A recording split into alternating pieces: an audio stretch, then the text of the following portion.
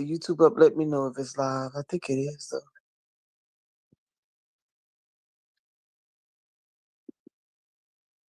Let's see.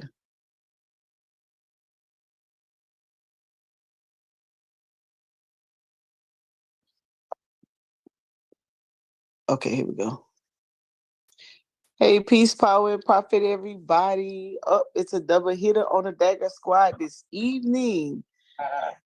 So this evening, we're not even going to prolong it because we about to get it in. I got to get my notebook. I got to grab my pen.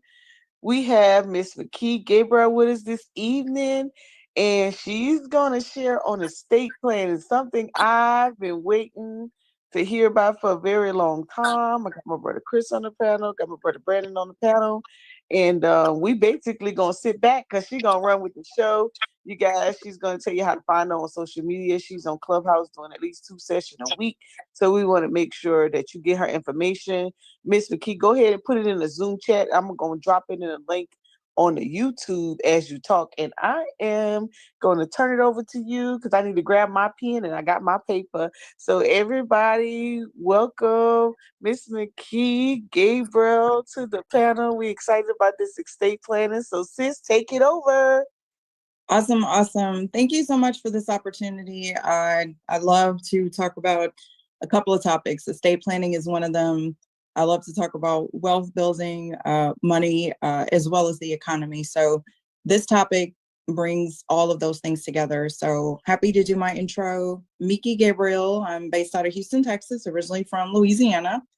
And I've been in wealth management for close to 30 years. Been in a capacity of places, broker-dealer, trust company, boutique wealth management firms, have a securities license, which I was even thinking about starting my own firm because what I realized is that we need help learning about protecting and provisioning for our families, right? We talk about making money, which is great.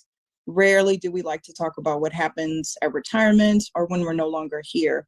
So I've had the privilege of working with ultra high net worth clients pretty much my entire career, including a couple of billionaires.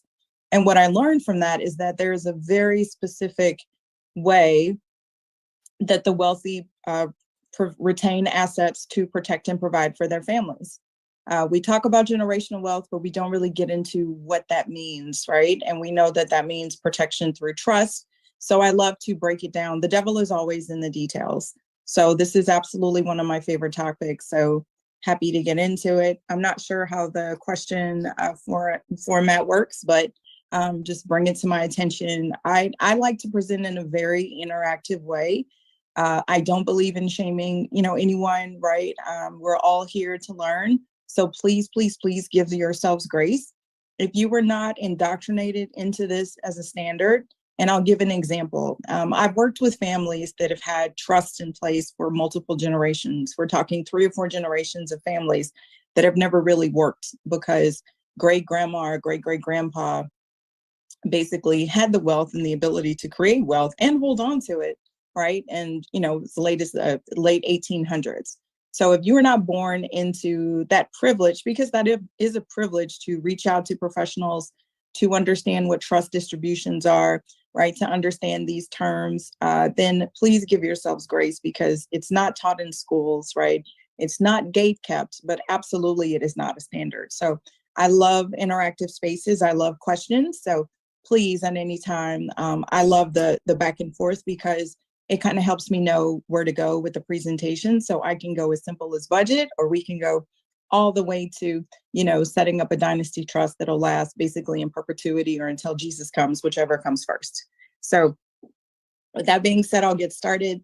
I do like to use an article as a reference because it's a good thing for people to go back and look at later. And if you have any questions, right, YouTube University is great, but I always advocate for people to actually speak with a professional, depending on your family dynamics or your assets. If you're a business owner, some of you are going to need more specialized service, maybe bringing in a CPA as well as a financial planner, as well as that estate planning attorney. So definitely don't want anyone to go out there and find information. For example, Aretha Franklin, unfortunately, it's been 5 years since she passed. They just found another will. her estate isn't even really beginning to get settled, and that is costing them millions of dollars. She actually had a holographic will, which is basically where she hand wrote something out. Please, please, please don't do that. Estate planning is not one of the places you want to save money, right? Because just because you can get away with it and you have it, we know that the IRS has long pockets and a long memory, so it may not work. And you're not going to be here. You're going to hopefully be smiling up from heaven. And if you saved on getting that will, but it doesn't work best for your family, there's absolutely nothing that can be done. So very, very strongly wanted to say that. So let's get into it. What is estate planning and why is it important? So estate Did you plan. want to share your screen? I don't have the article up, Chris. You know, I'm not good with Okay. All right. it's All right. like, All right. you see these glasses? I can't multitask. I have ADHD. Okay. I was just checking. See, but I put lipstick on for y'all, so hopefully this will be cute. So what is estate planning and why is it important? So I can wait. I'm sorry, I was talking to y'all and my mic was on mute. I was gonna say I can share the link to the article if you want. oh If, yes, Monica, thank you. yeah, you want to put it in where y'all want to I put put it it in the chat? chat. Mm-hmm. Oh, okay. Which one? Which one first? Oh, the nationwide. That's the one I'm Okay, going through. That And first link is a link tree. Yeah. yeah. I got you. Hold on. Go Thank ahead. you. I'm gonna bring it up. I'm technologically challenged. I'm sorry. It's okay. You could go ahead. It's gonna come up. I'll share the screen. Awesome sauce. So Okay. what is estate planning? So what we hear about estate planning can be a little misleading. First, the average American thinks that you only need an estate plan if you're wealthy, which is absolutely not the case, right? Your estate planning can be making sure that your beneficiaries are updated on your 401k, right? Having a life insurance policy, doing financial planning, right?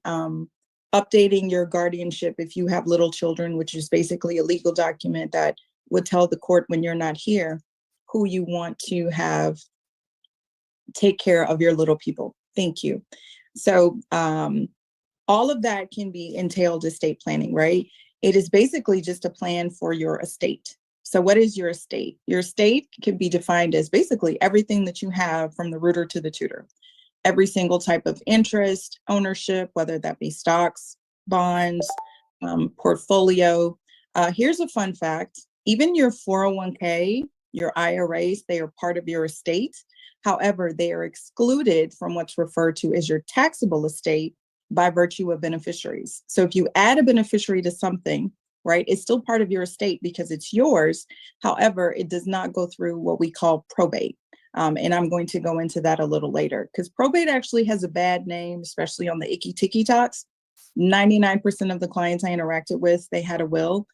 Even Michael Jackson had a will. It stated that everything went to his family trust, but he still had a will. Probate is bad when you die what's called intestate, and that is basically when you die without a will. That's what happened with Chadwick Boseman, sadly, because he did not have a will or any estate planning documents, even though he was married. The state of California had to enter into probate, the bad probate, where the state of California had to decide who got his assets, and he lost almost $1 million. Yes, it's very. So I use that as an example because Chadwick was educated. We know this. Chadwick also knew, sadly, that he was dying for some time. He was also surrounded by attorneys, right? He was a Marvel actor. We know that he looked at contracts and worked with professionals probably every day of his life. However, no one in Chadwick's circle, well, I don't want to say that because we don't know. Let's just say Chadwick didn't have a me in his circle because he would have had his documents in place. But with all of that, he probably thought that if he married his lovely wife, that would take care of it. But I'm here to tell you that no, depending on the state, California is the worst state to go to heaven without any documentation. Because what we do know is that a third went to his wife, a third went to his parents, and almost a third went to the state of California, over $800,000. And we know this because wills are public records. So absolutely. I give that example to basically say, please give yourselves grace because again, this was someone well used to working with professionals, but did not have anything in place. And I don't know about you, but I don't have an extra $1 million to give to the federal government because, I don't have my things in place, especially remove that from our family's legacy, right? So basically, and this article is great because it is a financial and a legal term, which I think is important, right? So this can include your home, real estate, car, investments, life insurance, furniture, other personal possessions, basically everything that you have, right? I know that Chris is a shoe collector, so that would be part of his estate. It does not have to be anything of value. So let me just say that again for the people in the back. It does not have to be anything of value. It can be something that is of value to you, which is why I'm also a proponent of wills. Not everyone is going to put something in a trust, because when you put something in a trust, you have to title it to that trust, right? But I'll get into that a little bit later. I like to throw that out there. There's a lot of misconception around just put it in a trust. That's what you hear in the icky ticky talks. Put it in a trust. No. You have to retitle assets to put them in a trust. Anything that is in your name, your asset, your ownership, right, is part of your estate. So intellectual property. A lot of you have social media and online presences. A lot of you may be crypto traders. For my crypto traders, those hard, cold Gucci wallets, I'm being a little funny. I'm not a crypto person, so I'm not trying to be offensive. Can someone find that? And I don't mean the little token to get into it or the key. That needs to be addressed specifically in your estate planning because that is part of your estate. So anything that has ownership. The other part of that is that it's also important, right? Part of your estate is also your family dynamic. So that's a separate conversation that I'll go into when it comes to how you craft your estate plan or your considerations, but I want people to understand that, right? Also, any debt, you own your debt. Remember when I said it does not have to add value? Because depending on the type of debt attached to whatever asset, you are responsible for that on the other side of heaven, or your estate can be responsible for that on the other side of heaven. We see that a lot. Michael Jackson, for example, the young man that is suing the Michael Jackson estate, even though Michael Jackson is no longer here, they are suing that estate. So if there is a settlement, then that estate is going to be responsible for paying those funds out. So I just wanted to point that out. Your estate in those legal terms follows you after death, right? And yes, so your debt is a huge part of that as well. So we've covered what is estate planning a little bit, but now I want to get into the other part of it. Your estate planning can also be your legal documents, right? Power of attorney. Power of attorney basically grants someone the authority legally to act on your behalf. Hold on one second. Oh, go ahead, Chris. Does anybody have any questions about that? Well, let me check the chat. Before she goes on. Can you? Oh, let me check the chat. Hold on.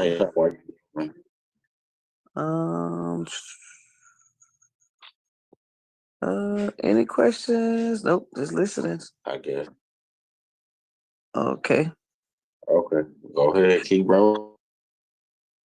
Okay. Yeah, because I can just, like I said, I love the interaction. So any questions, absolutely, definitely welcome. If you're thinking it, I promise, other people are going to think it as well. So it usually does provide a good learning point for the group. So your estate is also like your power of attorney, right? That's part of estate planning.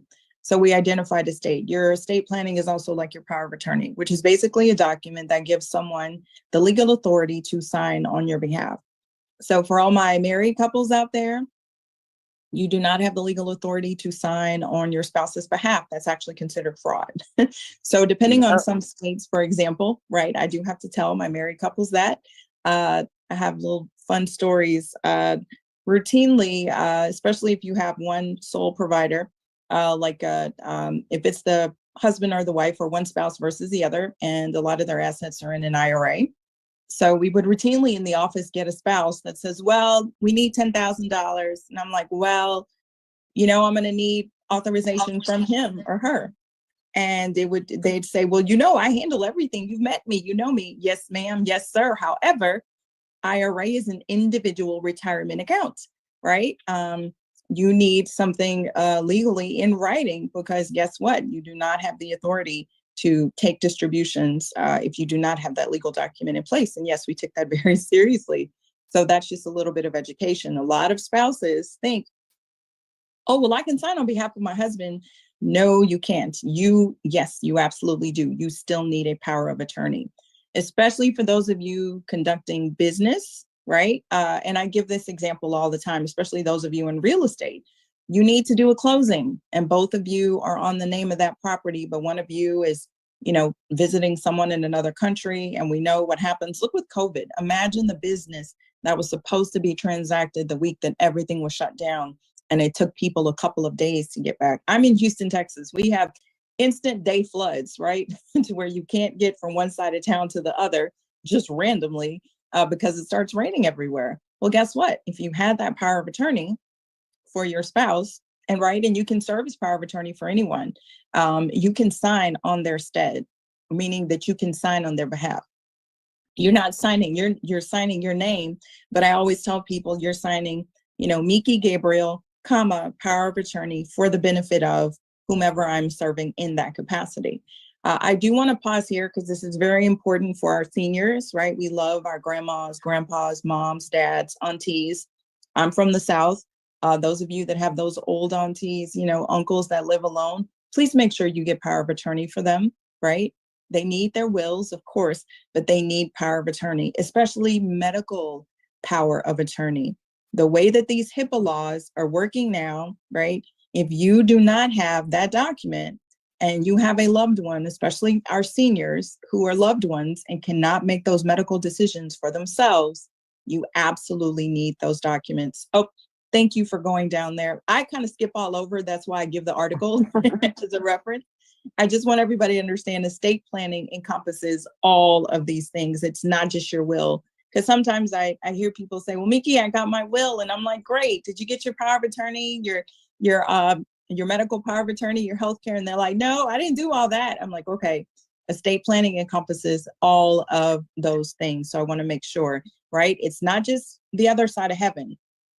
Estate planning is also very, very important. I call it this side of heaven, right? So for today, and if you have a child who is 18 years old, this is for moms and dads, very important.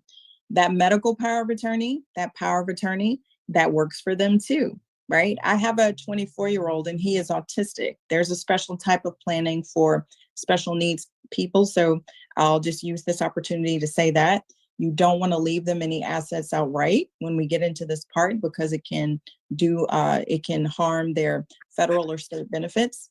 But an example, when I took him to the dentist, and I don't think about it because my son is autistic, I've been handling his things for years. A couple of years ago, they actually were like, well, he's over 18, Mom. Where is, yep, he should sign for himself. And I was like, yeah, luckily, with all the insurance company, he was still under my insurance. It was fine, but it was a reminder to me, like, okay, you know what? There's something different called guardianship for special needs. But, mom, dad, especially when you have those kids in college, right? These hospitals are getting very strict now because they're getting sued about those HIPAA laws. So they just may say, you know what? I'm so sorry. We can't give you any information, or you can't make any medical decisions. So yes, even for those 18-year-olds, a power of attorney, medical power of attorney is absolutely recommended. And those you don't really need a professional. You can just look up a template. I'm happy to provide resources to anyone who needs them. And there can be very state specific. So just a little FYI there, right? Once you are 18, right, you should have something in place should someone need to sign or make a decision on your behalf. And I think I saw a question that popped up at the bottom. Let's see. In the chat, what happens if one of the spouses passed away? Great question. So in terms of a power of attorney, they cease at death, right? So think of it this way. If I'm not alive, that document no longer stands because I no longer have the authority to grant you the authority to sign on my behalf because I no longer exist. I'm not here. So at death, a power of attorney ceases to exist. So that was a great question. So that's when the estate planning documents need to come into place, because that's when you're going to settle that estate. But that was a great question. So yes, at death, power of attorney ceases. So I will say, in some instances, there have been cases where people have kept going, right, and used that power of attorney or gone into that account. We see examples like this all the time. Sometimes it's a sad situation. In the case of two seniors who, they put the person in the backyard, they've passed away, it's a loving family, what have you, but they needed those benefits. And then sometimes it's really icky where people will, harm people for the benefits. So it's kind of like the same thing. Once that person is no longer existing, they no longer have the ability to grant you that authority. So a power of attorney ceases, and that's when you go to estate planning to settle the estate and probably get those assets in your name or however those documents go. So that was a great question. I hope I took care of that one. So let's go into what documents are needed. So I've already started talking about power of attorney, but I will go to the big one, last will and testament, which is what most people think. So let me pause here for a few seconds because there's a lot of icky information about last will and testaments, right? So basically your will is just a set of instructions. It's a set of instructions to your executor. And we use that term, depending on your state, it can be administrator, executor. Usually you hear executor. That is the person or persons, because it can be persons, or it can even be a corporate.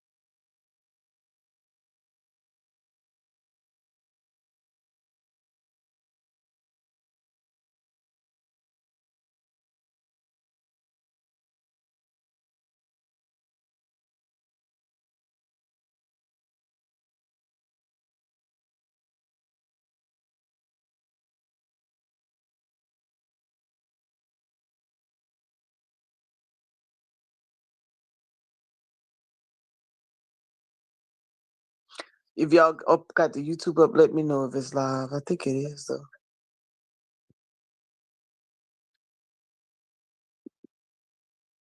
Let's see.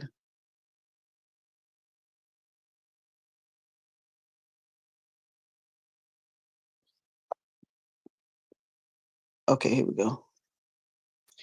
Hey, peace, power, and profit, everybody. It's a double hitter on the Dagger Squad this evening.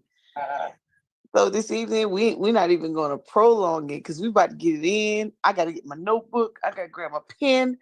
We have Miss McKee Gabriel with us this evening. and she's gonna share on estate planning, something I've been waiting to hear about for a very long time. I got my brother Chris on the panel, got my brother Brandon on the panel, and we basically gonna sit back because she's gonna run with the show. You guys, she's gonna tell you how to find her on social media. She's on Clubhouse doing at least 2 sessions a week. So we want to make sure that you get her information. Miss McKee, go ahead and put it in the Zoom chat. I'm gonna drop it in a link on the YouTube as you talk. And I am going to turn it over to you because I need to grab my pen and I got my paper. So everybody, welcome Miss McKee, Gabriel to the panel. We excited about this estate planning. So sis, take it over. Awesome. Thank you so much for this opportunity. I love to talk about a couple of topics. Estate planning is one of them. I love to talk about wealth building, money, as well as the economy. So this topic brings all of those things together. So happy to do my intro. Miki Gabriel. I'm based out of Houston, Texas, originally from Louisiana. And I've been in wealth management for close to 30 years. Been in a capacity of places, broker dealer, trust company, boutique wealth management firms, have a securities license, which I was even thinking about starting my own firm because what I realized is that we need help learning about protecting and provisioning for our families, right? We talk about making money, which is great. Rarely do we like to talk about what happens at retirement or when we're no longer here. So I've had the privilege of working with ultra high net worth clients pretty much my entire career, including a couple of billionaires. And what I learned from that is that there is a very specific way that the wealthy retain assets to protect and provide for their families. We talk about generational wealth, but we don't really get into what that means, right? And we know that means protection through trust. So I love to break it down. The devil is always in the details. So this is absolutely one of my favorite topics. So happy to get into it. I'm not sure how the question format works, but just bring it to my attention. I like to present in a very interactive way. I don't believe in shaming, anyone, right? We're all here to learn. So please give yourselves grace.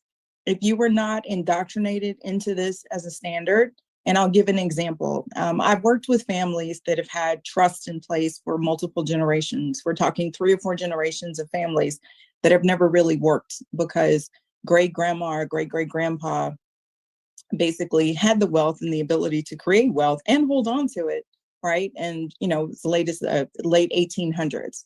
So if you were not born into that privilege, because that is a privilege to reach out to professionals, to understand what trust distributions are, right? To understand these terms, then please give yourselves grace because it's not taught in schools, right? It's not gate kept, but absolutely it is not a standard. So I love interactive spaces. I love questions. So please, at any time, I love the back and forth because it kind of helps me know where to go with the presentation. So I can go as simple as budget, or we can go all the way to, setting up a dynasty trust that'll last basically in perpetuity or until Jesus comes, whichever comes first.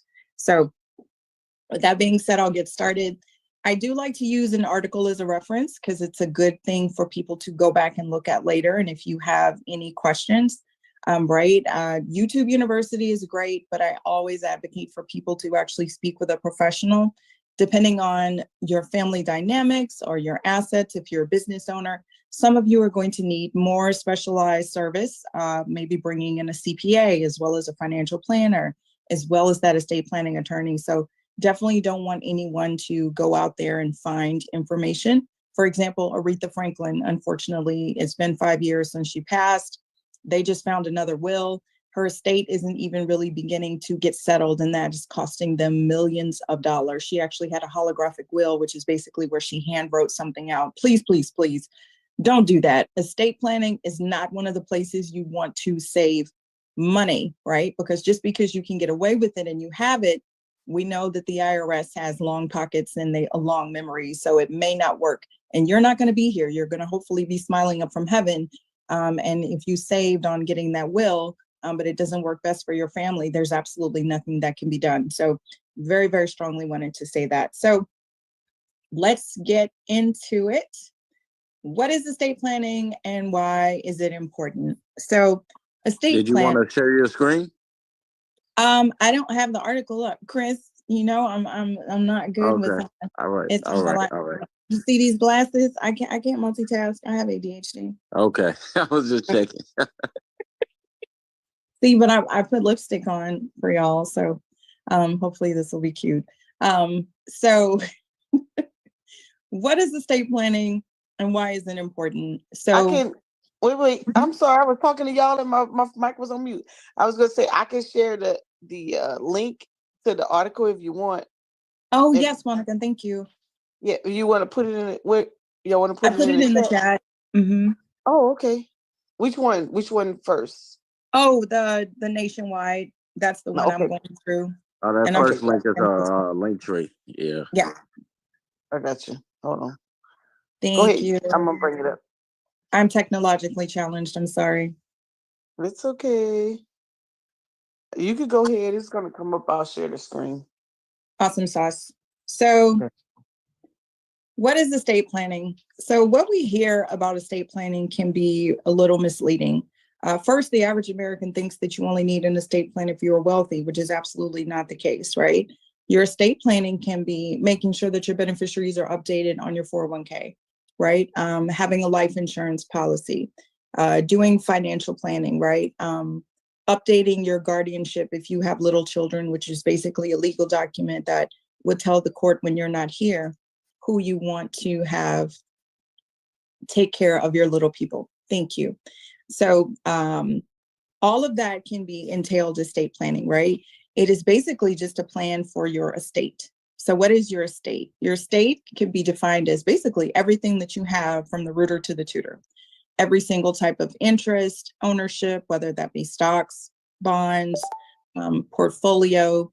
Here's a fun fact. Even your 401k, your IRAs, they are part of your estate. However, they are excluded from what's referred to as your taxable estate by virtue of beneficiaries. So if you add a beneficiary to something, right, it's still part of your estate because it's yours. However, it does not go through what we call probate. And I'm going to go into that a little later because probate actually has a bad name, especially on the icky ticky talks. 99% of the clients I interacted with, they had a will. Even Michael Jackson had a will. It stated that everything went to his family trust, but he still had a will. Probate is bad when you die what's called intestate, and that is basically when you die without a will. That's what happened with Chadwick Boseman, sadly, because he did not have a will or any estate planning documents, even though he was married. The state of California had to enter into probate, the bad probate, where the state of California had to decide who got his assets, and he lost almost $1 million. Yes, it's very. So I use that as an example because Chadwick was educated. We know this. Chadwick also knew, sadly, that he was dying for some time. He was also surrounded by attorneys, right? He was a Marvel actor. We know that he looked at contracts and worked with professionals probably every day of his life. However, no one in Chadwick's circle, well, I don't want to say that because we don't know. Let's just say Chadwick didn't have a me in his circle because he would have had his documents in place. But with all of that, he probably thought that if he married his lovely wife, that would take care of it. But I'm here to tell you that no, depending on the state, California is the worst state to go to heaven without any documentation. Because what we do know is that a third went to his wife, a third went to his parents, and almost a third went to the state of California, over $800,000. And we know this because wills are public records. So absolutely. I give that example to basically say, please give yourselves grace because, again, this was someone well used to working with professionals, but did not have anything in place. And I don't know about you, but I don't have an extra $1 million to give to the federal government because, I don't have my things in place, especially remove that from our family's legacy, right? So basically, and this article is great because it is a financial and a legal term, which I think is important, right? So this can include your home, real estate, car, investments, life insurance, furniture, other personal possessions, basically everything that you have, right? I know that Chris is a shoe collector, so that would be part of his estate. It does not have to be anything of value. So let me just say that again for the people in the back. It does not have to be anything of value. It can be something that is of value to you, which is why I'm also a proponent of wills. Not everyone is going to put something in a trust, because when you put something in a trust, you have to title it to that trust, right? But I'll get into that a little bit later. I like to throw that out there. There's a lot of misconception around just put it in a trust. That's what you hear in the icky ticky talks. Put it in a trust. No, no, no. You have to retitle assets to put them in a trust. Anything that is in your name, your asset, your ownership, right, is part of your estate. So intellectual property. A lot of you have social media and online presences. A lot of you may be crypto traders. For my crypto traders, those hard, cold Gucci wallets, I'm being a little funny. I'm not a crypto person, so I'm not trying to be offensive. Can someone find that? And I don't mean the little token to get into it or the key. That needs to be addressed specifically in your estate planning, because that is part of your estate. So anything that has ownership. The other part of that is that it's also important, right? Part of your estate is also your family dynamic. So that's a separate conversation that I'll go into when it comes to how you craft your estate plan or your considerations, but I want people to understand that, right? Also, any debt, you own your debt. Remember when I said it does not have to add value?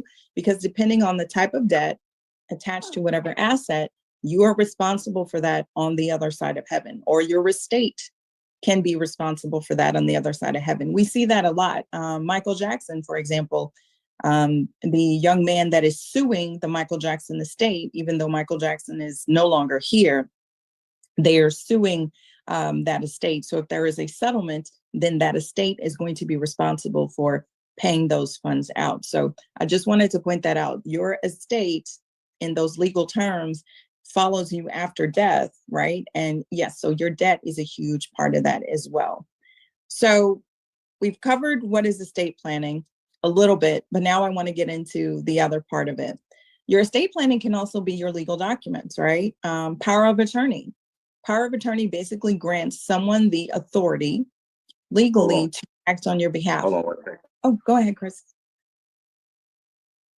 Does anybody have any questions about that? Oh, let me check the chat. Before she goes on. Can you? Oh, let me check the chat. Hold on.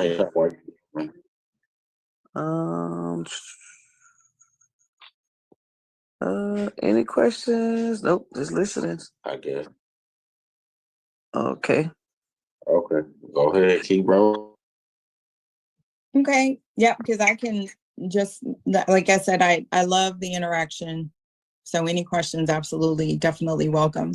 If you're thinking it, I promise, other people are going to think it as well. So it usually does provide a good learning point for the group. So your estate is also like your power of attorney, right? That's part of estate planning. So we identified estate. Your estate planning is also like your power of attorney, which is basically a document that gives someone the legal authority to sign on your behalf. So for all my married couples out there, you do not have the legal authority to sign on your spouse's behalf. That's actually considered fraud. So depending on some states, for example, right, I do have to tell my married couples that. I have little fun stories. Routinely, especially if you have one sole provider, if it's the husband or the wife or one spouse versus the other, and a lot of their assets are in an IRA. So we would routinely in the office get a spouse that says, well, we need $10,000. And I'm like, well, I'm going to need authorization from him or her. And they'd say, well, I handle everything. You've met me. You know me. Yes, ma'am. Yes, sir. However, IRA is an individual retirement account, right? You need something legally in writing, because guess what? You do not have the authority to take distributions if you do not have that legal document in place. And yes, we took that very seriously. So that's just a little bit of education. A lot of spouses think, oh, well, I can sign on behalf of my husband. No, you can't. Yes, you absolutely do. You still need a power of attorney, especially for those of you conducting business right? And I give this example all the time, especially those of you in real estate. You need to do a closing and both of you are on the name of that property, but one of you is, visiting someone in another country, and we know what happens. Look with COVID, imagine the business that was supposed to be transacted the week that everything was shut down. And it took people a couple of days to get back. I'm in Houston, Texas. We have instant day floods, right? To where you can't get from one side of town to the other just randomly because it starts raining everywhere. Well, guess what? If you had that power of attorney for your spouse, and you can serve as power of attorney for anyone, you can sign on their stead, meaning that you can sign on their behalf. You're not signing, you're signing your name, but I always tell people you're signing, Miki Gabriel, power of attorney for the benefit of whomever I'm serving in that capacity. I do want to pause here because this is very important for our seniors, right? We love our grandmas, grandpas, moms, dads, aunties. I'm from the South.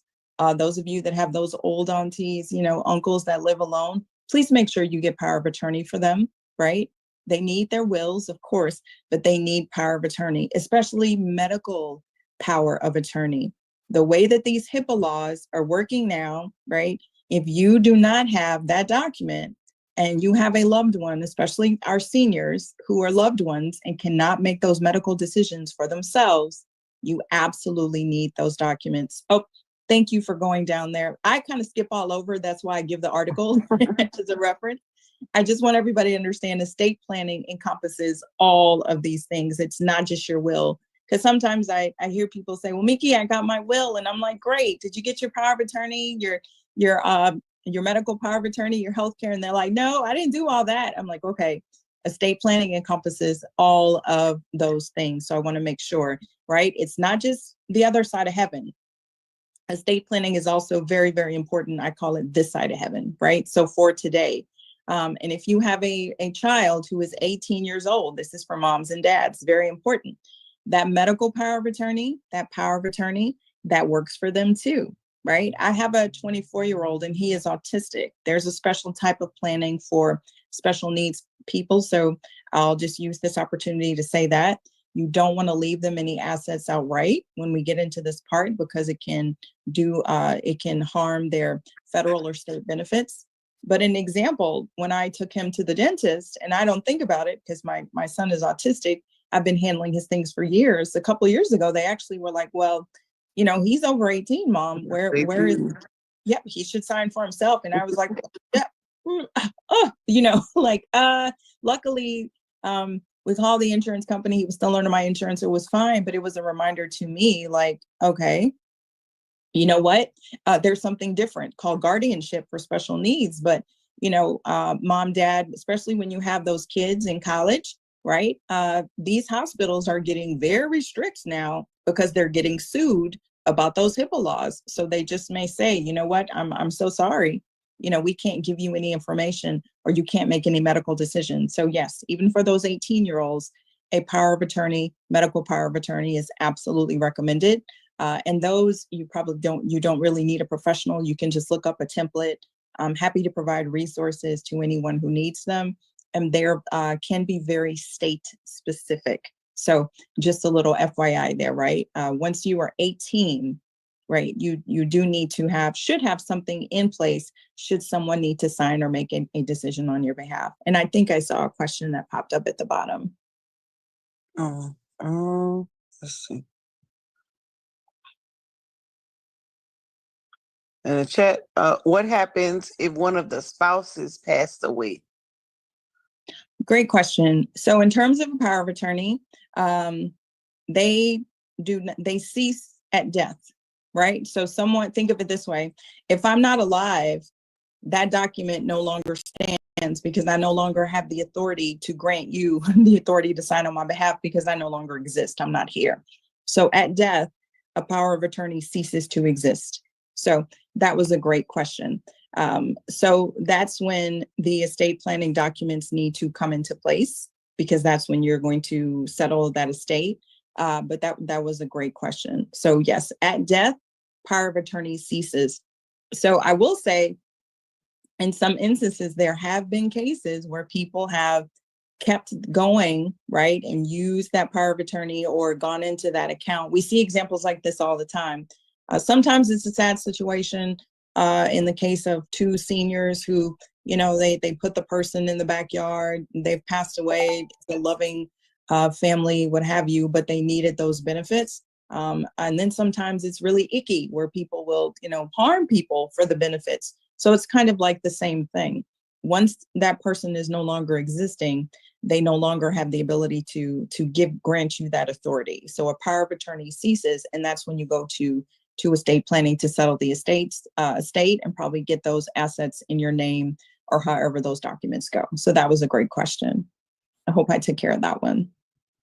So let's go into what documents are needed.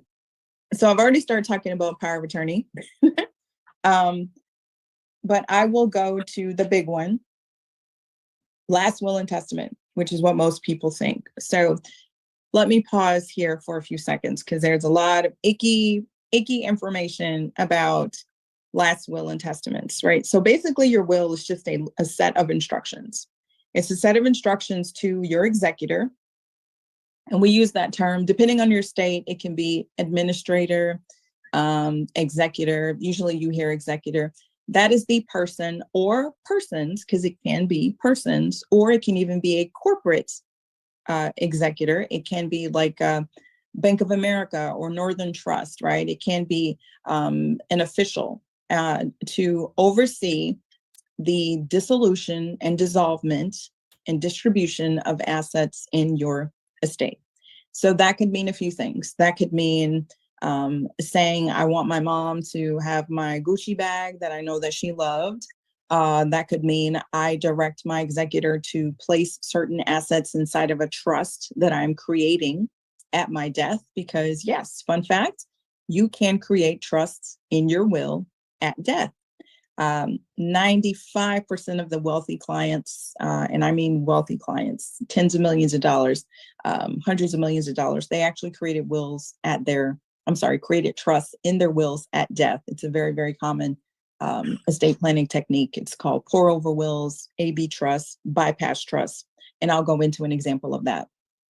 So you don't have to create trust this side of heaven, but absolutely. So what it empowers your executor, you're going to name your executor, right? And that can be anyone. Definitely needs to be someone you trust, right? Because there is no court that you can go to. Well, let me dial that back. There is a court that you can go to. However, if let's just say your assets are at Fidelity and you have an investment account, you have a business account, you might even have a checking account in an IRA.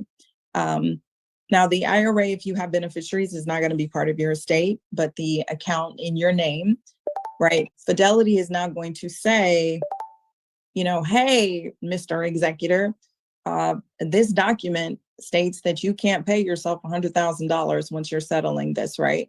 Fidelity is not going to make them do what is in that document, because then Fidelity would be liable for liability. So make sure you choose your executors very carefully. They need to have a little bit of business acumen, right? Because some of you will have taxable estates. There can be estate tax involved. They are responsible for filing your personal tax return in the year of your death, because yes, the IRS does not care. If you go to this side of heaven or a family member, right, in the middle of the year, and they had income and wages up until that time, guess what? The IRS says, well, we still need our tax return, right? You still may owe taxes. They do not care. The estate may require a tax return.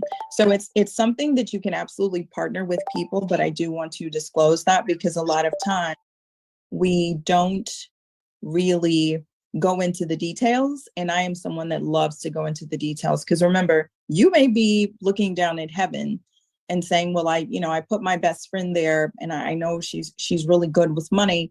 That does not mean that they're good necessarily at dismantling estates. So that is, I would say, a requirement that you be somewhat familiar, because especially those of you, think about it, if you have businesses, if you have real estate, right, you do want someone with some area of expertise and knowledge to handle the specific types of assets that you have, because it's not like there's just a little PDF that you can download that tells you how to properly settle estate, especially within the guise of the IRS deadline, or I'm sorry, requirements and legislation. So your last will and testament, again, it's just this legal document that allows you to outline how you want your possessions to be distributed, who you'd like to care for your children, dependents, and yes, pets. I will say that with this article, that's financial care for moms and dads, single moms and dads, especially the little people. Highly recommend that you get guardianship documents. It is something quite specific that is literally telling a judge when you are not here, this is who I want to care for my children. I highly, highly recommend this to individuals who do not have a good relationship with the other parent, because, and I'll say this in all seriousness, the parent or the spouse or the sister or that mother, that person that you do not want your children to go to, absolutely, they don't even interact with them in real life. Guess what? That's going to be the one that ends up with guardianship of your children. Your worst case nightmare. You'll be looking up in heaven, down from heaven, very upset, but highly, highly recommend that parents with small children, minor children, you go ahead and get an additional document called guardianship, right? And that is something very, very, very specific, because you don't want to leave that to chance. And I've seen that happen a few times, and it's always very sad. It's always the one that they absolutely do not want the children to end up with. So if Mhm. Okay, I have ask a question. Sure. If you are awarded guardianship over the kids, is that the same legal documentation that gives you rights, would give them rights to your benefits? No, so there's formal guardianship. Like, I'll use my son for an example. He is autistic, and I will have to petition the court to have formal guardianship because they're going to, appoint like an attorney ad litem for him. They're going to confirm, because yes, they do that even for parents. The court takes that very seriously, because that person is giving up their autonomy for an adult situation. But like for a child, the guardianship means that, just like if, there's a mom and a dad, and let's just say, for example, they both go away in a car accident, and they want the children to go to their sister. They want their sister to serve as that guardian, right? Almost in essence, like a parent, to give them to give that sister legal ownership. So she'll be able to enroll the kids in school, take care of their health care, do everything that a mom and dad could. But they put that guardianship in place because they know that their mothers are going to say, no, the kids should come with me. And the mothers are going to sue for guardianship over the children. So they take the time to actually put that in writing to say, no, I only want, my sister. And the courts take that very, very seriously. But that is just a document that mom and dad are stating that is not involving the court. That is them explicitly stating, I want my children, I'm basically willing my children, I'm leaving my children to my sister, and both of us are saying that. I actually also recommend for spouses, even though this is a little extra, right? But I give not advice, but recommendations, as if, I'm talking to a room of billionaires, right? That's how important it is, even for spouses, to have guardianship back and forth. Some of you know your moms are crazy or your dads are crazy. Well, let's wake it up. Some of you know those people that do not like the mothers and fathers of your children. You know this, right? You know that your mom or your dad, first opportunity, is going to come get that baby. You need to have guardianship too. Absolutely. Right. It's just about protection. But in the question that you said, so it does not give right to benefits necessarily. So if I serve as guardian for my niece or nephews, if something were to happen while they were still little, and I am the one that's going to be financially responsible for them, they don't necessarily get access to my assets, if that makes sense. They would still need to be included in my estate planning, if that was your question. Yes. How do they get access to your assets? Like, how do you? What type of documentation would you need for that one? So that's a great question. Thank you for asking. I can include you in my will, and I don't need any documentation from you. I can list your name explicitly. I could list Chris, but I wouldn't, right? So I can basically state, Mo is a great person. Mo is awesome sauce. She's doing some great work. I bequeath, or I instruct the executor of my will to give Mo $10,000 at my death for her program that she's doing because she works with the community. I don't need anything from you. Now, the estate planning attorney, right? You want to give a little extra information in there, or my executor would be like, okay, this person, Mo, is getting $10,000. They could reach out to you, and you could be like, oh, you know what? Minky was just such a lovely woman, but I'm good, right? I won that $1 billion. I decline that because Miki got some kids, so let them have it. I decline. So you can decline inheritances. It actually happens all the time. So does that mean, did that answer your question? You don't need anything from that person. Now, in the case of beneficiaries, I always recommend to people, you do want to get as much information as possible. If your son's name is William Smith, right? All it asks for a beneficiary is name, but you do want to put the date of birth. You do want to put the social security number. I also advocate getting contact information, especially for your older children, because remember, it's the executor going through this, and it may or may not be a family member that is familiar, right? Michael Jackson's estate was actually handled by his professional business partners. He did not, that was interesting, y'all. Take note, he did not have a family member oversee his estate. He did not near one. They were all attorneys. Yep. So kinfolk is kinfolk and all that, but we're talking about money, right? It's not the time to be emotional, because people are not going to change after that point. And sometimes it may be someone outside of your family that you feel is going to oversee your estate and administer your assets properly. So did that answer your question? Yes. And I guess it's twofold. What about if you're still alive? Do that child that you have guardianship over, are they allowed your access to your benefits? So case in point, take me for an example. I'm retired military, but I don't have any dependents. So if I wanted to take my sister-in-law passed, I wanted to take guardianship over my niece and nephew, and I wanted them to get my military benefits right now. Is that possible with the legal guardianship? So, okay. So that's a great question. Let me break this down. So first, for things like pension, in some cases, depending on the pension, so I would have to do a little bit more research mode, depending on, like, for the military benefits. I think I don't think they get the I don't think they get the pension, but I was thinking more of the educational benefits. Oh, I see what you're saying. Yes. So I wish there was like a standard answer, but it really does depend. Okay. So let's take, for like example, insurance. So if you're at a company that offers medical benefits, and you can allow your dependents, it just says dependents, right?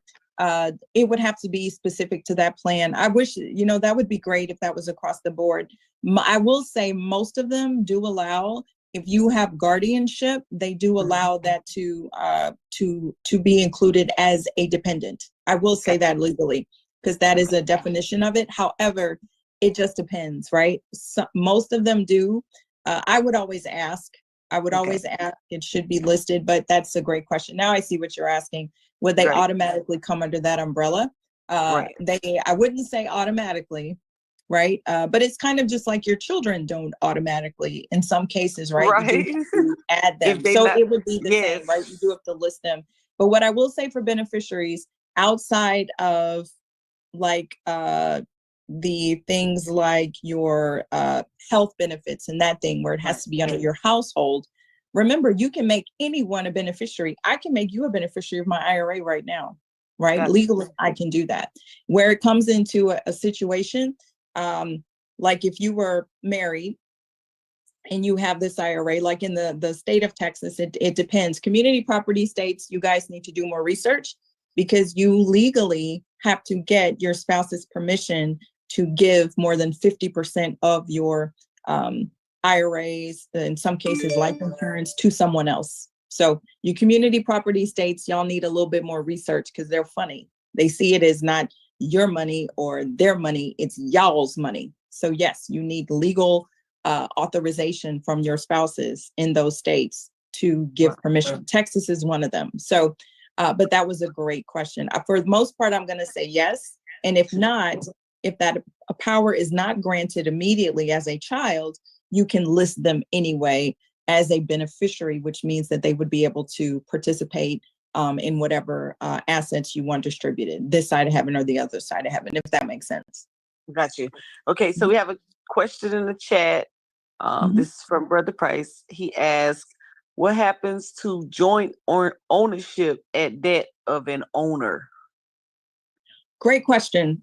So it depends, right? So, and I can go into a lot of detail, guys. So you just have to tell me, like, dial it down if I get, I try not to get too technical, but sometimes, you know, the words matter, right? So it depends on the type of ownership. So that was an excellent question, Gerald. I do a whole talk, or I have done on Clubhouse, where I go into registrations and what those mean.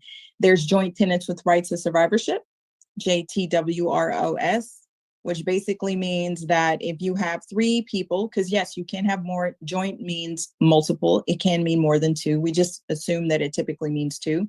That means if you have that designation on whatever that is, that could be property, that could be a vehicle, that could be a bank account, right? That could be a brokerage account, an investment account. If you have joint tenants with rights of survivorship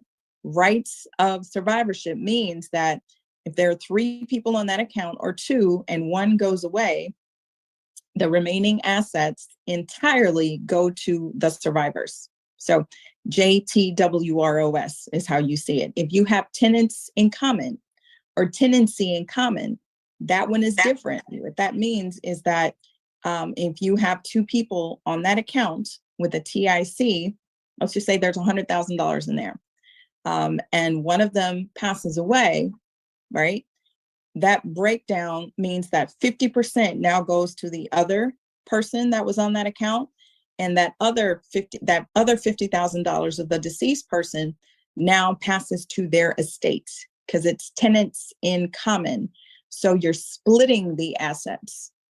Does that make sense? So that one person that was listed on that account, they're gone away, but their $50,000 now goes to their estate. That other person does not have the rights and entitlement to those assets. If there were joint tenants' rights of survivorship designation, they would now be the recipient of the entire $100,000 if that's what remained when the other person died. Does that make sense? It's not tricky, but that was a great question. Thank you, because people don't understand. How many of you knew that there was a difference when you say joint, right? And the standard, I will tell you guys, the standard is typically, well, you know what? I can't even say that. It depends. A lot of times the standard is joint tenants with rights of survivorship, but in some cases I've seen the standard or the default or the bypass be tenants in common. So just make sure that you check, because that's a very specific things, especially when it comes to your estate planning. Okay. Then there's another, they ask, is taxable estate equal property tax? No. So your taxable estate, good question. You guys are asking some great questions. So when I say your taxable estate, so the IRS sets forth this annual amounts every year. It kind of goes up due to inflation, that they state is where your estate is taxable. It's a super high number. I believe it's over $12 million. So what that means is, and I'll go into a little bit of detail because that's a good question. What that means is that the IRS states that for every single one of us that exists in these United States, there is a certain amount, in which case we can have, I'm also going to break down y'all why rich people are always mad, right? That we can have during this lifetime to where the IRS is not going to touch it at death. So in 2026, it's going to be sunset. That's what we call when legislation sunsets, it goes bye-bye, to where it's going to be like $6 million.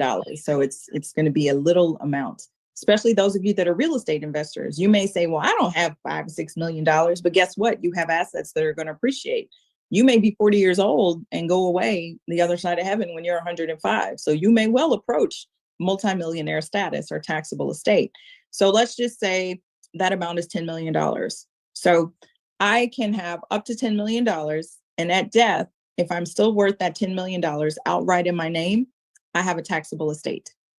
My spouse also has that $10 million allowance set forth by the IRS every year, right?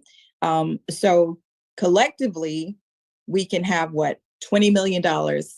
So when I say taxable estate, I mean that, so a couple of things. It means that your estate can be taxed. So it doesn't have anything to do with property taxes.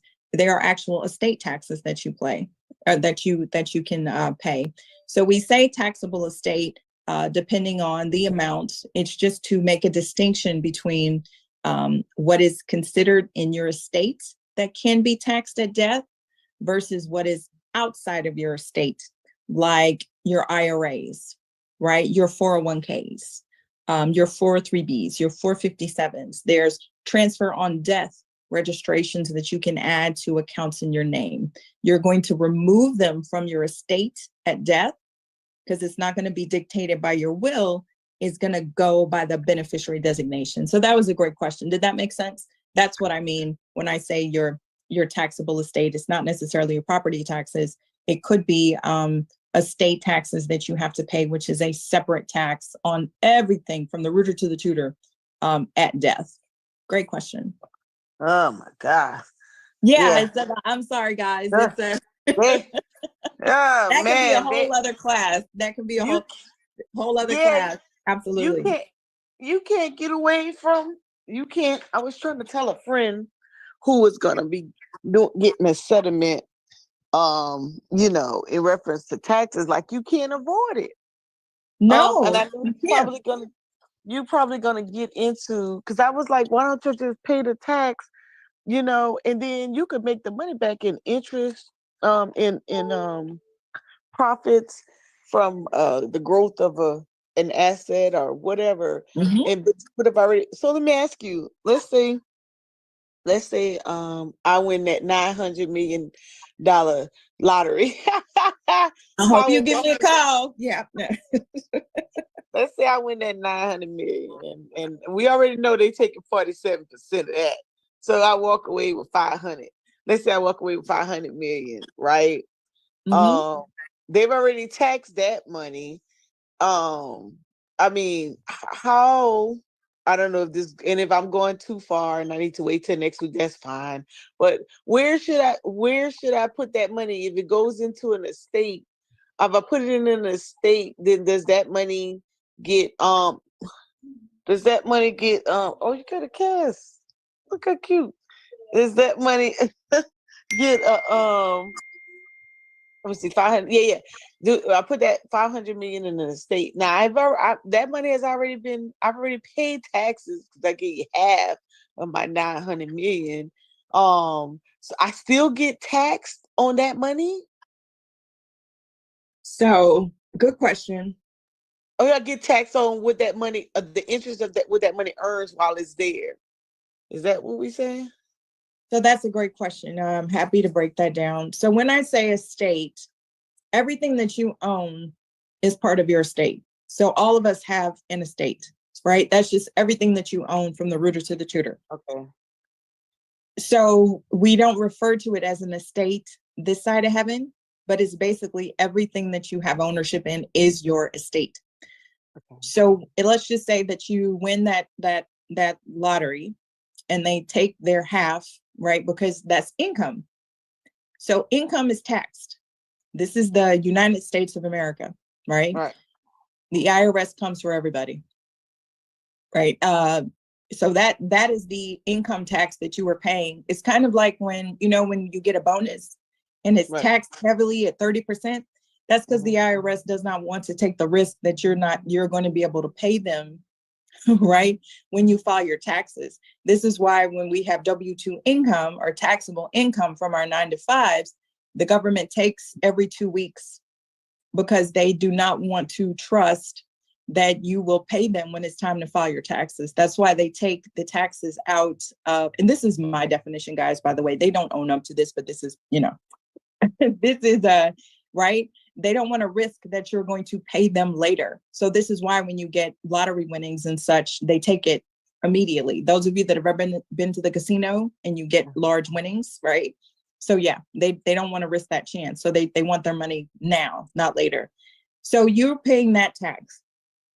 So let's just say you have 500 million and you're clear and you're like, you know what, Miki, I want to protect this money right now. It's just in my name, right? So first, depending on before you get the award, there are some states that allow you to claim it in trust. So what that would do is it would just set up the protection because now it's in trust. It's not in your name.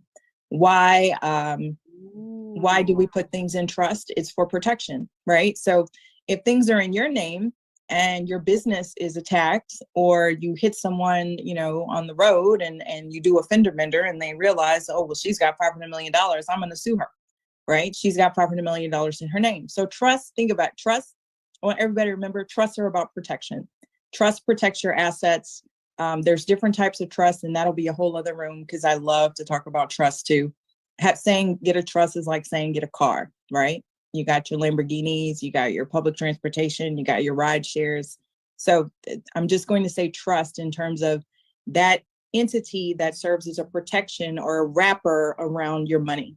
Wrapper, W-R-E-P-P-R, right? So it's insulating your money. So it's no longer Mo's money, depending on the type of the trust, right? It's the trust's money on behalf of Mo, if that makes sense. You are the beneficiary or the recipient of the trust, but the assets belong to the trust. So there would be a couple of things that you could do. Now, is there taxation from you funding that? Sometimes, right? Because what the IRS looks like is that Mo has $500 million, depending on your state. And now she is gifting it to another entity.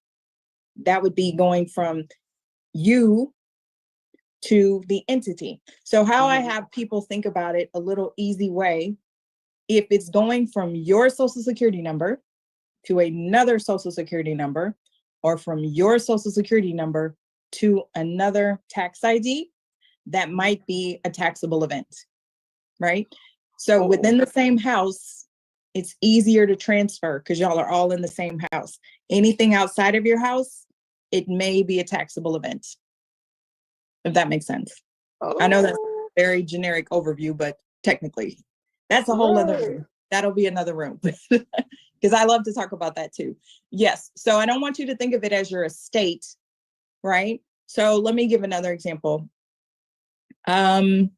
Income is going to be taxed, but we know there's different types of income, right?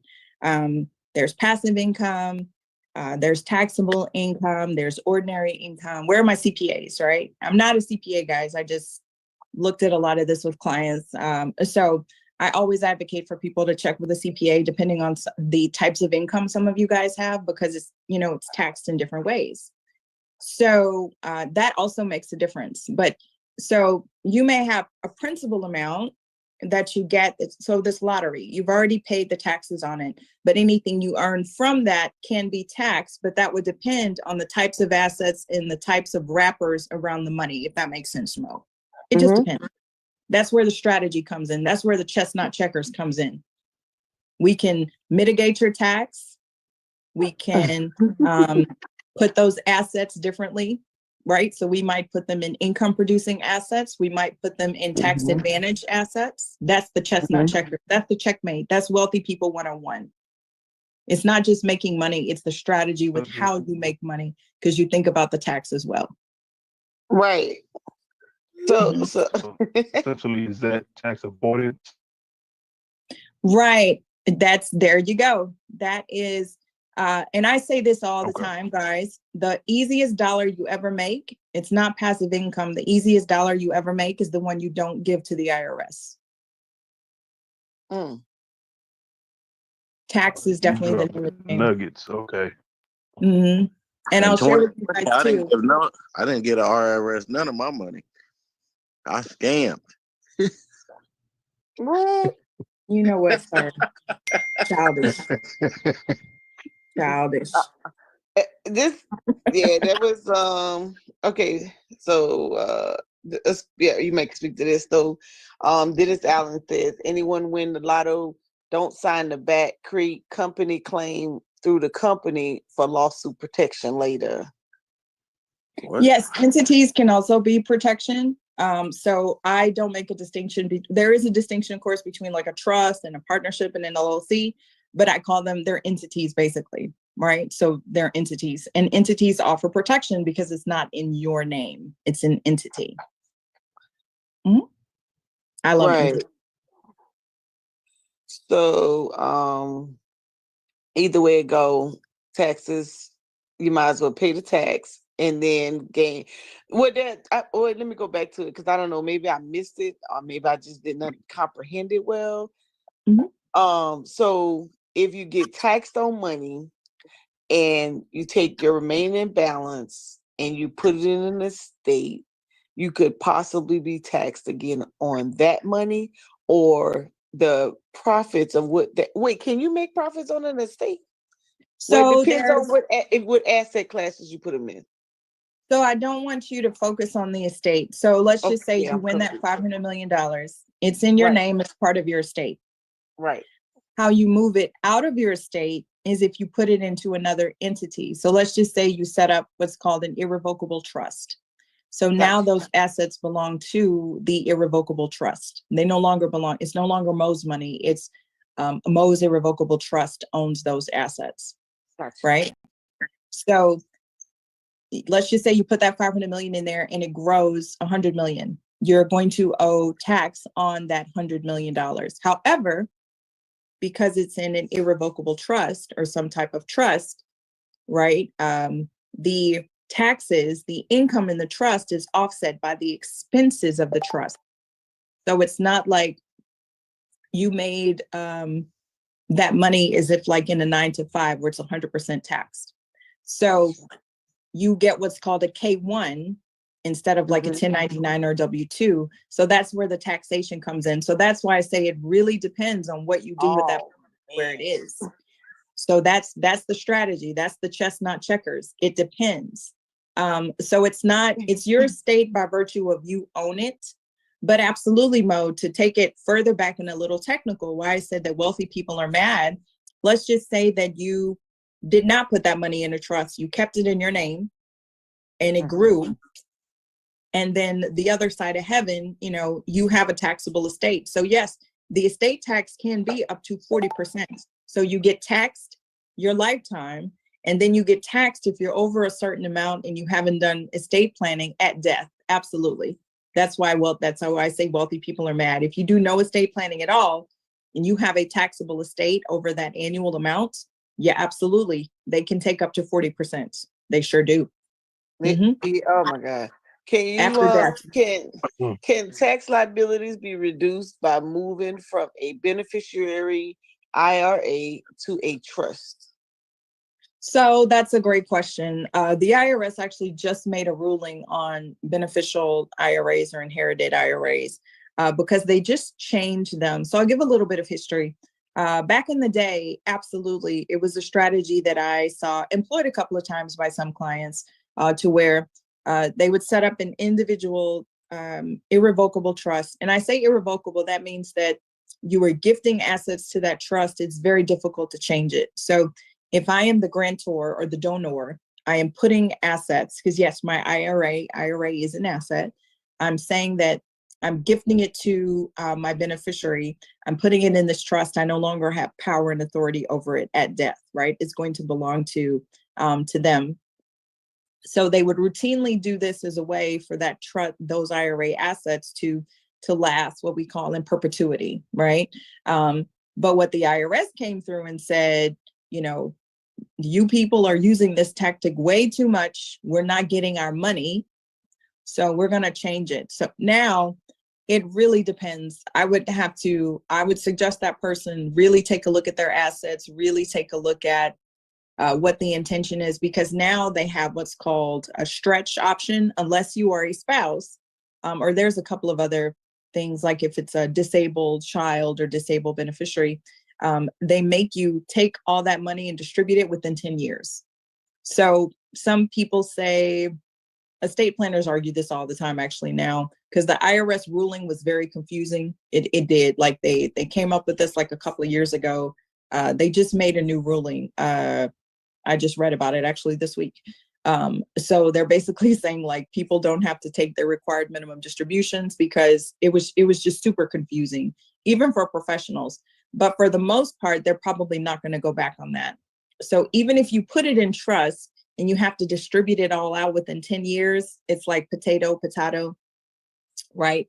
Back in the day, that IRA could have been held in trust for perpetuity, where you just take the required minimum distribution out, which is, does everyone know what the RMD is for IRAs? When you reach, for now, it's, I think it's 72 or 73. When you reach that age, you have to take money out, a certain percentage based on your year-end value and your age. Roth IRAs are great because you never have to touch a Roth IRA, except when you pass it to your beneficiaries. At that point, the IRS says they're still tax deferred, meaning you don't pay tax whenever you're trading or making money until you take money out. But once it's passed to you, second generation, you have to take those required minimum distributions, even if someone is like 22 years old. So I know I'm getting a little technical in the weeds, but that was a technical question. So basically I'd say it depends, right? If you have a beneficiary that you know is really bad with money, just really bad, but that's the only thing you have in the world, you might want to consider putting it in a trust, right? But keep in mind that that trust is not going to supersede IRS law about that IRA. So once it's an inherited IRA, as it stands now, you only have 10 years before you have to distribute all the assets out, if that makes sense. Very technical, but it's a technical question. Sorry, guys. Sometimes which is why I love professionals. Very quickly, but basically, yes. So short answer, yes, you can leave your IRA to your beneficiaries in a trust. Yes, you can. Oh, Y'all are asking some really good questions. Yeah, because we trying to make sure we secure this money, but in the same sense, we like, man, okay, how can we move so we can I'm gonna get taxed. If I get taxed on the front end, if I get so much, they're gonna get me again. Like, oh my God, it's almost, well, now I know why people go the real estate route a lot, because it's like the way I don't make it seem so bad, because it's not. It's just a strategy. But yes, sadly, and I'll share with you guys, a lot of people think when we're working with clients in the office, the first part of the conversation was, how are we going to grow this portfolio? First part of the conversation is protection. First question they always ask is, how do I get income from this? Right? So how does it make me money? Yes. Second part was always, how is it taxed? Because that's important. And the third question is, what happens at death or divorce? Right? Same thing. So protection. So income, taxation, protection. If you think of those three things in anything you put your money in, you're doing what wealthy people do, because that's the standard. When you come in, you got $50 million, that's what you're worried about. Income, tax, protection. Well, I'm gonna be in your trust. I don't want to work with you, Chris. It's always your own people. I'm just kidding. You said you were a scammer. You're not taking me down. I was just not telling the truth. That's all. Or I wasn't telling everything I needed to tell. But that's neither here nor there. Greetings, evening. Hello. I have a question. Mm-hmm. Could you give an example of when you would partake in an irrevocable trust versus a revocable trust? Sure. So to get back to, we went through what a will is. So great question. So what a living will is, or a revocable trust, right? It's just a trust that is, it's also referred to as like an inter vivos. That is this life, right? So the main difference for you to know between a revocable and an irrevocable, a revocable trust is basically just like an extension of you. So it's taxed under your social security number, right? You still have a document, but the main purpose of a revocable trust is to bypass probate. 99 times out of 100, people will dictate that their assets in a revocable trust go to an irrevocable trust. So with a revocable trust, you really don't have any protection because it's taxed under your social, because for the IRS rulings, anything that you have control over does not get the protection of an irrevocable trust. So an irrevocable trust has more protection because you no longer have jurisdiction or ownership over the assets, if that makes sense. And it also can't be changed. It's very difficult to change an irrevocable trust. So for Irrevocable. example, yes. So if, let's just say, is there a Mrs. You? I'm going to give you a wife. No, Okay. no. I don't Okay. have one and I don't want one. Okay, well, I'm going to use a generic couple. If Mr. and Mrs. gift money to an irrevocable trust on behalf of their grandchildren, and this is a quite common, I call these grandma, grandpa trusts. They do them all the time. People do them all the time. And they gift and they make mom and dad the trustees over the trust. In order for that trust to be busted, because we call it bust the trust or dissolve the trust, the beneficiaries would have to sign off. Yeah. Mm-hmm. Well, not even necessarily pierce, just to dissolve it, saying the assets can go back to mom, to grandma, grandpa. The beneficiaries would have to sign off, meaning the children, and the trustees would have to sign off, mom and dad, and grandma and grandpa, and then they would have to go to a court to dissolve it. So that's why they say it's not impossible, but you know, what child would be like, well, no, you gave it to me, I'm sorry. So it's not impossible. And I will say it's once you have put assets in, because a lot of people, they, and y'all please don't buy these PDF drafts of trust documents. I've chased some of these people off Clubhouse. Please don't do that. Trusts are very state specific. Their jurisdiction by statutory law.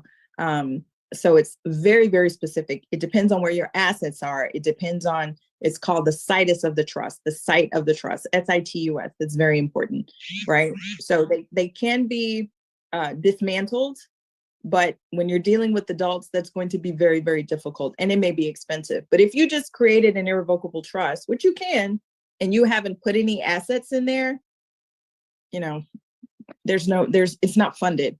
So a trust that's not funded might as well not even exist. It's just a piece of paper. No assets, barely any interest. That makes sense. Okay. When a person does a will, and they bequeath assets to people other than their family, and they may have a son or a daughter out there, how does one protect themselves if they don't want to leave anything to their mother, their father, or their son or daughter? How does that work? You don't have to.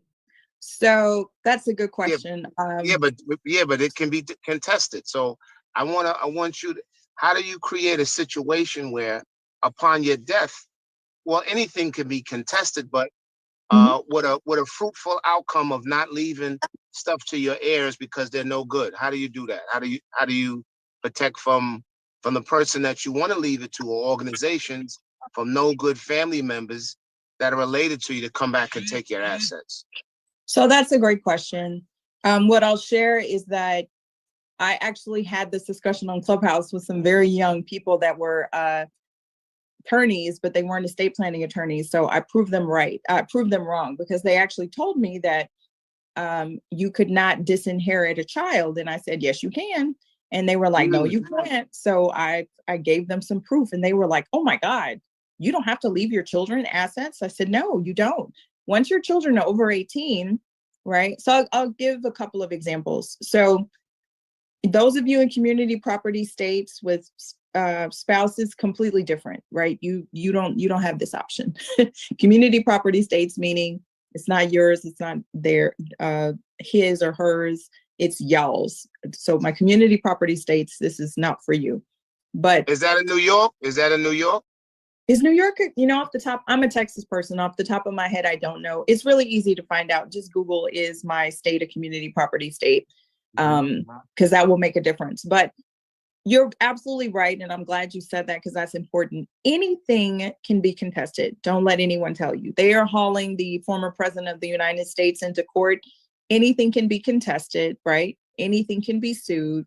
If a family member or a spouse or a beneficiary wants to take that document to court, they absolutely can.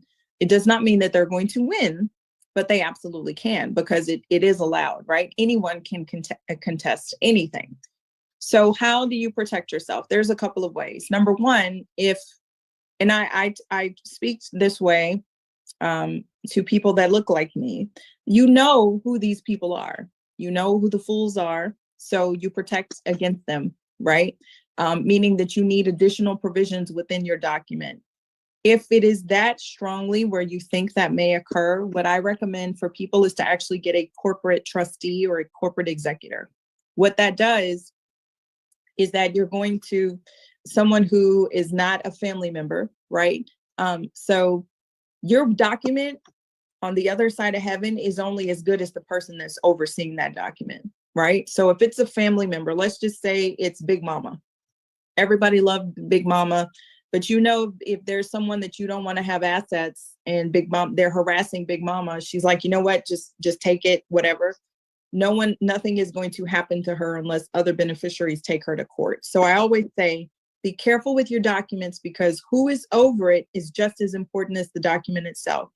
If you have a corporate trustee, right, they're not going to go up to Northern Trust and start hollering, because Northern Trust is going to call security on them. They're not even going to get past the front door. So whatever you have in that document, when you come to them, to Northern Trust, and you say, hey, I want you guys to partner with me, they can decline to serve, but they all have minimums that they'll step in. I've been at firms where we served as executor and trustee. I have personally gone through clients' drawers, clothes, because we were responsible for everything. They named us in their documents. So they will find an attorney for you. They'll put those provisions in there. They draft those documents. I don't want to say that they're usually airtight, but they're pretty airtight, right? Because they know this is what they do. They're not getting sued. They work with the best estate planning attorneys. They know their stuff. So if you attack one of those entities, right, you're probably going to lose, because they have the conversations, they're airtight. This is what they do professionally. Lots of wealthy families have corporate trustees because it's just easier. They don't have to oversee the assets. They don't have to worry about the tax returns. They don't have to worry about which beneficiary is requesting money. You're not sending grandma and grandpa an email saying, can I have $30,000 out of my trust? Keeping track of this grandchild versus that grandchild. So corporate trustees are actually pretty standard for a lot of wealthy families. So that's one way to do it. But you can also have uncontestable clauses. A lot of states are actually starting to frown upon that. So I'd be careful, which is why I say don't go to YouTube University. Check with your professional in your state, because they're changing this legislation. Have y'all noticed that? They're changing legislation like, oh my God, every other day. It's crazy. So those are a couple of things that you can do. But what I will say is, just for the layperson doing their planning, let's just say that there's a person out there that has children, whomever, you can state that in the beginning. My name is Jonas Brown. I hereby state that I am age 52. I live in South Carolina. For the purposes of this will, I have 3 children. John, Jonas the second, Jonas the third, and Julie. I do not have any other children that I am acknowledging within this last will and testament. I've seen that a million times. So you just state who your beneficiaries are, who your dependents are, and usually that is sufficient, because no, you do not have to leave anyone any money unless you want to. So long answer, but really, really good question. Did that answer it?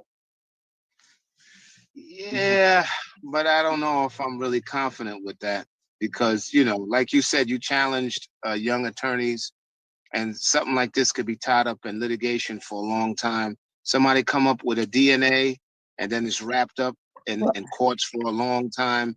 And then the trustee you was talking about, a corporate trustee, that's very expensive, No, to But have a corporate isn't trustee. isn't a they're not very beneficiary? expensive. Oh, go ahead, Mo. I'm sorry. Oh, I was gonna ask. So, annotating someone as a beneficiary, in like all your different assets accounts, that wouldn't trump. So if it's an IRA, so remember I said like there are things that can be part of your estate. Your will is typically not going to address your IRAs, your 401ks, right? Your life Gotcha. insurance, your annuities, your pensions. If you Gotcha. don't have beneficiaries on them, which this happens quite a lot, guys, you'd be surprised. Then it goes to your estate. And then if you don't have a will, that's when it's bad. That's when it's probated and the judge has to make that determination. Now, in that example, if you don't have beneficiaries and you have an IRA, 401k life insurance, and you don't have a will, and someone comes up, the judge will probably give that person money. A good example of that is the Prince estate. Prince had no documents, so it was basically a free-for-all. Anyone who had any kind of a family association with Prince petitioned that court to be a beneficiary. And they probably all got some money, because how that works is typically it'll go to your spouse, right? Typically, but all of these people can contest. We saw this with Chadwick Boseman. You would have thought it would have gone outright to his wife, but we don't know for sure. But his family may have said, wait, hold up. Chadwick said we were going to get some too, right? So they both got a piece of the pie. So the hierarchy typically goes to spouse, children, parents. But remember, if any one of those people isn't here and they have beneficiaries and their beneficiaries have beneficiaries or children, it's easy to go down the rabbit hole. So to that question, I realize that doesn't give a lot of confidence, because you're absolutely right, which is why I've seen this in documents all the time. It is explicitly stated who you were referencing. So check with an estate planning attorney, of course, but what that paragraph does is it indicates, number one, that you are well aware of who you are leaving your money to. So what I have seen happen, I'll give an example on the back end of that. This is a true client story. Had a client was worth about $5 million, a very grumpy engineer, and he had one son. The son was actually adopted. So this man passed away, he was probably late 70s. He was notoriously cheap. He had inexpensive estate planning documents. He did not like to pay us. We warned him not to do it, and sure enough, he did like LegalZoom. His son, we're settling the estates because when his wife had passed, he had not done any estate planning because this man was very cheap, but there was a marital trust that was established. So basically what I'll state, a marital trust is something that is a kind of standard estate planning for wealthy families. We call it first death, when the first spouse dies, and second death, when the second spouse dies, because there's a strategy. For married couples, you have a huge benefit when it comes to taxes and estate planning. So at first death, typically half of the assets will go into a marital trust. It's a very specific type of trust. Usually they're income producing assets. It can be half of the house or brokerage accounts, what have you. The surviving spouse lives off of that income from those assets, and then that trust passes on to the children. It's an estate planning technique. So we had to fund a marital trust because he had not done anything when his wife had died. And yes, you can be retroactive with these things.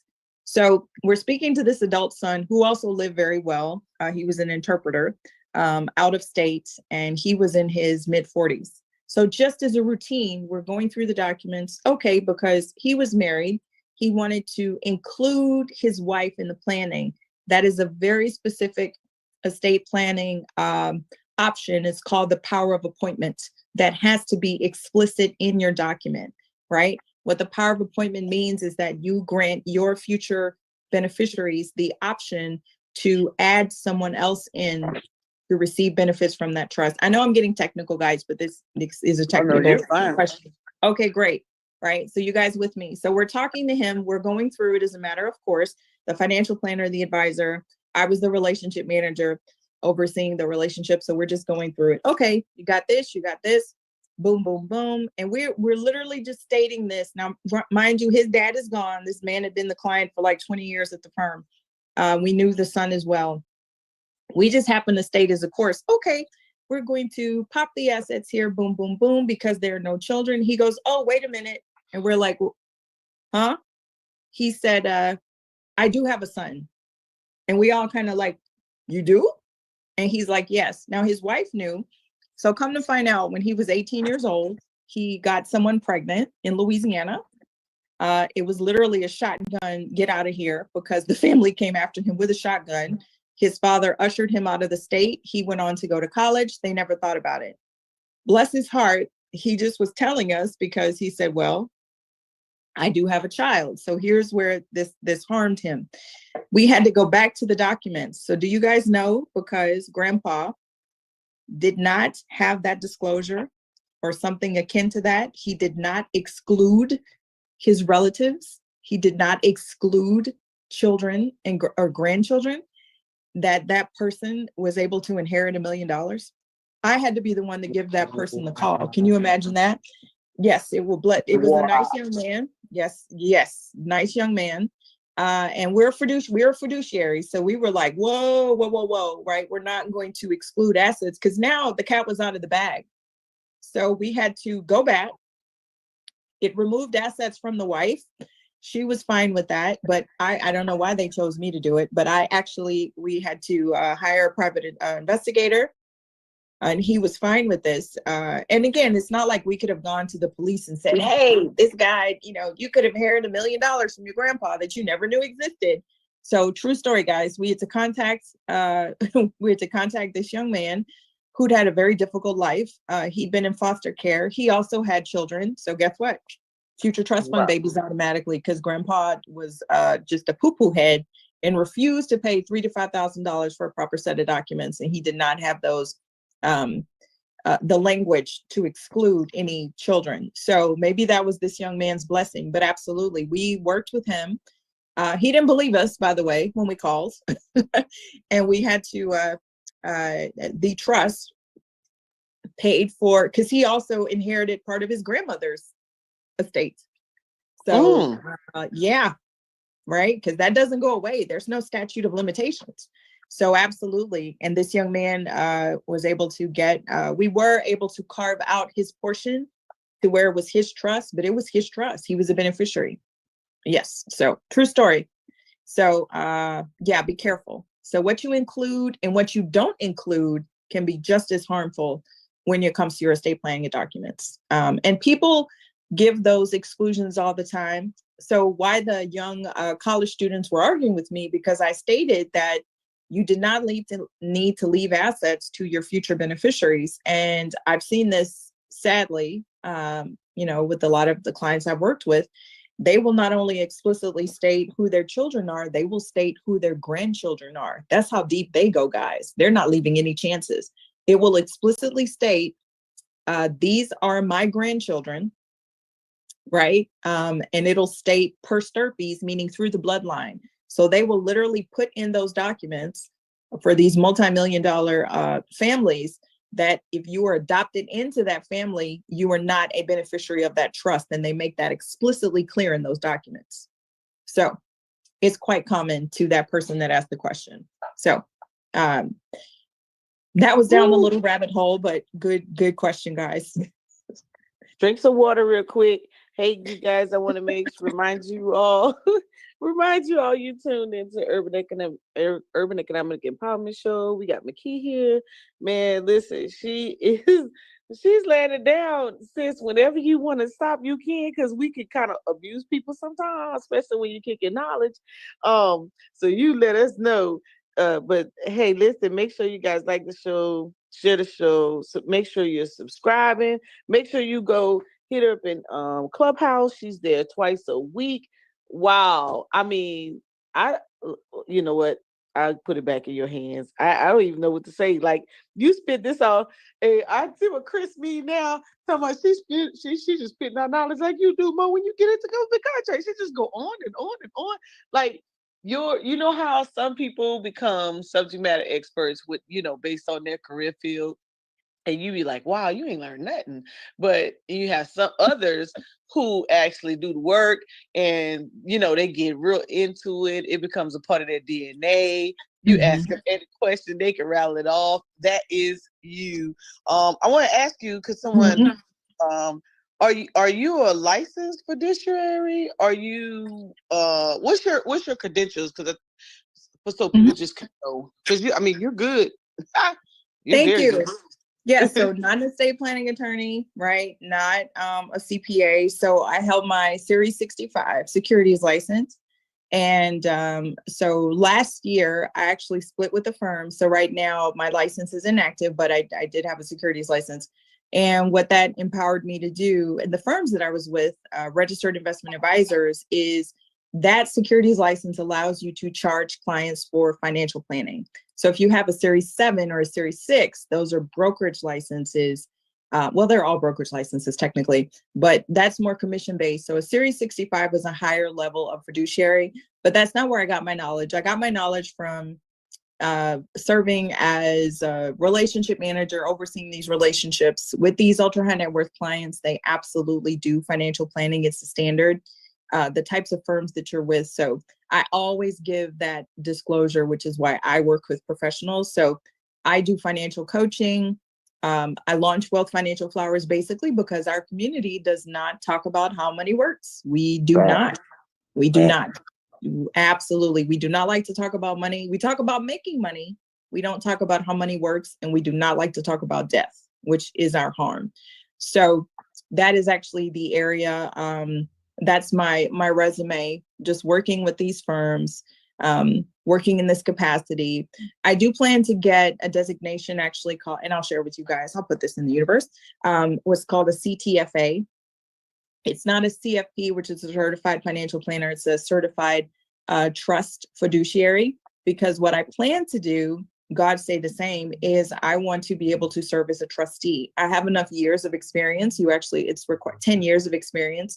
Legally and professionally, but I want to be able to serve as a corporate trustee, because I know that a lot of us, there's no one in our family that can handle this level of overseeing assets and settling estates. So that's my long term is I would love to actually form a Black family office, right? So for a lot of us to have to get into, and that's a whole other conversation about family offices, but I've worked with plenty of them in my career. So yes, that's my background in Houston, Texas. Just 30 years in wealth management, and really just focusing more on planning and not necessarily investing assets, because y'all probably got that. Investing assets is easier. These plans take a lot more detail, and getting your documents in place. Always go to a professional for that. Always. You say you plan to be a certified trust fiduciary. It's called a CTFA. It's a designation that you can get. No one's ever heard of it unless you've been at a trust company. But it's the A. You know what? I just always say CTFA. But it's a certified administrator. Yes. So if you go to, like I mentioned, those corporate trustees, and they serve as trustee, that is the designation that they have. It's called a CTFA. If you've never been at a trust company, you probably never heard of that designation before. I mean, I know, listen, with the information you put, your knowledge, I know a lot of times people are looking for, those designators, but I always say the people who do the work are the ones who got the information. The ones who are licensed and credentials is just the people who can sign off. Because the way you pushing this knowledge, you wouldn't be able to tell somebody that you see somebody like, oh, she ain't certified, forget that. Hey, I can't wait till I win my millions, because I'm coming to see you. And Oh, absolutely. whoever needs to I sign love up that, Mo. but you got the info. Why would I go sit with an attorney who is going to call his clerk anyway? No, now you know what? I'm going to call the attorney. I'm going to quarterback you as the client. So that's what I do. And I do the same thing that I used to do in the office. And I Googled it, guys. I'm sorry. Certified trust and fiduciary advisor. So that trust is important because that designates trust, but absolutely. And I will just say, I was the person that trained the new people that had the designation because I've been in the industry so long, serving in that capacity. And I'm happy to break this down for you guys, right? But hold my on, baby returned. before you go on, Mo, we got to kick some people out. We got to kick this guy out of here. Listen, bro, this Oh, ain't the show. This ain't the show for hating. She well, got what is 30 he saying? years in. I'm happy to answer it, Chris. No, it's fine because you know No, what? no, he kept It's saying that you're unregistered and all that, bro. She got 30 years in the game, bro. oh, Like, right. Yeah, no, I'm happy I to. hope you're not talking to me. I never said she was unregistered. I hope you're no, not talking about me. No, I'm no. It's happy somebody in the to. chat, man. Somebody in the Okay, chat, brother. but no, Chris, thank you. I'm happy to address that. That's- So, you guys Okay. are, if anyone wants to personally check my credentials, I will be happy to provide that information. Chris did vet me in that regard because that was one of the first things that he said. So shout out to Chris for making sure that the information, right? So this is just information, what I will say, right? I'm not an attorney, I'm not a CPA, but always verify. This is just information. So do I work professionally with people as a coach and a strategist? Absolutely. But I will say, guys, if I run back to corporate, you know how our people are. Let's just keep it real. Yeah. So happy to provide that information to anyone in the back, but I'm not serving in the capacity as your advisor to oversee or manage your assets. So I give very generic information in that regard. But yes, if anyone would like to check my credentials, I'm perfectly happy to give you that information if you reach out to me, or if you would like to have a coaching or strategy, because I do bring in professionals. I'm not an estate planning attorney or a CPA, so that's no problem. But thank Okay, you so I much, have Mo, a for what you question. said. Go ahead. I think I got I one have more. a question. Okay. Mine, this is enlightening stuff that I put together in my brain. Some people seem to feel like a 1031 exchange is the only way you can.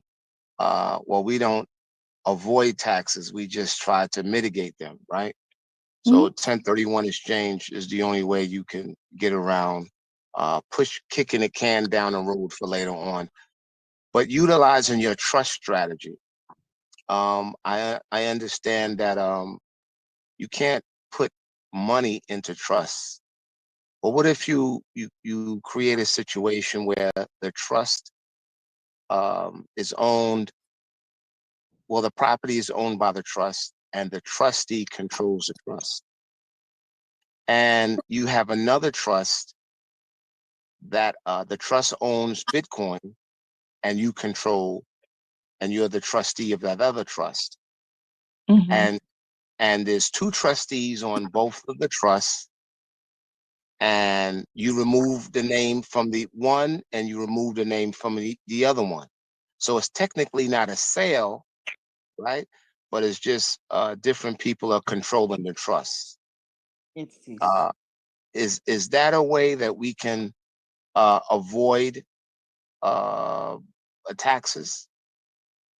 So, okay, so I'll start out by saying there's no way to avoid taxes, right? No, what I'm saying, not But not no, evasion. I'm Tax just, evasion is the crime. I'm talking about mitigating the taxes as much as possible. Right. No, I'm just stating that because you're right. And thank you for that. So there's always taxes. You can mitigate them. There's a few instances where there's no tax involved. Number one is gifts from spouse to spouse, right? There's no taxes there. Also, a Roth IRA and distributions, right? Roth IRAs, not only do they not add to your income and distribution whenever you're of that age to where you can But they take have them out. limits. They have limits. They have limits that goes up. Either one of them have limits, unless you're Right. over 50. If you're talking about the Roth, Right. Give me a loan.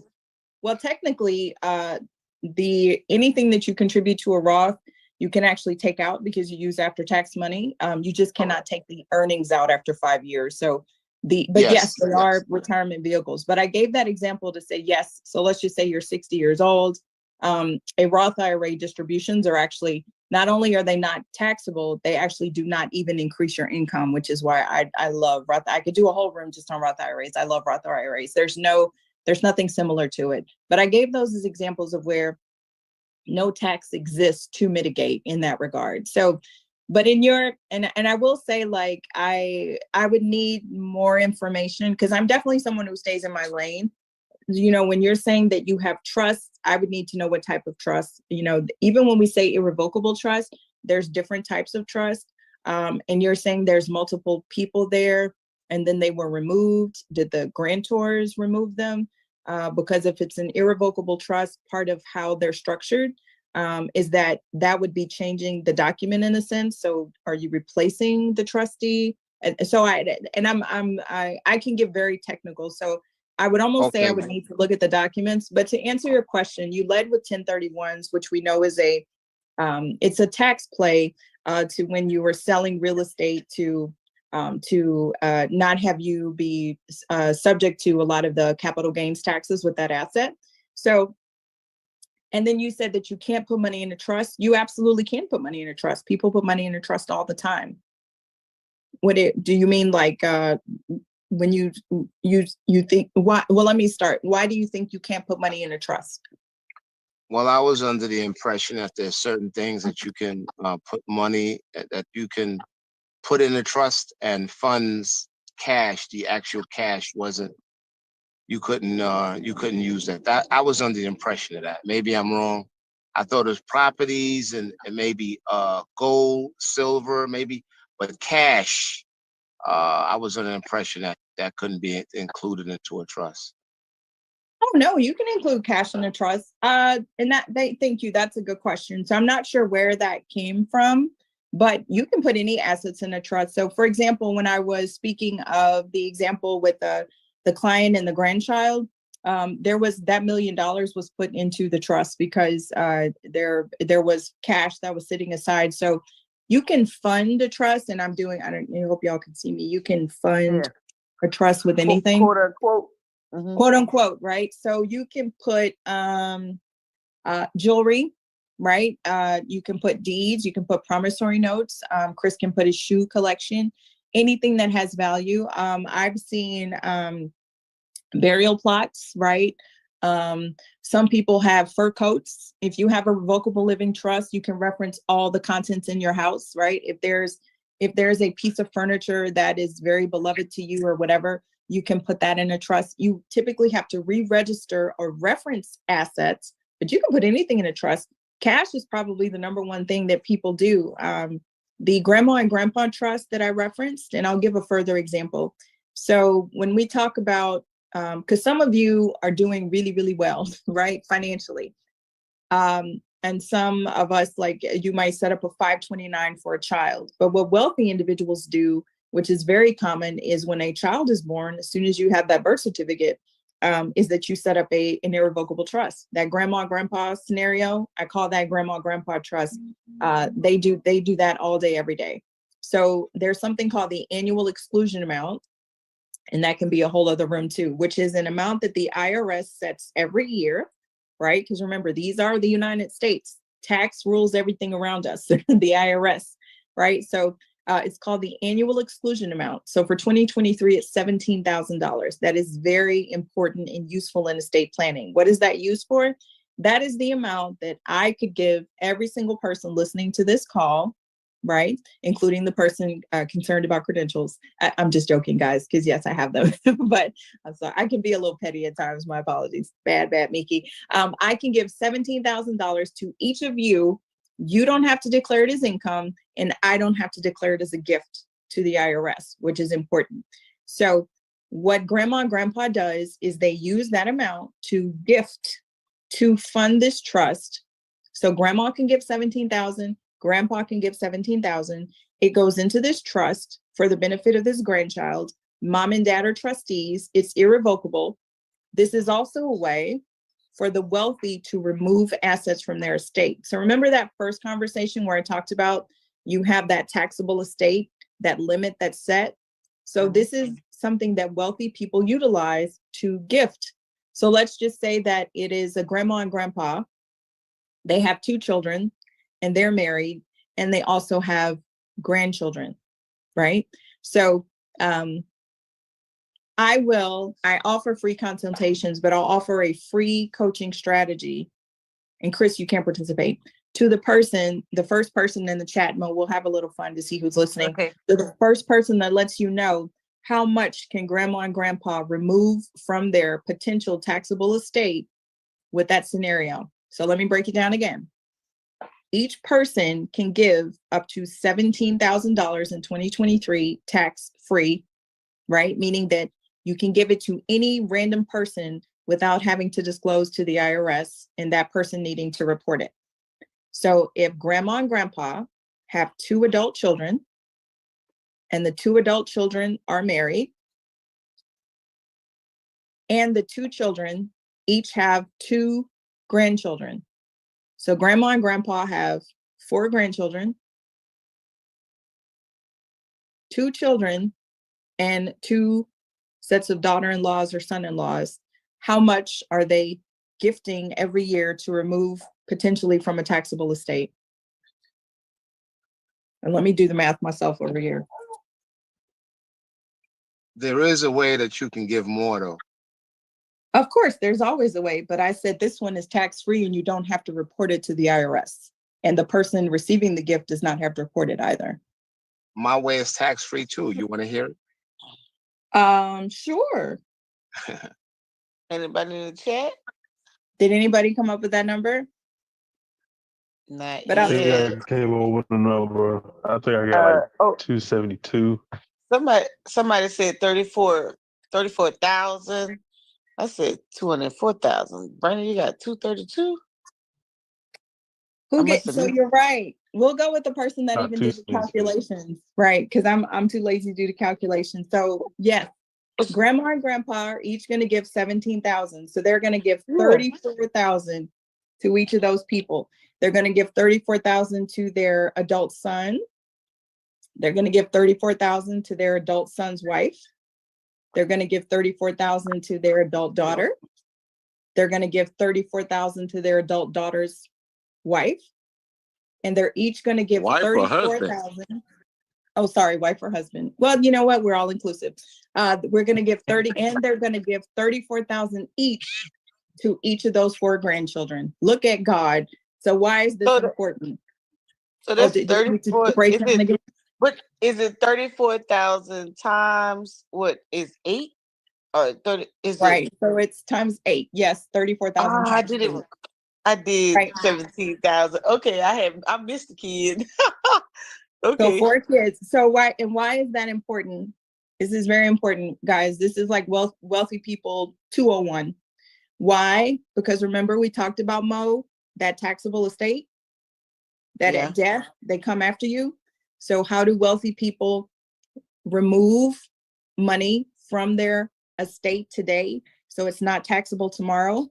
Is through this annual exclusion amount, $17,000. Pop it out every year. We would have transfers set up for dozens of clients to where every year, the first of the year, boom, it just goes off. Now that example that you used, that's deducted over the lifetime of the exclusion that you can gift from that 12 million. So if you wanted to give more, it's not. That's why it's called the annual exclusion amount. So 2 seconds, sir. I'll let you go on. I just want to, because this is important. You don't have to give that $17,000. But remember, guys, when I say you don't want the IRS in your life, do you know that that's how the IRS typically gets people, is by tax evasion?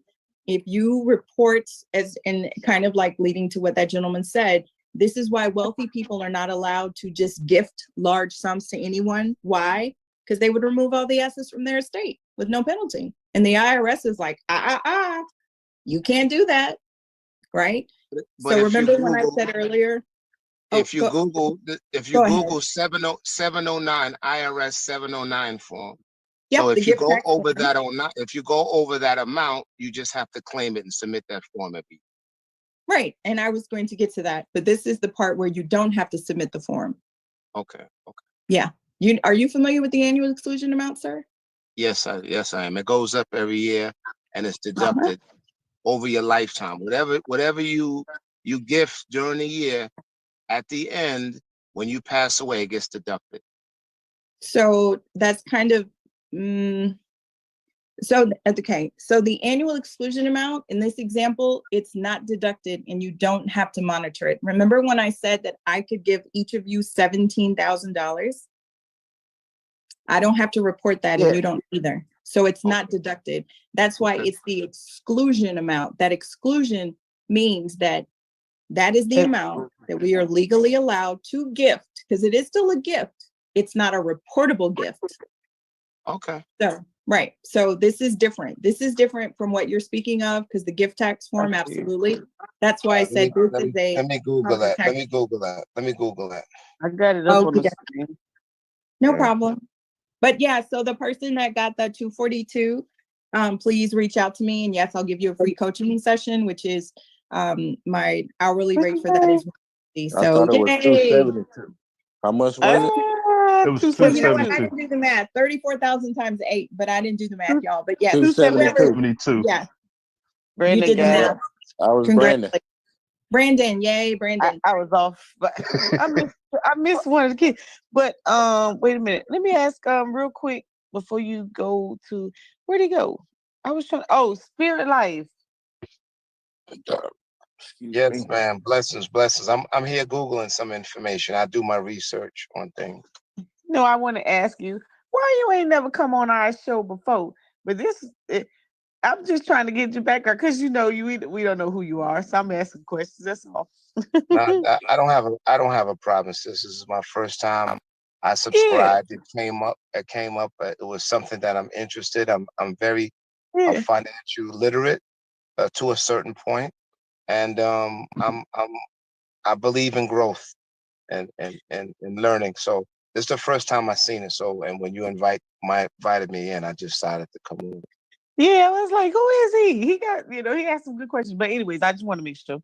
Okay, cool. All right. Yes. I think I got. I want to check the chat too. There's a lot of stuff. I'll just before you stay. Oh, may I just for 2 seconds? Because I appreciate, guys. Like I said, I don't know everything. Absolutely, this is just information. I love this platform. Chris has told me about it when I talked to Mo. This is awesome sauce.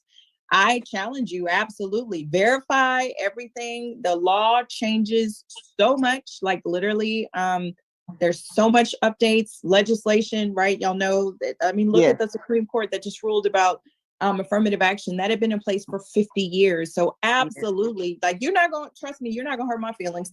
I do want to read this though.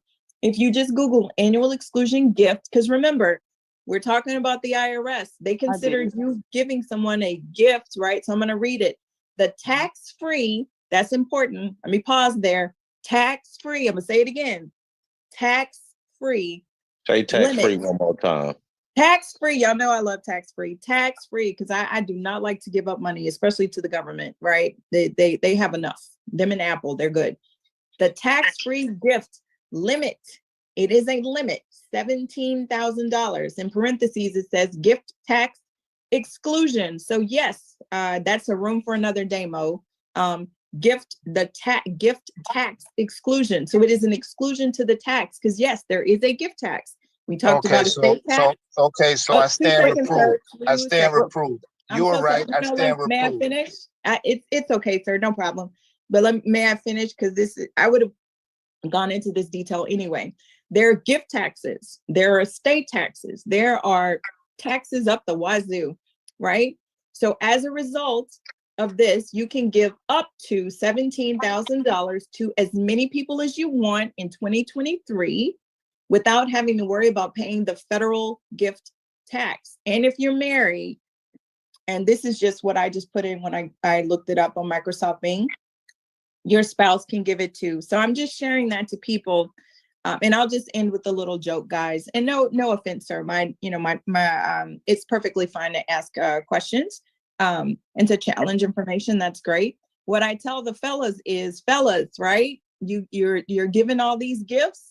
Well, now you can say, hey, boo, I'm sorry, I love you, but that lady said that I can't commit tax fraud and give you over $17,000 a year without filing a form. So there you go. Yes, I hope I helped y'all out. Oh, and you ain't got and a if you word file, because and if you hey, listen, you and talking about to the fellas. and if you file the form, that will be deducted. Anything over 17,000 is deducted. Well, you talking about the fellas? I already do this to guys, so this The ladies too, right? I write everybody okay. off. Hey, There you I go. try to tell them. I told them that I write off everything, but then nobody want to believe me. Who didn't want to Nobody believe? want to believe me. Yeah, I know how you operate. Hey, I write off everything. Shoot, mess that. Because if the IRS gonna tax everything, then I'm writing off everything. Yeah. Yes. I know how you operate. So can I ask you a question in reference to gifts? So, is gift broken out only in this case monetary, or can a tangible gift equate or valuable? Can we put a dollar price on that? That's a great question, Mo. And now you're playing checkmate. So absolutely.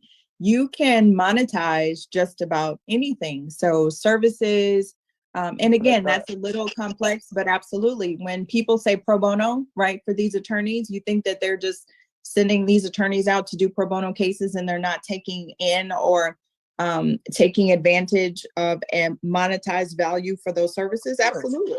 You're absolutely right. That's there you go. That's thinking. So I can send you out the door.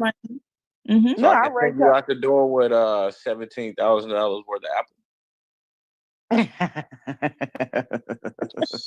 Are you saying that?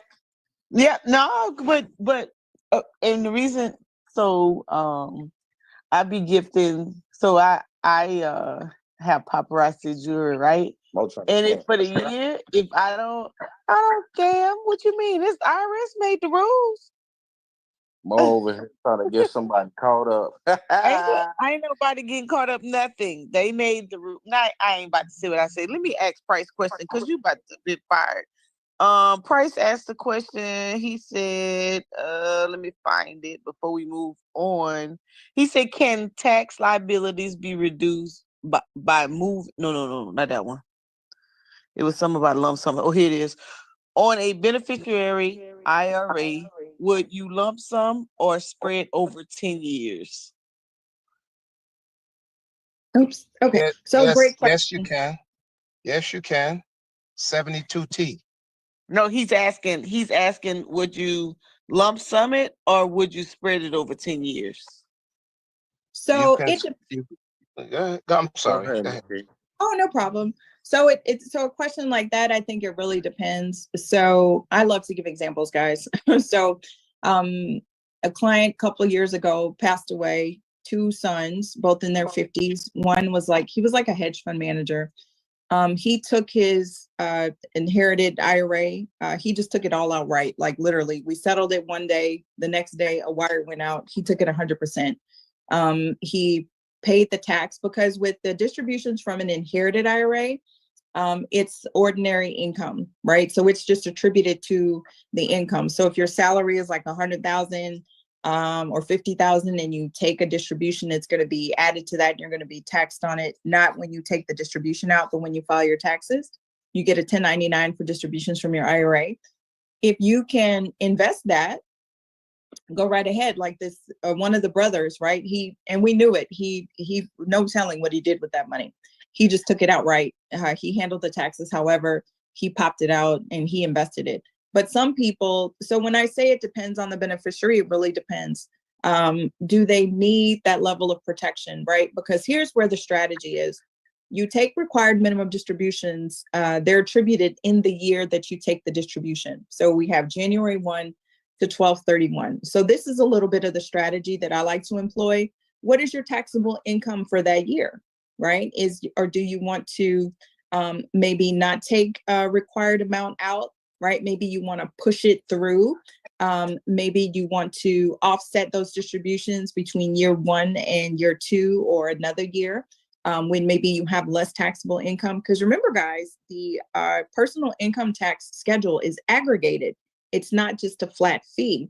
So some of you may not want to have additional income in certain years, right? Think about someone who is like an entrepreneur, right? Where you have a year where you don't have a lot of taxable income. So there's a strategy in that. So I hope I answered that question. It's just a lot. It's just different considerations, basically, because it's not necessarily which strategy works better. Like I said, I've seen some people that they're just like, you know what, just let me take all this money out. But you do have that 10-year option to do the stretch. And I will say that legislation is still under contention. Like literally, the IRS got a lot of flack about them changing those inherited IRAs. So they are still reviewing that. So I wouldn't be surprised if they actually, made some additional adjustments. So just kind of keep aware of that. The best Well, place. Let me ask you a question about that right there. Sure. Uh-huh. Is that a situation where it's transferred upon death? Can I leave it in a decedent's name until I'm required to take it at 70 and a half? Okay, so first, the RMD age is no longer 70 and a half. That was changed with the new Secure Act 2.0. I think it immediately went to, did it go to 72, Chris? And then I think, so it's going to ratchet up every year. I think in 2024, it's going to be, is it 2023, y'all? Yes, 2024, it's going to be 73 up until 75. 73. Yes, so it's no longer 70 and a half, sir.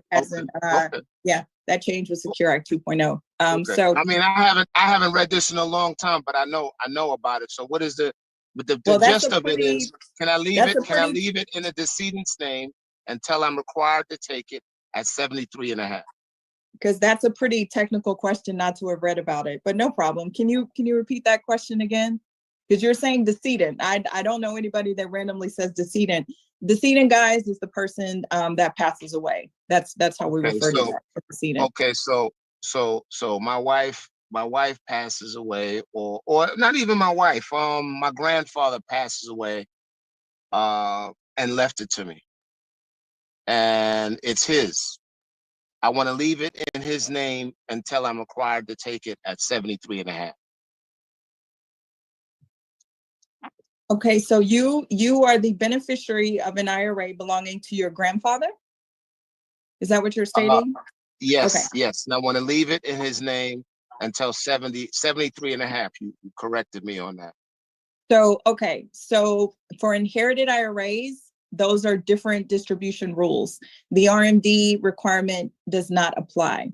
The RMD requirement, which is a required mandatory distribution, because remember, IRAs are specifically designed and engineered to save for retirement. They are tax deferred vehicles. So the IRS basically says for traditional IRAs, not Roths, the IRS basically says for traditional IRAs, okay, you've let this money cook. At a certain age, you have to start taking this money out. It's a calculation based on the 1231 year in value, your age, right? But for an inherited IRA, those are different withdrawal and distribution rules. So it's not how it is when it's your name. So you cannot leave it in your grandfather's name. You do not have that option because your grandfather would no longer be here, right? He is the decedent. He has passed away. It has passed down to you. So as the beneficiary, it is now taxed under your date of birth, right? That account value and the calculation for a required minimum distribution from an inherited IRA, or we call them sometimes beneficial IRAs, is based on your information. Your grandfather's date of death and date of birth is date of birth? It is included in that calculation, right? So I just wanted to state that you don't have the option.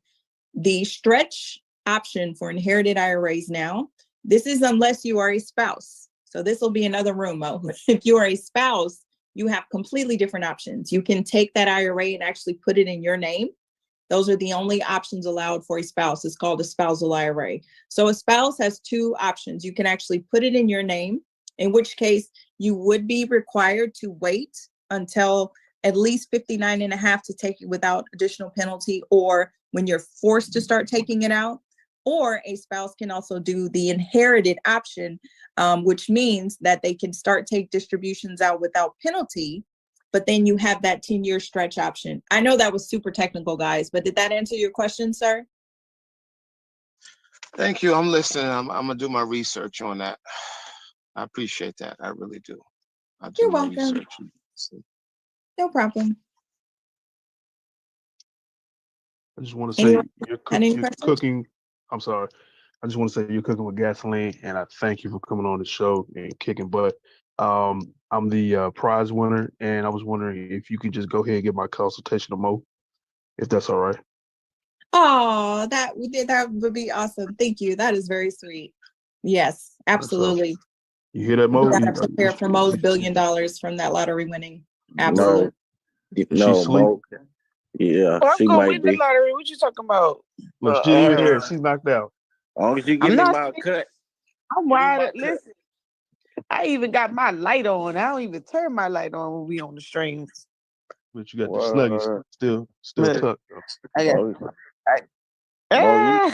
Mo over there half asleep. Look at her eyes. I'm not asleep. Eyes low. Eyes low. I'm not asleep. I'm over here. No, I'm over here trying to get these. I'm trying to bookmark some of these. And guys, I'm happy to put information in the group thing too. Okay. Yeah, because that's actually why I prefer to have the articles, because sometimes they're updated, and I usually prefer valid sources. Like the article today was like from Nationwide, so I will give like some nuggets. I love to go to validated sources like custodians. When I say custodian, I mean like Fidelity, like Nationwide, Schwab. Why? Because they are paid to update this information, and they change it all the time. I'll just go off on a tangent for 2 seconds. In my opinion, not to make it political, but you guys know that there's a lot of information that's under attack. All of a sudden, these things that have been in place for decades are now being challenged. Estate planning. The IRS just made a ruling about gifting assets to a grantor trust, an irrevocable trust. So why is that you think that now they're watching TikTok? They're watching TikTok. Mm-hmm. They're watching TikTok, and they know we getting that info, and a lot of people, although they are not doing it. I mean, they're not doing right by the people, but a lot of people are luring people in on classes and services and things of that nature off of half-baked information. Go ahead, Chris. Yo, Mo. She don't really know about these type of people like that. I had to tell her. I had to tell her who these social media people were. She don't know any of those people like that. Like when I told her about them, she was like, "No, I never heard of them."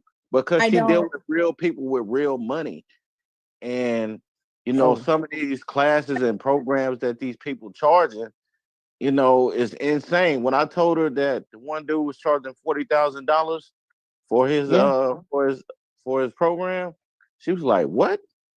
Mm-hmm. Like, no way. Let me go to this guy's page. I didn't even believe that. That is insane. Because yes, when you have a high net worth and you're going to these firms, like you will fly halfway across the country to pitch to them. They don't pay anything. And first of all, that's illegal if you're dealing with a fiduciary. Like you can't charge them for stuff like that. So yeah, when Chris showed me that, I was like, you have got to be kidding me. $40,000 before you even manage their assets? That is crazy. Yeah. And they have are charging them $2,000 just to say what you said. Now, granted, matter of fact, I don't take for granted the information that you're putting out, because this is not, well, when you hear a lot of people, it's taboo for them to give the details, such as what you and I do on a daily basis of trying to help our people, because we know we're not tuned in. This, because we don't hear it all the time, and these aren't courses that you take in school. These are like electives. They like, oh, you can take it if you want to. If you don't want to, you have to. That kind of thing. But like you said, we don't think about this until people pass. And I deal a lot with those who have homes or inherit homes. Matter of fact, I just had this lady. She's 57. I tried to get her some help with USDA, and one of the documents we have to submit is the deed. And I missed it because her name and her aunt name is so close. And so they sent it back and they said, hey, can you send me a document that says she owns the property? I'm like, I did. So now when I look, I called her. She was so mad. She said, I've been living in this house all my life. And I said, well, wouldn't y'all have to ship? I said, where's your aunt? She lived next door. I said, so nobody thought about changing the paperwork? Like, okay, tell your aunt she has to apply. Yeah. So I have every year when I go out in the rural area to do housing repairs, they don't either the only word that gets shared is probate. So they'd be like, I ain't do probate or something, but that's like the only word that comes out. Nobody talks about the other ways to secure your assets. So I definitely appreciate the show, Oh, you're welcome. And I'm happy to come back. Because like I said, being on Clubhouse, my personal story, because I'm always happy to share, I was a corporate person very much. Shout out to that 9 to 5, right? And my baby turned 18 last year. And I don't know if it was just COVID. Being on Clubhouse, I learned that we do not know about how money works, and it absolutely scared the bejesus out of me. I will be open with you guys. I will be straight. It scared. I have these conversations with Chris. It scared the living daylights. I am talking to people that are making $500,000 a year in their business without a single document, no protection, no will, no trust, no nothing, barely using a CPA, right? And I was like, oh my God. So I was like, you know what? I formed Wealth Financial Flowers. I focused on coaching and strategy, education for our community, because that's where the true legacy is. It's not the money, right? Because if you don't have wealth during this lifetime and you qualified, physically, we can get you a life insurance policy. But if we do not have these discussions, if you do not indoctrinate your children into being comfortable with money, right? So that they're not fascinated with money, right? Then they're going to vet their spouses or their potentials, right? Amen. To make sure they are properly aligned. This is the true legacy that we need to have. It's going to take generations because right now, I will say this, we're far too fascinated with money. And that's what I tell people. Your salary is not your wealth. Wealth is something that's literally sitting on a shelf. You have no intention of using it. You're keeping an eye on it. I see you over there. It has a purpose for retirement. It has a purpose for future grandbabies. It has a person for future business acquisition. So thank you guys so much for this platform. I've seen a lot of the nuggets that you share. We need more groups like this. We need to normalize these conversations. Absolutely. I'm more than happy to share. Wealth Financial Flowers is intentional. It stems from, we all need a garden to collective resources. So Mo, you are in my garden now. Chris is reluctantly in my garden, right? Guys, I got questions. I got two. Right. I got two questions too when you're done. Sure. And it's, so when I say Wealth Financial Flowers, guys, I mean, if Mo is in one of your gardens that you're listening, she may not benefit you, but guess what? Someone passing by, maybe your neighbor, maybe your grandchild, maybe your spouse. So some things are going to be pretty, some things we have to weed out, and some things you are going to utilize and cultivate. So that's absolutely where the idea of Wealth Financial Flowers was born. So it's very intentional. So happy to be here and be happy to come back to discuss these things. You will literally have to shut me off. But yes, what were those questions? The first, you listen, I was saying to myself, McKee gonna take over my urban economic empowerment show.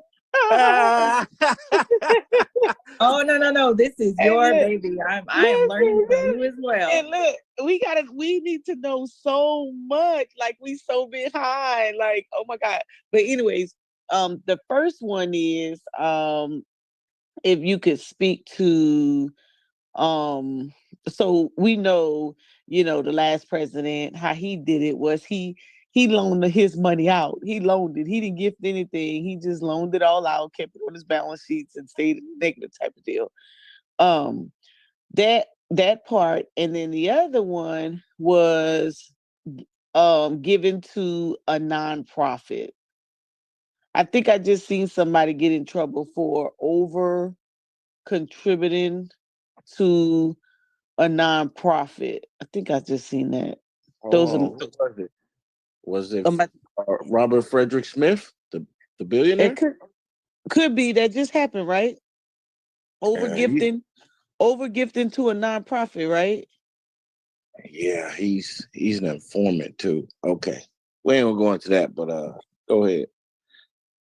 So that was a great question. So I will say that for nonprofits, that is very much a bastion of the wealthy. So a lot of families create foundations, right? At the firms that I'm with, it's a tax play. They're very charitable, but it's also a tax play, right? So I just Googled gifts to private foundations are generally tax deductible by the owner.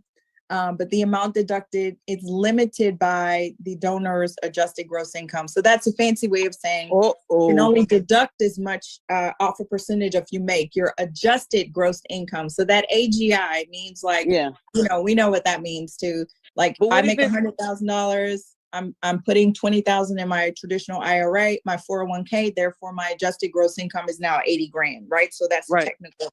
That's probably where he got in trouble. You can donate as much as you want. You could donate $5 million. There's no limitations on that, right?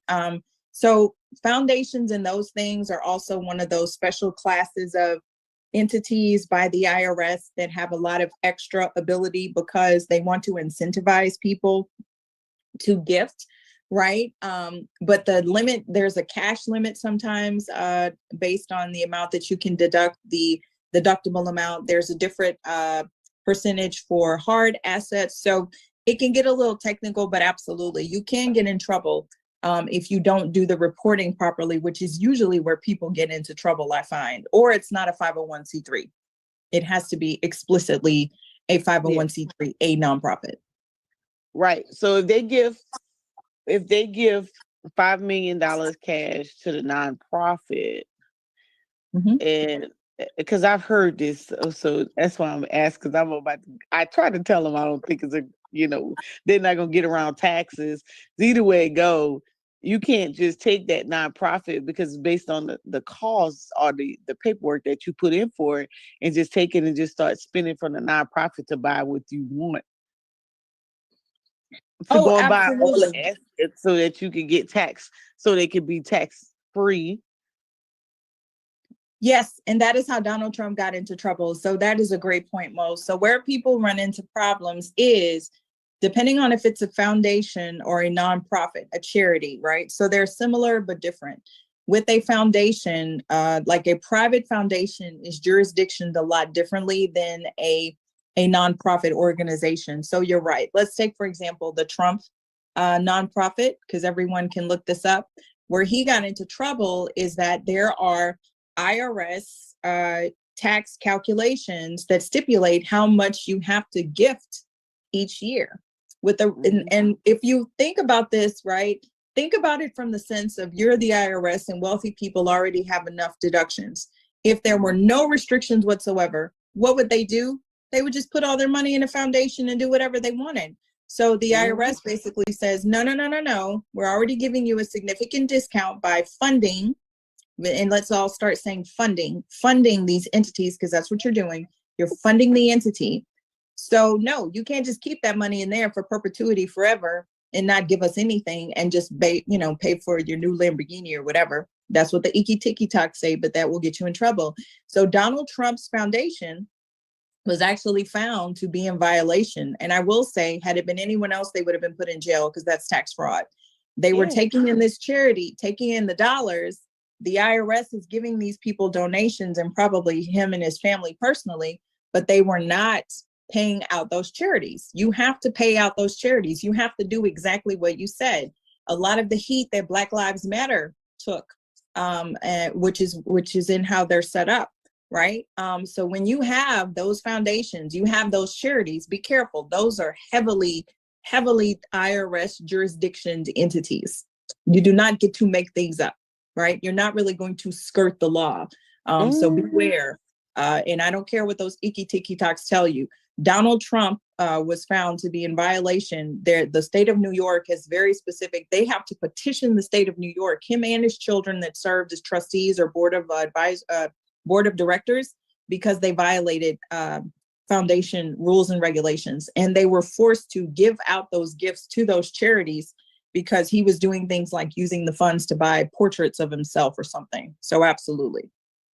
Great point. And I will add to Mo, to what you were saying. So the amount, you can give whatever you want. You may not be able to deduct it. So for example, Elon Musk is one of my favorites to bring up just because, you know, I love Elon. I pick on Elon a lot, but so anyone can look this up. Elon Musk has a foundation. A lot of these wealthy individuals do. Y'all notice when these athletes, they come out and they say, hey, I have this foundation, right? Oprah's foundation. Foundations can give to each other. Tax play. So Mo, my foundation can now gift to your foundation, can gift to Chris's foundation, can gift to Brandon's foundation. This is Wealthy 101. We can all gift to each other's foundations from our foundations, right? Keep the party going. So Elon has donated at least $257 million. Now, here's a further little nugget I'll give you guys. Let's just use Elon, right? We know Elon is Mr. Tesla. So he probably got in, of course, not got in, but Tesla probably, his cost basis on those shares is what, ridiculous? $1 maybe.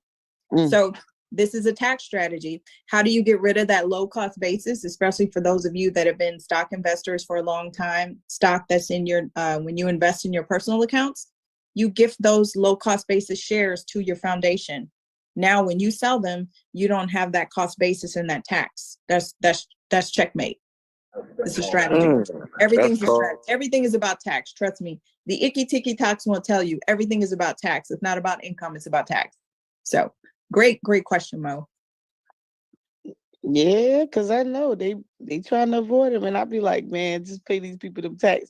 Pay the people the tax, absolutely. Yeah, so, figure it out. Yeah, because you can make the money back. You can make the money back. You make the money back, you still gonna get taxed. Where it go? You will get taxed one form or fashion, right? The rate. So it depends. That's what I tell people. Like, it depends. Do you want, you know, there's passive income tax, right? There's short-term gains tax. Because I hear a lot of you are traders. We know this. There's short-term gains. There's long-term gains. There's, you know, I mean, you name it. When you sell a property, if it's your primary residence, you get that $250,000 exclusion. 500 if you know, it's just like, so thank you so much for this space, guys, because we do need to get technical, because what we hear is, oh, I don't have to pay tax. Well, you not only might not necessarily going to jail, but the IRS just admitted that Black people are disproportionately audited, even though you don't disclose that information on your tax return. Hello, they're going to come after you first. Look at all those PPP people that you see that they paraded around, right? So no, I don't play with the alphabet mafia, not the FBI, the CIA, the IRS, the FTC, the DOL, the DOJ, none of them people, right? Just pay the tax. I don't need those kinds of problems in my life. Absolutely not. So if you gonna, so if I win the 900 million and I get I walk away with my little 500 mil, and I already give them their tax money. I think you answered this already, but I just want to make sure.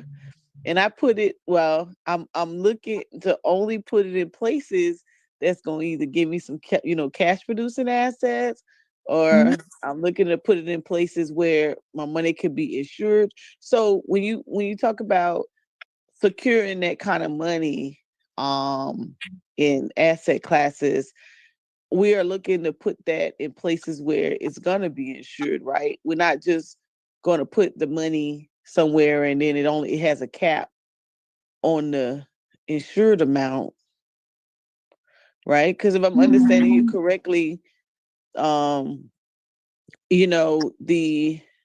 assets that are going to be in your estate, well, anything you own is in your estate. So if I'm doing bank accounts, I'm doing stocks, bonds, real estate, right? And all of that has an issue, FDIC value to it. So where would I put $5 million? I mean, $500 million. Something gonna get lost in the sauce, right? So I'm happy to take you through that exercise because that would be fun. So it just depends. When I say it depends, so a strategy that can be utilized for, let's just say that someone wins the lottery, right? You know that you're going to want to be charitable. Fine. Mo's winning the lottery. What I would do is, let's just say you said, you know what, I won the lottery. So a strategy might be to establish that foundation before you claim the funds, or when you claim the funds. And then, so you said if you won 900 million, you get 500 million because 40% goes to tax. Well, guess what? Maybe if there was 100 million of that money that was gifted outright to a foundation, then, right, you've already lost a lot of that because you're going to pay federal tax, but now you've offset the amount of that tax that you're paying because you've made an outright deposit into your foundation. Does that make sense? You've mitigated that tax. And now you have 100 million sitting in your foundation that you were going to gift out anyway. So that would be number one. Right? Yep. So that would be that's actually what I would personally do if I want a significant sum of money. I'm going to mitigate some of the federal tax that I owe by putting some of that directly in a foundation and taking advantage of that. Remember, because that's now my income. I won the lottery. I got income. So I'm going to offset some of that by making a charitable contribution into my own foundation. That's actually something I would do myself. So now the type of foundation, you can do a lot of things. So I need to set my foundation up where I'm going to give away houses because I'm still trying to get this money. Yes, but then though, like now that becomes a tax consideration when you make those gifts, right? You can have a board of directors. So that's the strategy. That's why I caution people. I tell people what wealthy people do is plan. What wealthy people do is plan in generations. If you can't plan in generations, plan in decades. If you can't plan in decades, plan as far ahead as you can. We tend to plan 3 to 5 business days. That's our problem. Planning. Right. So you talking taking the 500 mil and for my children's. So it will always, there will always be money there for the next person down the line. Absolutely. That's generational wealth. That's why we know who the Rockefellers are. That's why we know who the Vanderbilts are. That's why we know who the Carnegies are, because you cannot have generational wealth unless you have protected assets, meaning you don't leave it to chance. So the way that I plan, like for you, Mo, I would literally have you sit and say, what access do you want your future beneficiaries to have to this money? And when I say access, I mean, do you want them to have jurisdiction over it immediately? By the way, the average age that 90% of the trust I've encountered give trusteeship, meaning the ability for the beneficiaries to oversee their money themselves at about age 35. It's not 35. under 35. I knew you was gonna say 35. Yeah. 35. Because usually by the time you're 35, you're not really so goofy. You see, somebody's got a big booty. You don't get as excited, right? You settle down. For most of us, some of you will pray for you. Still too fascinated by body parts. I'm sorry. I get a little adult after 10 o'clock. Shots fired. Okay. Y'all know who y'all are. That's what I'm saying. Is it really that fascinating? But okay. So, that's right. But 35. So this is literally an exercise I do with clients. I say, okay, what kind of access do you want them to have? Do you want them to just, live their best life? Because what I will tell you is if you want it to truly be generational, can someone help me out? If you really want it to be generational, is your trust going to be more restrictive or less restrictive when it comes to distributions? More. It's going to be more restrictive. More. Because you want that money to last. So Mo is not going to run the risk, right? Because again, you don't know. You don't know what those future little people are going to be like, or those other people. And also what I tell people, you don't know what their spouses are going to be like. You don't know what their children are going to be like. Amen. You don't Always know. knucklehead. Yes, the plan, always the cuckoo heads, always, right? So that's what because I hear people say all the time, well, my son is really good with money. They've got a great job. They went to school, right? They've got a good girlfriend. They've got a good head on their shoulders. But you don't know. The children could be icky. Her Put $1 mom million in their could be hand. icky. Yes. And people don't change after you go on that other side of heaven. They don't. It just gets worse. So you plan for the unknown. That's the protection. You're protecting your family. You're protecting your legacy. You're protecting the assets. So if you said to me, you know what, I've got this $500 million, Miki, I want this to last until Jesus comes. I want it to last forever. Okay, so we're going to be restrictive. We're going to put a limitation within the body of that document that states that no more than 5% of the trust, the corpus or the principal, right? The principal can be distributed in any 1 year. That means that it doesn't matter if there's one beneficiary or there's 50 beneficiaries in 100 years. No more than 5% of the principal is going to be distributed. Why? Because that means that the principal is going to pass from generation to generation because you put a restriction on it. So that trust is also going to dictate what type of assets the trustees can invest in on behalf of that trust, right? Maybe you're going to say, you know what? I love crypto, but it's too risky. So maybe your trust says no crypto. Maybe your trust says, you are inheriting real estate that I'm putting in this trust, but you know what? Y'all don't have the right to sell this real estate. So maybe your trust says, you know what? You've inherited this business. It's inside this trust, but you can't sell it. You can only sell it to each other. You can't sell this real estate to outside people. You can only sell it back to the trust. So that's where the devil, that's what I tell people. That's where the devil is in the details, right? All of those things are going to be in there. Maybe your trust is going to say, you know what, I'm going to pay for all college education, but you can't have money to get a down payment for a house unless you completed your degree. That is perfectly legal and reasonable. I've seen that restriction a lot of times. So it just depends. And you put all of that in your document. And that is how true generational wealth is achieved. And then you might say, as further protection, you know what? I don't know who's going to be in my family that's going to oversee this because this is first generation wealth and we're not used to it. So then I'd say, you know what, Mo, you have $500 million. Let's go interview corporate trustees because Bank of America has been here forever. Chase has been here forever. Northern Trust has been here forever. So let's get these professionals that are going to oversee these assets from generation. And that's how that is also leveraged. Mute your mic. Mute your mic, brother. Mute. You dropping your Spirit Life. Mute. Let me mute him. Yeah, I just wanted to buttress your point and add to that comment about the sister that won that money. She has to know we live in a litigious society. And once you get that money, you're a target, right? So we want to control, not own.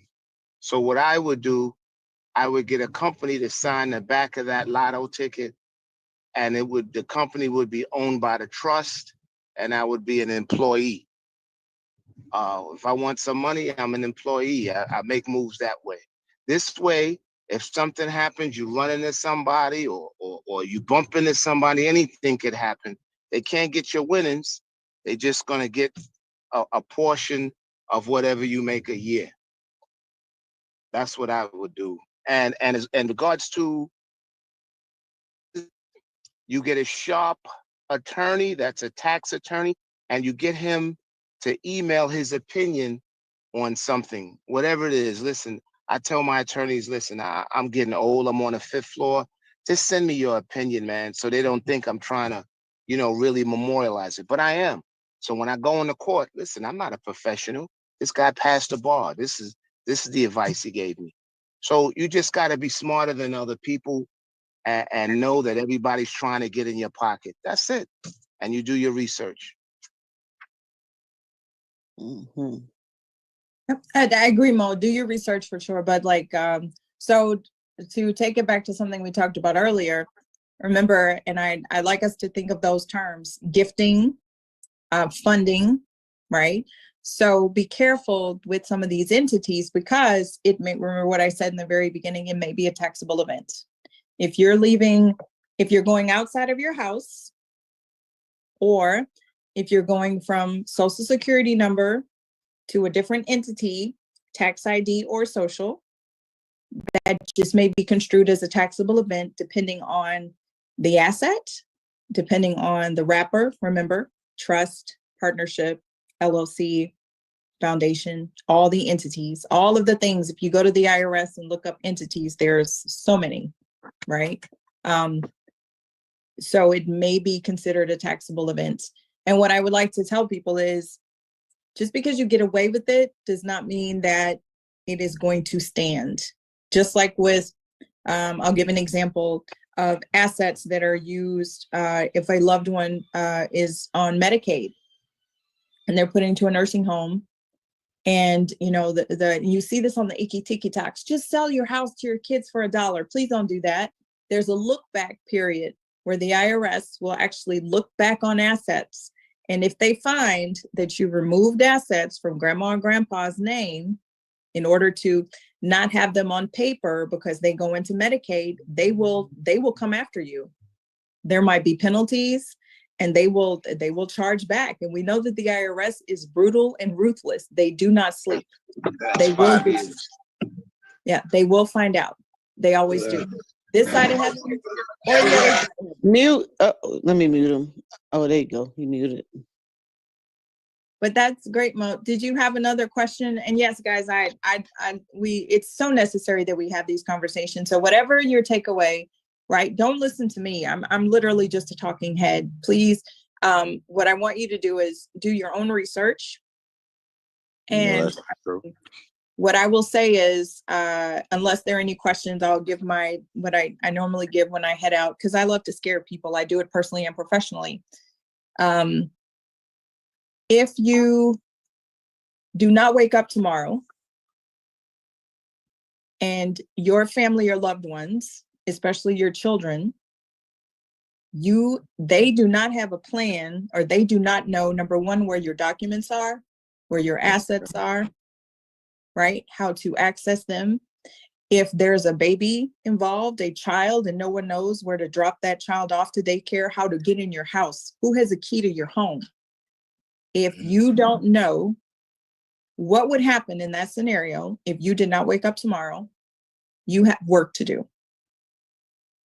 Best believe that you need to handle it now while you were this side of heaven, especially those of you with spouses and children. You have no excuse. None. And for the spouses, mom and dad with little people, both of you don't make it home. Now what? Who's getting the kids? Who's feeding the dog? Where's the pediatrician's information? Right? Do you have a special needs child? Do you have a special needs trust provision in your estate planning documents? Is there an estate planning document? Does Big Mama need $10,000 to tide her over to feed the kids, or to fly from California or wherever to come and take care of the children?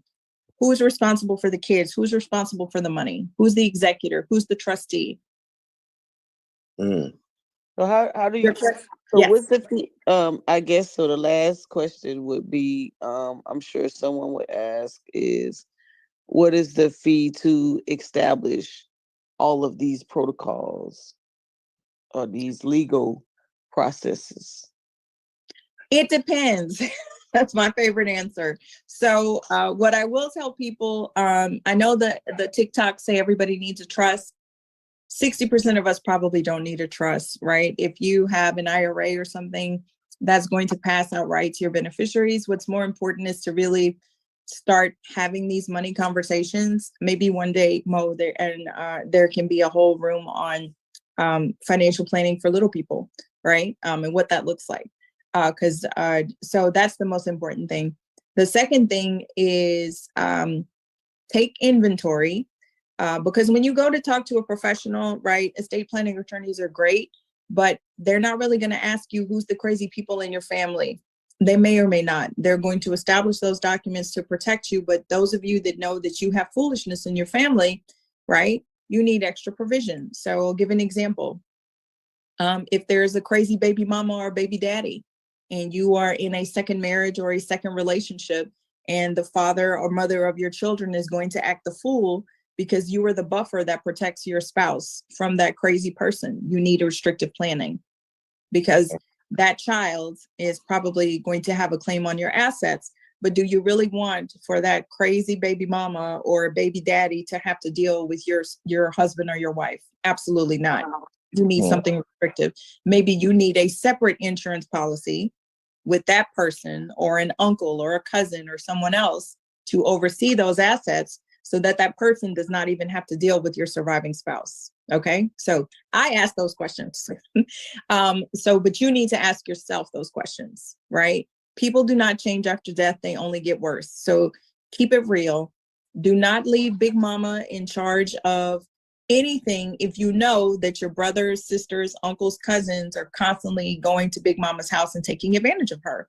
Don't leave her the money, because do not create a burden for your loved ones by leaving them wealth that they are not prepared for this side of heaven. There's no class that they can take to teach them how to be good stewards of wealth. Some of us are making money and acting a damn fool right now. It's not going to get better. So write down your inventories. When I say inventory, that is the legal definition, how we refer to it. That's everything that you own from the rooter to the tutor. So that's your IRAs, your accounts, your 403Bs, your 457s, your pensions, your crypto wallets, your assets, right? Your Nike collection, your whatever, every single thing that has value to you, including your debt, your mortgage, right? Your line of credit, all of these things, because yes, debt is something that you own, and that can also be held against you. Student loans, all of these things. So prepare all of that information before you go to speak to a financial professional, because that is going to help, because you cannot protect what you can't even list that you know that you own, right? So then you're going to go through your family dynamics. You're going to start with, who are you responsible for? Do you have a spouse? Are there parents that you take care of? An auntie, as Mo mentioned, maybe there's going to be some guardianship that occurs with children that are outside of your house. Is there a foundation, a sorority, a business you want to leave money to, your alma mater? All of those things matter, because you need to write that out. Then I want you to sit and think before you engage with professionals, right? Depending on which professional you engage with, how do you want this to play out, right? So fellas, this is quite customary. I'll give an example that's a really big deal. For those of you that, because we don't know when the other person is going to the other side of heaven, do you want your spouse to inherit everything outright, especially if you have children outside the relationship? Right? You may not want your, and I don't want to be a pick-me-show. So ladies, same difference. Do you want him to have full jurisdiction over your money if you have children from a prior relationship, or if you have little children now? So this is something that you guys need to discuss. Do you want the family to have access to those assets? Maybe, maybe not. Right? So having those conversations before you get to that person, so that way you can tell the estate planning attorney, look, this is our second marriage. We both have adult children, right? So we want to give very specific gifts to each of those adult children, but there is a fool that is a child. That child's assets need to go in trust because we don't trust his wife. Boom, there you go. You can do that, right? So, and I'll reference the state of Texas because I'm in Texas. For some of you, if you have significant assets, and I'll say significant assets are anything that might be considered taxable. So let's just say for right now, we'll put that number at about $1 million. So your net worth, your home, not your IRAs, those are different. Remember, beneficiaries there, that's different. Property, those of you with significant real estate, business interests, you probably need a more robust plan. That could probably be anywhere from $3,000 to $5,000 by one of the better estate planning attorneys. But that's going to be all of your documents. They do the complement and call them the ancillary. So your power of attorneys, your medical power of attorneys, your durable statutory, right? Your do not resuscitate, all of your things, guardianship if you need it, a complex will, which means that trust will be created at your death with funding instructions, all of the 9 yards, right? The average person probably $1,000 to $3,000 for everything, if that. So good question. And it depends on your state. Those of you in New York and California, I'm so sorry. Those are really poo-poo states. Like There's the state of Pennsylvania, or a couple of states even have additional taxes that they pass on to each beneficiary for inheriting assets. If you're in a state like that, you need more tax mitigation. You may also need a CPA to chime into your estate planning because you are going to have a tax consideration. So you can't just go and put things on paper without considering the tax implications. And some of you are going to need a financial planner to really look at the growth of your assets to see if you can do estate planning strategy this side of heaven to mitigate that estate tax later. I have a very long answer to just about every question because it really does depend. But that was a good one. That was a good one. And I will state, especially if you're in Houston, I know of a lot of resources. Depending on your income level, there are places throughout the city. I volunteer with some as a notary, where for mom and dad, because I don't want y'all to just get yours done. I want you to make sure your parents and your grandparents have their stuff too. We lose Big Mama's house, and we really need to stop doing that because we're losing wealth in our communities. Don't lose Big Mama's house. Get Big Mama's documents too. There are community centers and agencies that will actually take care of the estate planning documents for our seniors, especially if they were lower income. So you don't have to pay for them. So great question. Mo?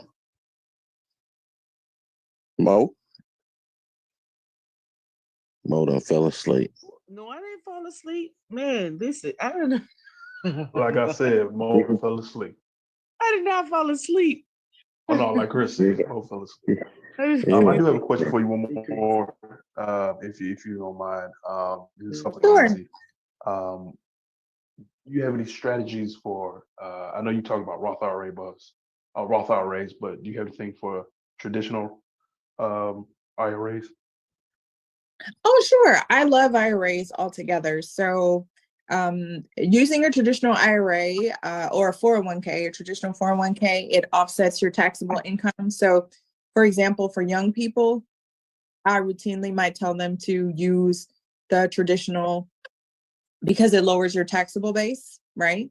And because remember, when you're making that contribution pre-tax, you automatically get an increase, right? So if your taxable rate, your federal taxable rate is at 20%, you've automatically made 20% on your dollar by virtue of putting it into that traditional bucket. So, you know, you beat the S&P 500. We forget about that. That is an immediate benefit that you see. You don't have to wait until you file your tax return. So yeah, I love IRAs equally. Because not everyone can. Sometimes that 1,500 or 2,000 makes a difference. So like for young people staying at home, you know, they're making 40, 50, 60, whatever that amount. I might have them consider, you know, because they'll be able to take care of that tax later when they retire, especially if they're young, right? That money will sit and cook for 20, 30, 40 years. They'll be able to handle that tax when they take the distributions later. But taking advantage of the pre-tax deduction might be more beneficial to them today, especially because it's so powerful for lowering your taxable income and also funding your HSA as well, which functions the same way as an IRA. So I love utilizing tax strategy because that's also what wealthy people do. And yes, investing in your IRAs is absolutely a tax strategy. I think I have a traditional and a Roth. Yes, so you can have a traditional and a Roth. You cannot max them out both. So for 2023, the annual contribution amount is $6,500. You get an extra 1,000 if you're over 50 or over. So you can't max out both. The IRS will get you. So you can make a combination as long as you don't go above that cap for both. However, you can max out your 401k as well as a Roth or traditional. So that's another benefit. So that's why those company retirement plans are so important.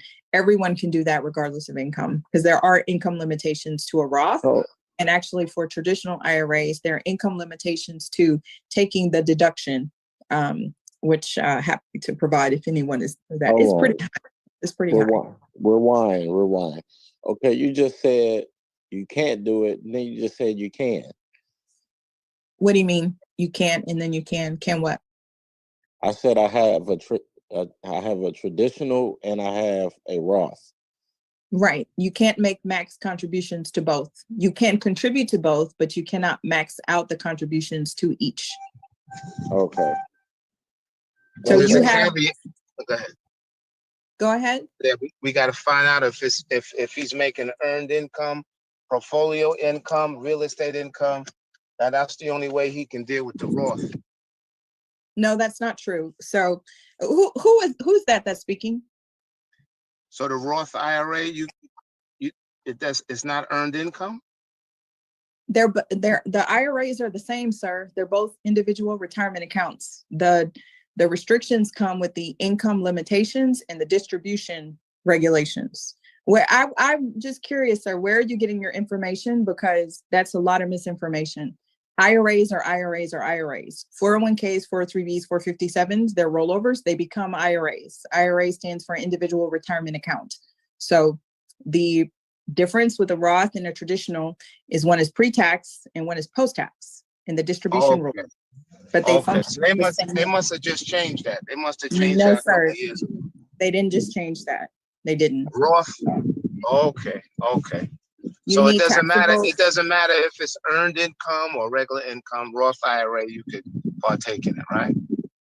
Well, you need taxable income to invest in both. Yes, you need W-2 income. Correct. Well, that's what I. Okay.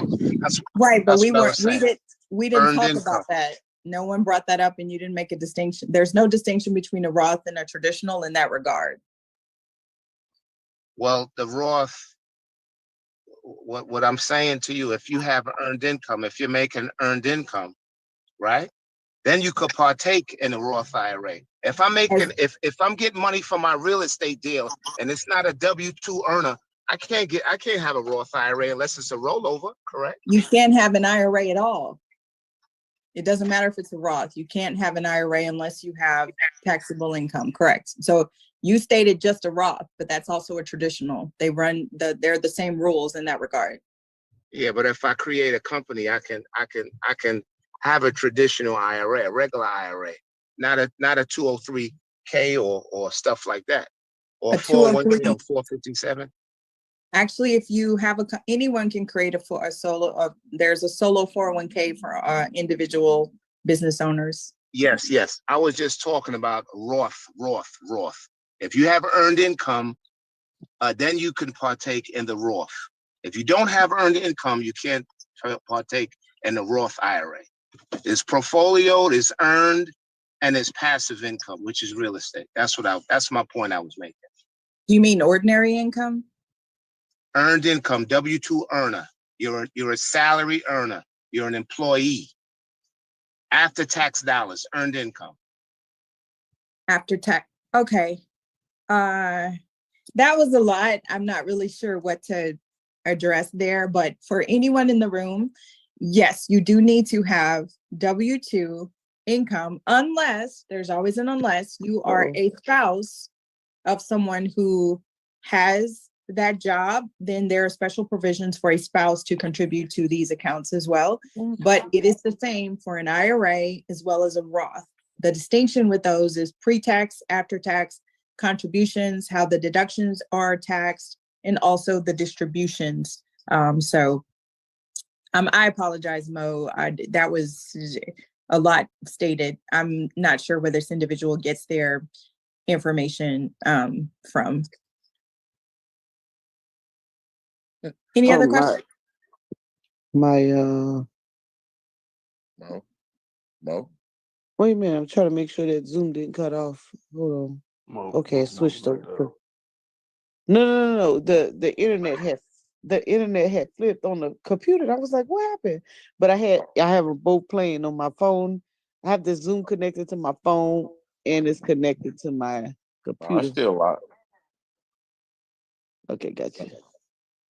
Yeah, I heard W-2. Hold on, let me mute one of these things.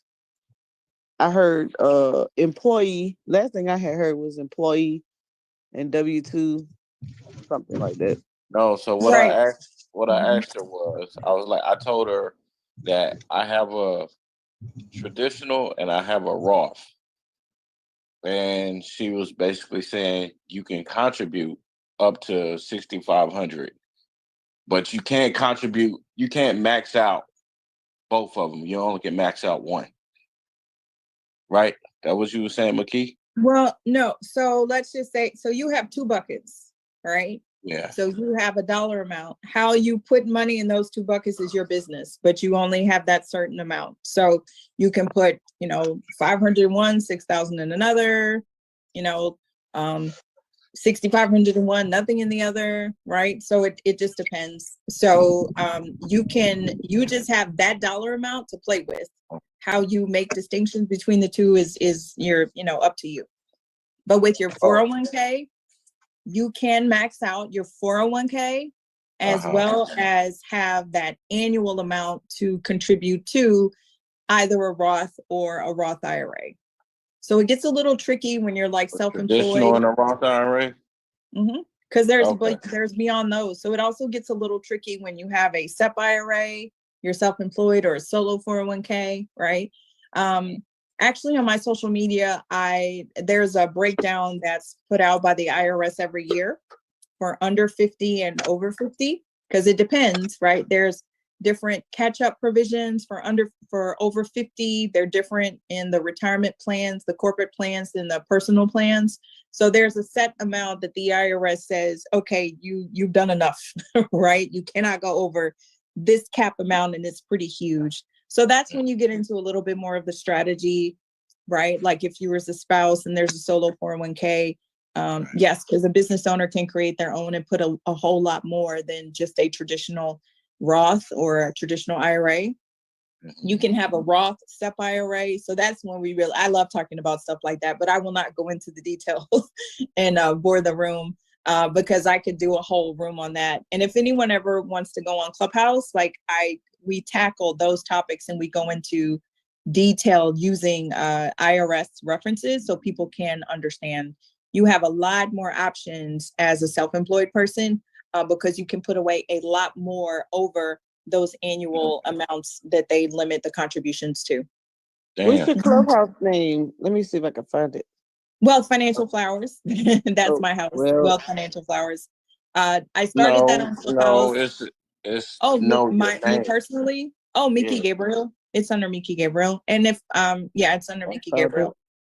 But anyone can look at my house. I'm sorry, I'm saying this as everyone knows. Clubhouse is a social media platform. If there's little groups that you have, and they're called houses, and you can look at replays. So I have people that I vetted that can provide information, and we'll go into a lot of these topics because yes, as Mo stated, it can be a lot. It is a lot. Not everyone needs everything at every level. But I believe in, at least providing education and being a resource because we never know when these things are going to occur or when we need assistance in these arenas. But yes, Chris, if you have a business, you should probably be using something other than just an IRA or a Roth. There's SEP IRAs, there's simple IRAs, there's quite a few. Whatever. You're fired. You're fired. You're fired. You're fired. I got to tell you about all the options. If you guys want to see it, look up retirement accounts and the IRS. And you don't have to listen to me. Go to the IRS and you'll see. You'll be like, oh my God, defined pension, defined contribution. What? There's a lot. So you have anything the corporations can do for the most part, you can also set up because it's just utilizing the tax code. It's just tax deferred accounts. So. But we'll leave it to IRAs and Roth IRAs for the average person that does just fine. And 401ks. Yep. Right. There are 403Bs, 457s, 401As. There's there's a gazillion. 401H, 401A. Yeah. Well, did you know that?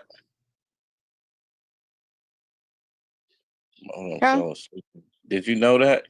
No, I'm reading the thing. No, I only go as far as my little dollars could go, but I'm over here sucking it in. I'm over here, I'm trying to bookmark my stuff, and I was reading her Clubhouse while she was speaking. Oh, okay. I was reading her personal Clubhouse. I was looking at all the different bullet points where she's available in reference to coaching these different you've really you get to book your session now, Mo. Yeah. So And I'll and Mo and Did Chris, you thank wait? you guys. Let me Mhm. make sure I'm on the right person's page. Did you she got the rainbow the, picture, Mo. Rainbow picture I of her. know because she got $ pseudo intellectual. Oh yeah, I am a pseudo intellectual. But just for the retirement plans, guys, like I'll read through this. So again, and this is the IRS, and I'll put this link too.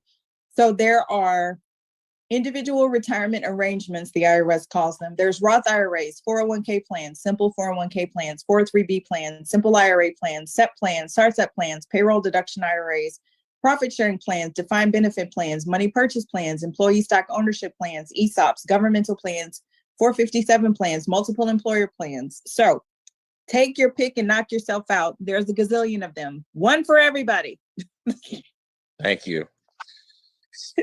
So we could put money. So I can take my earnings from my lottery money and put it in each one of these plans. There are limitations, but you know what, Mo, that's when the chestnut checkers comes in. Like, nobody has ever really talks about money purchase plans and defined benefit plans. So you want to talk about those of you that are making a lot of income.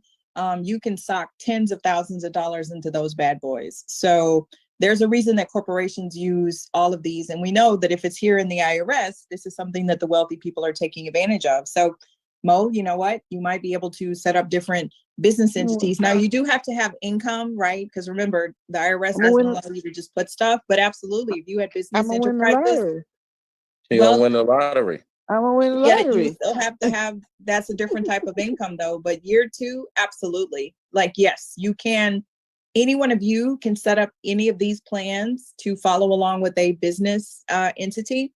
And defined benefit plans are bad boys. Like you can sock away a lot of money in defined benefit plans. A lot of doctors and attorneys have these set up for their private practices instead of 401ks or those types of retirement plans.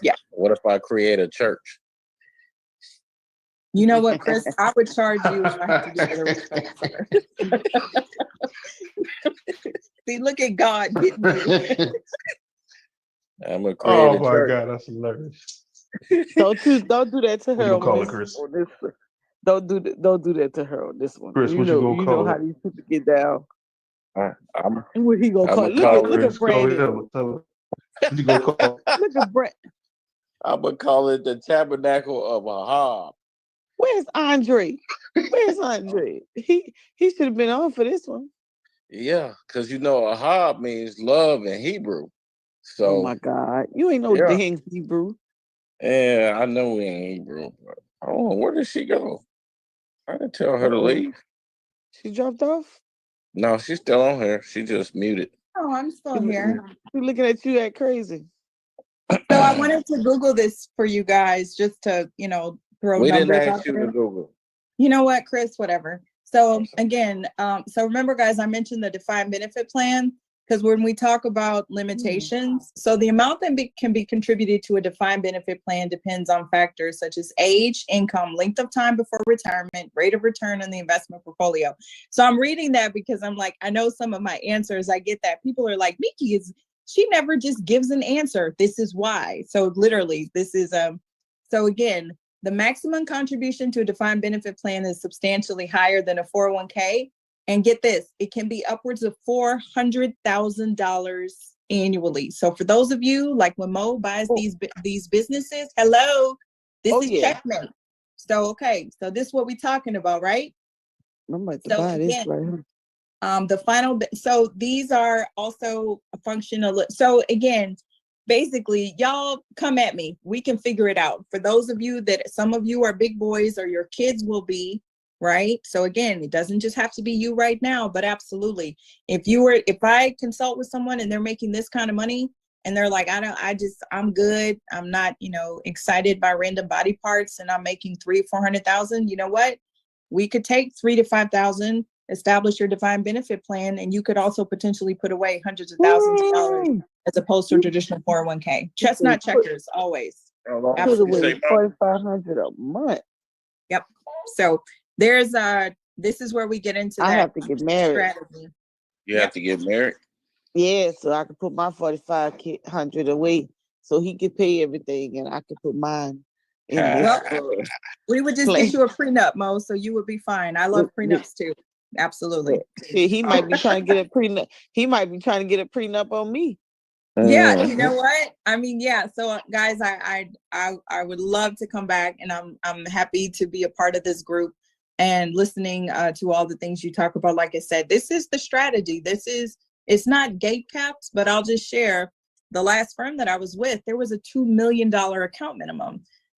So if you didn't have $2 million, no plans, right? You're not there, and they don't advertise, right? Look, they don't have billboards. So let me open up my camera. Hold on, I want to do something real quick.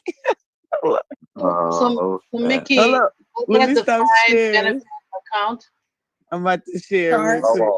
Who said something? Who was that? Look, it's Onique.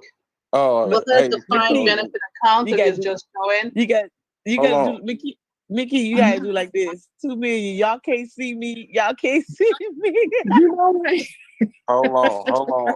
Sister Onique asked her something. Yes, for the defined benefit. So it's not an account. You could have it as an account, but it's a type of a plan. So basically, it's if you have a defined benefit plan, so just like a 401k, y'all know you get the summary of plan documents. You are going to go to an attorney, or they're called administrators, third-party administrators, and they structure, right? Because there's still provisions you put in place. So once you have that document, it typically also has a tax ID because it's its own entity outside of you and the business. And then you could go to like a Fidelity or a Schwab, and the account type would be defined benefit plan. Was that the question? But yes, you can't like go to a Fidelity and like open up one. This is something that has anything that says plan, that's going to have a plan document, which means it needs to be structured as an entity, if that makes sense. It's separate from like an IRA. Okay, thank you. You're welcome. Yeah, I'm sorry, I got one more question. You funny. Would you say, Chris? Mo had to open up her camera. Well, go ahead, Brandon. I had to show my. You see, McKee and I got the same bloodline from the boot, so we understand each other. See, you and Brandon right now, y'all hear. You hear this, Brandon? Well, she sleep. She's laughing. Y'all in trouble now. Right now. Y'all in trouble I'm sorry now. About this. I got a home girl on the panel. Y'all in trouble. Trouble. It's the Louisiana thing for sure, Mo. That's right. You better say it, baby. You better say it. I'm coming. Hey, Chris, hold up now. Hold up. I ain't coming to Houston to see you, but I'm gonna come see you. All right. I'm gonna bring us some boudin. I'm bringing some boudin. Girl, bring me some boudin. Yeah, Shay. Bring me some boudin, Shay. Oh, yeah. What is this? What type of agenda is this? Yeah, y'all both fired. You can bring McKee that. Now she could come on our Cancun trip, so we can share. Yeah, she definitely can.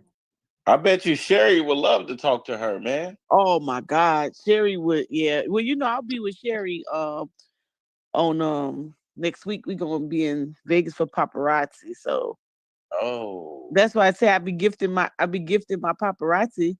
They be thinking I'm just, oh, why are you just giving away your jewelry? Shit, I'm in this jewelry business to get some tax deductions.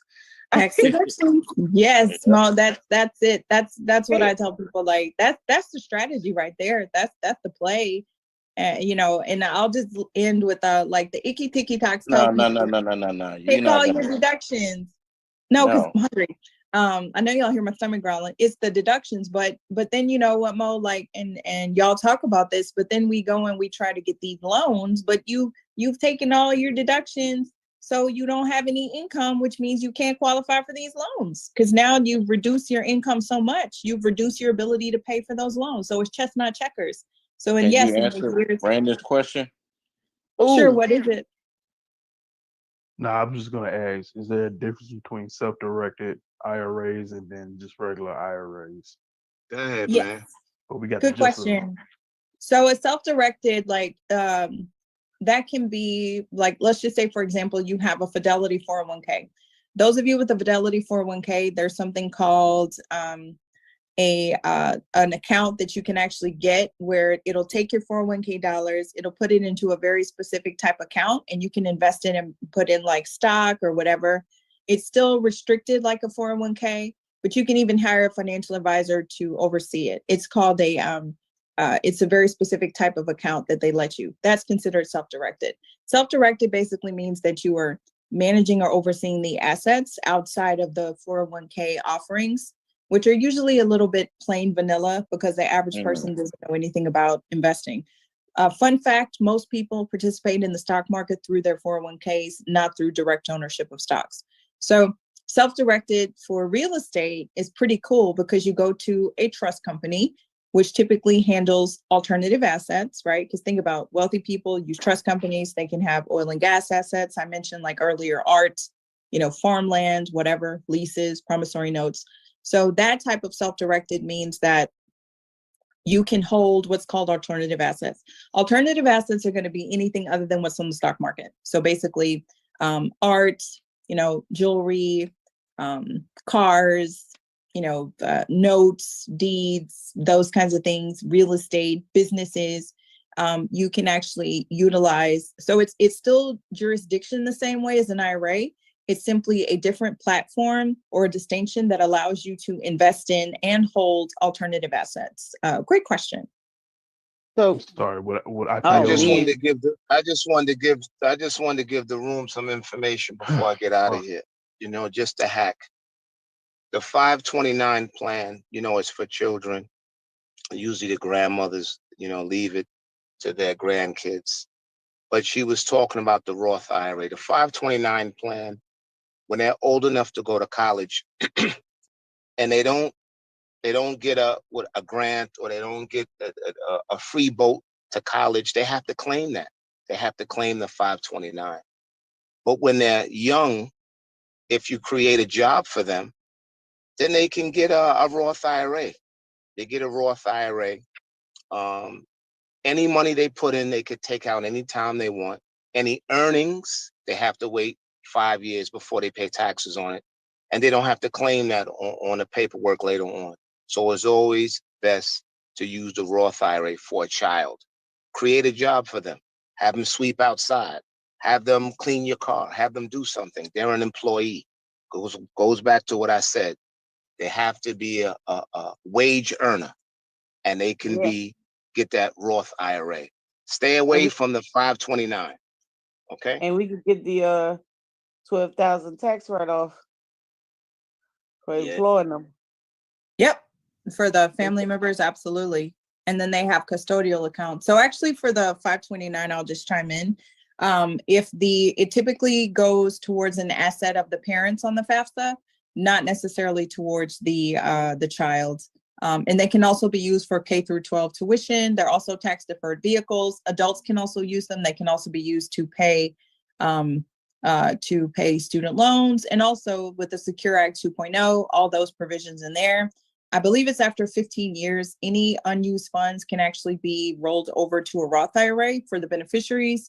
It's just in smaller increments, but that's actually a pretty big change.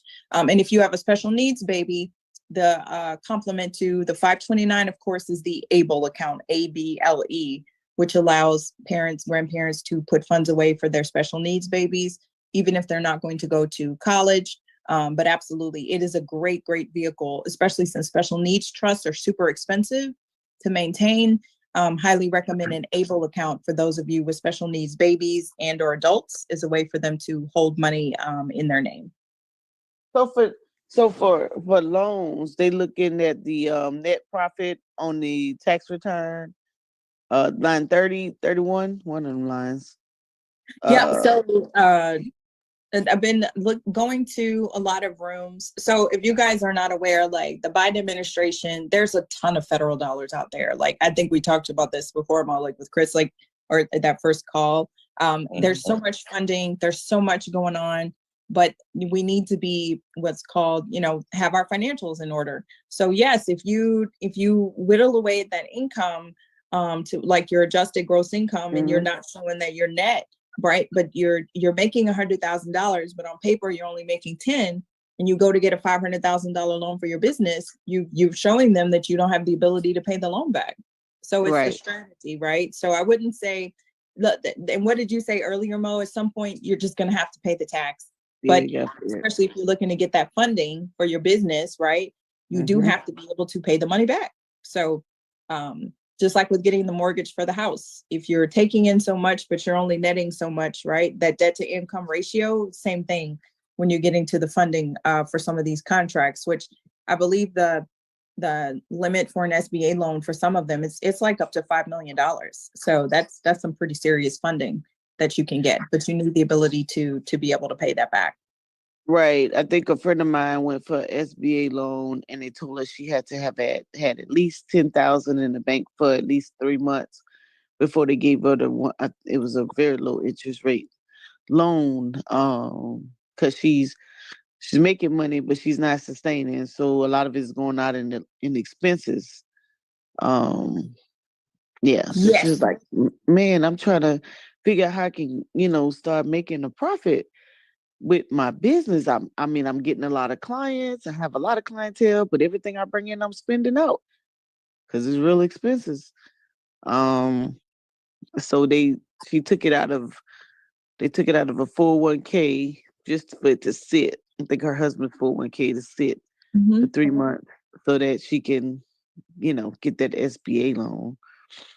And I love that example because sometimes, me 10 years ago, I would have been completely by the book. Absolutely not. But you know what? Like that's the strategy. If they wouldn't have put that money in that 401k, they wouldn't have had it. And now they're going to move on to bigger and better things. That's why I tell people it's your world, right? To borrow a quote from Rashida Roberts, who's also a financial educator that I met. She's also in Houston. Shout out to Rashida. You are your own personal economy. So the more you know your numbers, the more you know your family dynamics, the more you know your business, the more you know your financial goals, the more you know yourself. Do not lie to yourself about your money habits. You know when you spend too much money. You know this. You know when you lie to yourself. Don't do that with your money. The more you know your personal economy, the more you trust your intentions, the more you can leverage your own assets to move forward to the next level. So I love that share, Mo. That's a wonderful share, and good luck to them. And I'm glad that worked for them. That is perfect. That's awesome. Yeah, she's gonna be a super success story because she learned everything the hard way. She just went through the hard knock school, and I said, why you always call me after you make the mistakes? Like, some of this stuff could really be avoided. And she had business credit, and she had these big old machines and all this stuff, and just got clientele out the yang, but man, money management. So she definitely, you've done a lot. Like somebody was saying in the chat, like people don't even know you all have really given out a lot of info to detail, not just what you think. So now someone can actually listen to you and they can hear some of the other folks who be saying, man, we need to be financial literate. No, sweetie, you ain't heard financial literacy until you heard Miss Gabriel. That's what I told y'all, man. I don't know nobody who has that skill set that has just shared with ease. Some people, I've been to the different conferences where the person will get up and they'll give you about 15 minutes of motivational type and kind of bait you in. And then they get off the stage and they say, hey, buy my book. Everything is in the book. Where, you went almost 3 hours, almost 4 hours of just priceless, valuable information that people should be beating your door down. Probably will, be honest with you. I'm sure they're gonna be inboxing and say, hey, who's that sister? How we can get in touch with her? And don't worry, they probably gonna do a background check on you. Because that's what they do in the YouTube world. They look you up. They look me up a million times. And whatnot. But I'm not ready to call some people and be like, when you're looking for a financial advisor. So in a few weeks, yeah. And I will say, I don't manage. Yeah, I don't manage assets. I chose not to do that because now I'll be honest. I refer it out. And honestly, up until a certain amount, I feel like Fidelity does a good job. They're robo-advisors. And I'll share with you, I'll be super honest. This is going to sound really bad. When you are investing assets for someone who has never invested before, that's a lot of questions. I prefer to work with the coaching and the strategy, the education, but later, will I establish a firm? Absolutely. But it's not my special arena. So I do have people that I refer people to, but honestly, like referring someone who is at an entry point where you're at a firm that has a high minimum, they're not going to give you the care that you need. The fees are going to be so expensive. So I love Fidelity, Schwab, TD Ameritrade, all of those, Vanguard. They do such a great job until you reach. My personal point for someone needing professional advice to manage their assets, now that's managing the assets, not the planning, is about $250,000. Right. Until then, you can probably just do, I'll say like, right. You can, there are funds for that. There's ETFs, there's index funds. Cause I'm super honest, right? I know now for you, Mo, with your 500 million, I might make an exception and form an advisory and manage your assets myself because I'll be quite honest. No such thing. Hey, don't worry about it. You can get that $250K. Oh, I'm winning lottery. We are sisters. We are blood sisters after that. I get that 500 mil. Baby, we are sisters. We leave it. Chris is not coming to Cancun with us. Chris, you know what, Mo? You could pass that Series 65 yourself and set up Mo's investment advisory just to manage your own money. How about that? That's what you're gonna do. I didn't catch that. You're gonna coach me. Mo's gonna have her own advisory firm. That's right. That's what we're gonna do there. That's just not checkers. Wait, Nikki, wasn't the name of that? What was that again? Mo. Right. No, what's the name of the the Series 65. Series 65. Series 65 through the SEC. Yep. And you don't need to be. You heard us talk about that.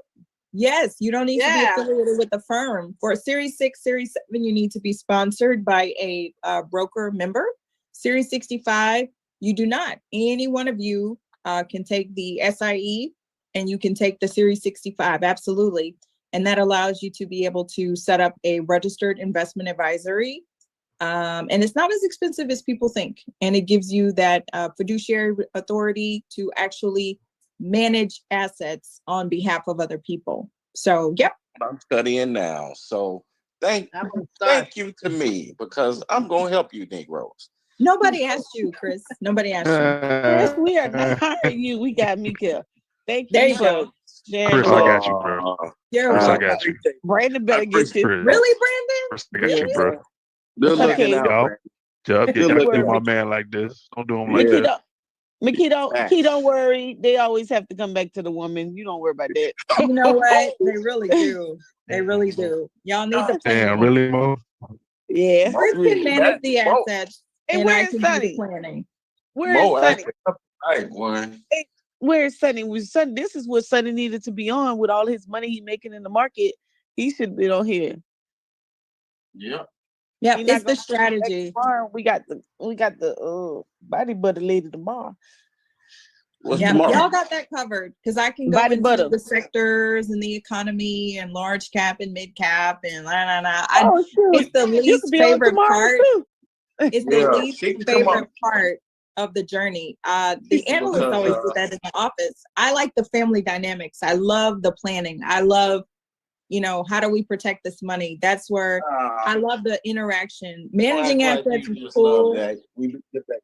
Yeah, but I love to talk about the economy too now and the global economy. But yes, so there's so many great places for managing assets. But absolutely. Now, y'all might convince me though. I could, but for now, I do coaching and strategy, and I do referrals for trusted places for those of you that need help actually managing the assets once you get to that point. But thank you. You can't come on tomorrow? She has a Clubhouse, ain't it? I can listen in. Are y'all talking about investing tomorrow? We talk about everything. No, we got the other lady, Chris, coming on. But you're going to be on Clubhouse tomorrow, right? No, so I'm on Clubhouse too much, but my formal rooms are, so I have two houses. Financial Flows, Abundance and Legacy is Friday at 7:30 p.m. Central. And I usually pick a topic related to money or wealth. So this Friday, I believe we're going to talk about the Aretha Franklin case, which just breaks my heart, right? All of that money, 4 wills, holographic wills, which means she wrote them out and signed them.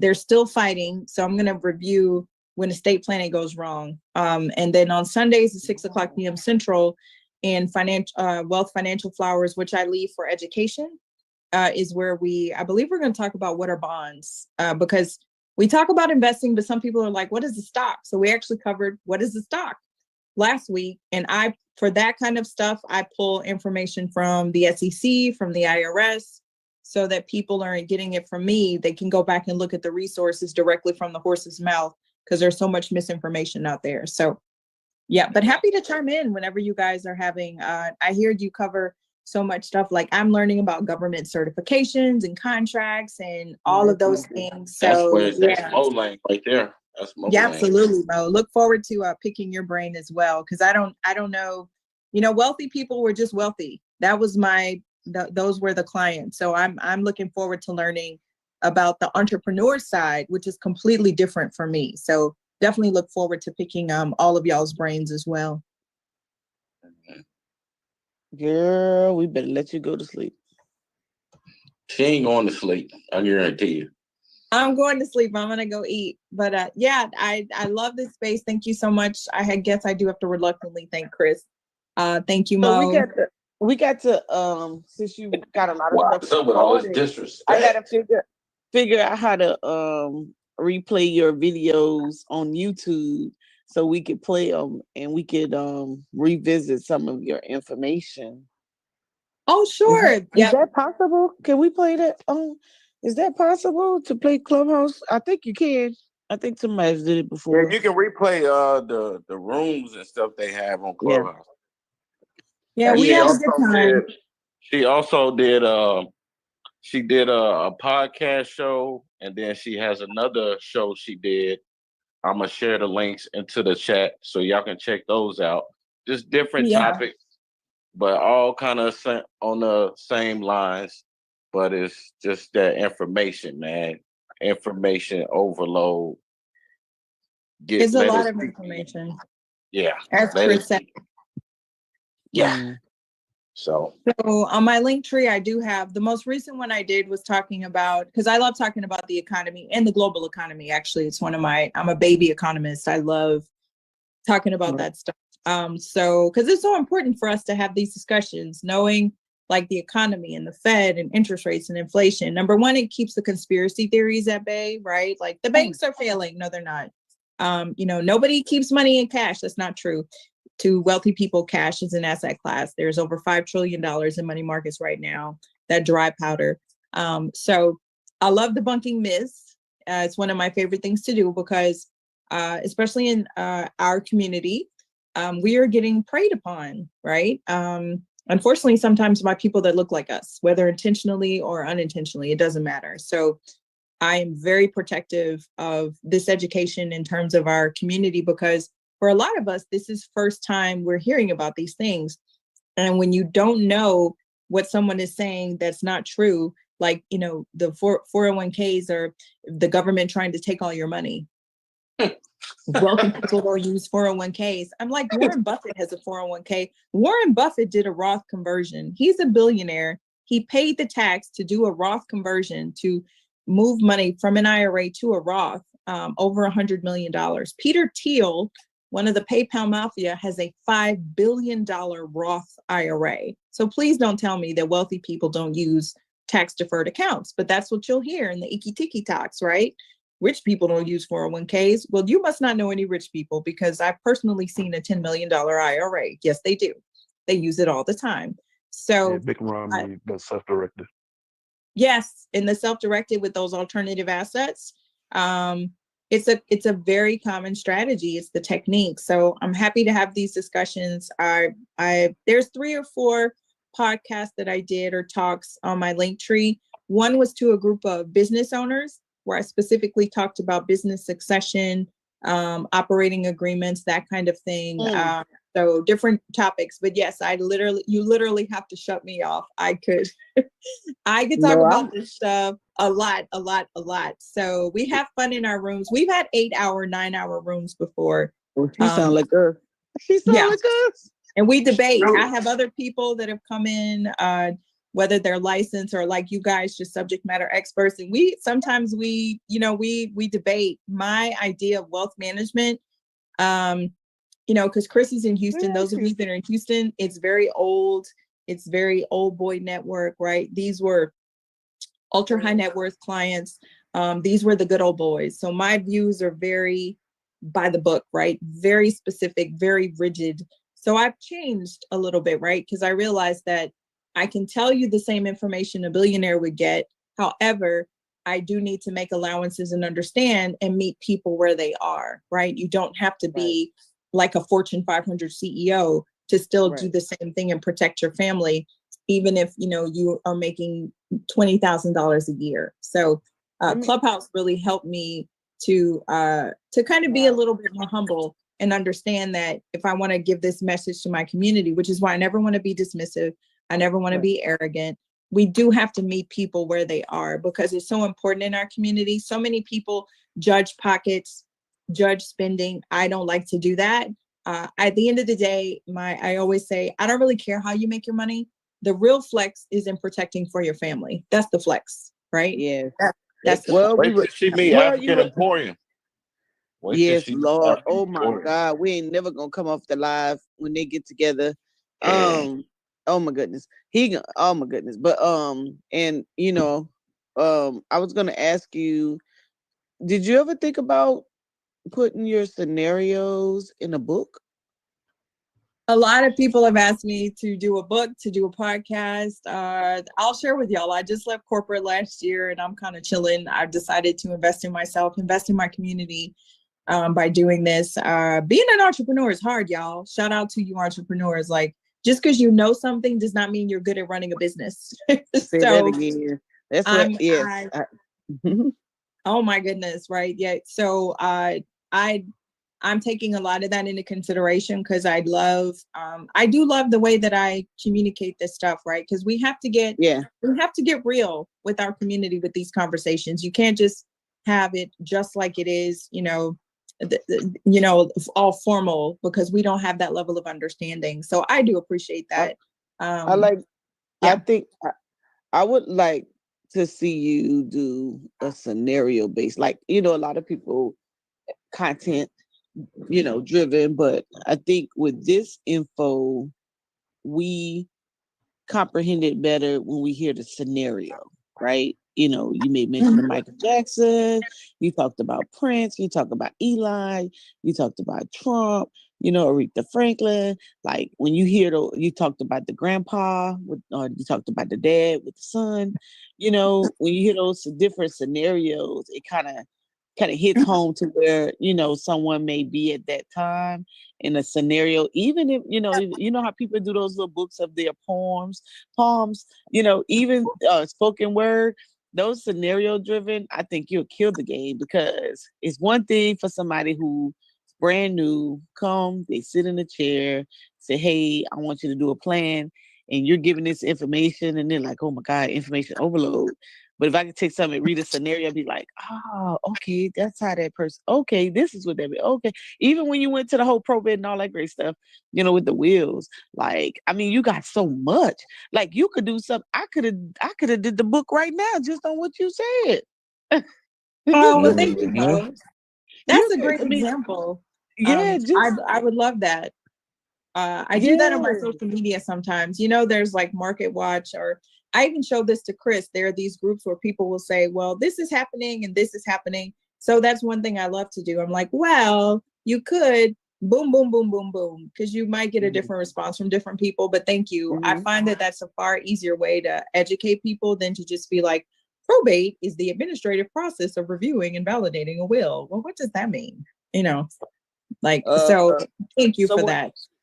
Someone just requested you on LinkedIn. I think I hit you on Clubhouse. And that's right before this show, there was a show on tech they call Tech Tuesdays, and they were speaking, well, trying to encourage people to join the tech industry, whether it's networking, hardware, coding, whatever, so they can get some financially livable wages.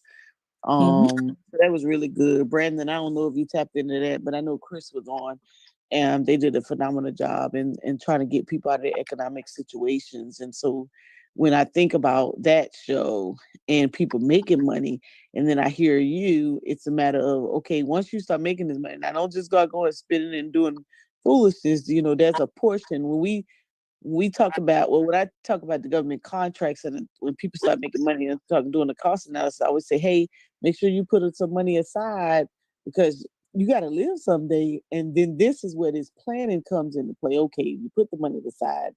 Why are you putting it aside? What is the purpose of you putting it to the side? So I love it. Yes.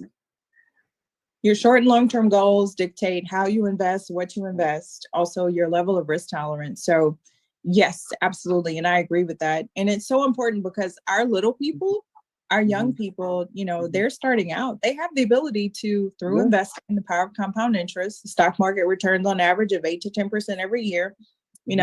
They can just 10% their 401k their way to having $1 million by age 65.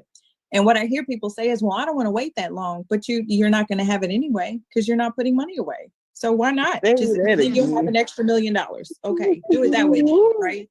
That's what I tell people. Well, just do it and have an extra $1 million and give it to me when you reach 65 if you don't want it. Yes, so that's so powerful. Really, because, and I'll share Mo, and then I really will go. This is great, guys. Only because we want to let you go this time. We're gonna let you go. I will share millionaire stats.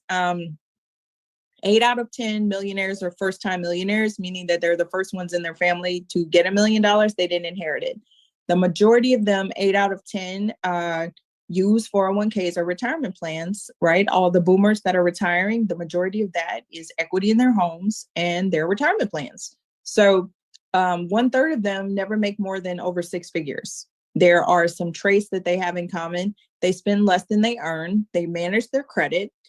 They have a budget, and they tend to invest, and they invest in the stock market. So some more fun facts, not fun, but when they say that Black net worth is declining, those numbers are actually true. Why? Because in 2023, we're making more money than we ever have.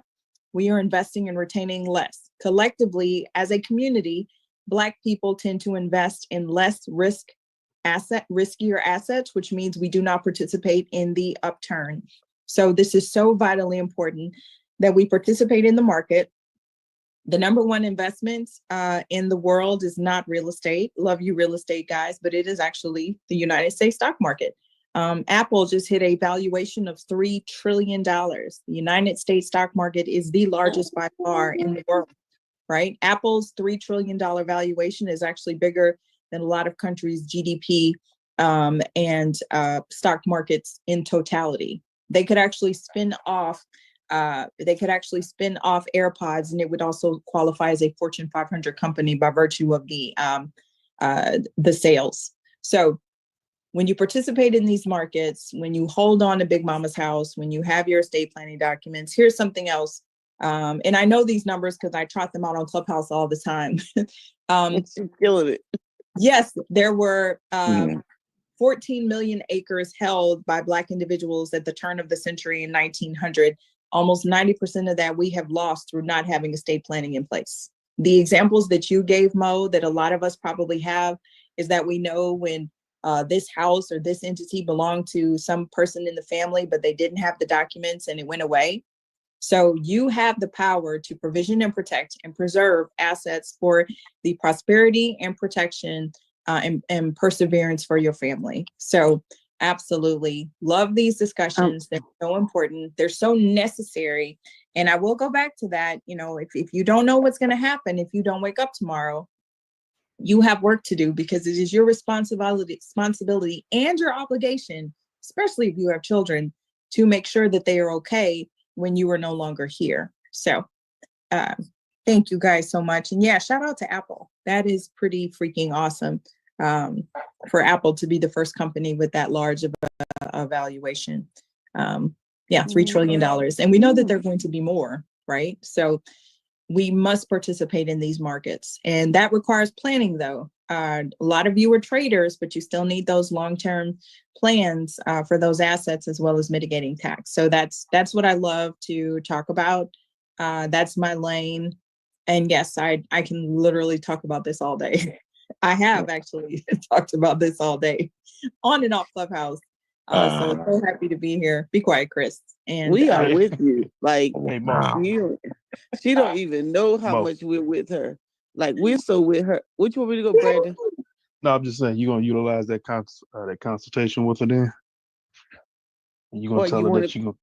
Oh, Brandon, I have free consultations, by the way. So if anyone, if you look at my link tree, and actually like today I had an hour consult. I'm such a bad entrepreneur, guys. It's hard for me to, and I'll share with you guys, right? So when you're in a wealth management office and you have assets under management, all of that, if you want to talk about a prenup, if you want to vet an asset, if you want to vet an entity, if you need whatever, you just pick up the phone. Hey, and blah, blah, blah. And you just take care of it. So I want to make sure I'm available for everyone. Yeah, no, Chris, not you. So I have some holy water for you though. So ouch. I have a price point for everyone, under 25 or under $50,000.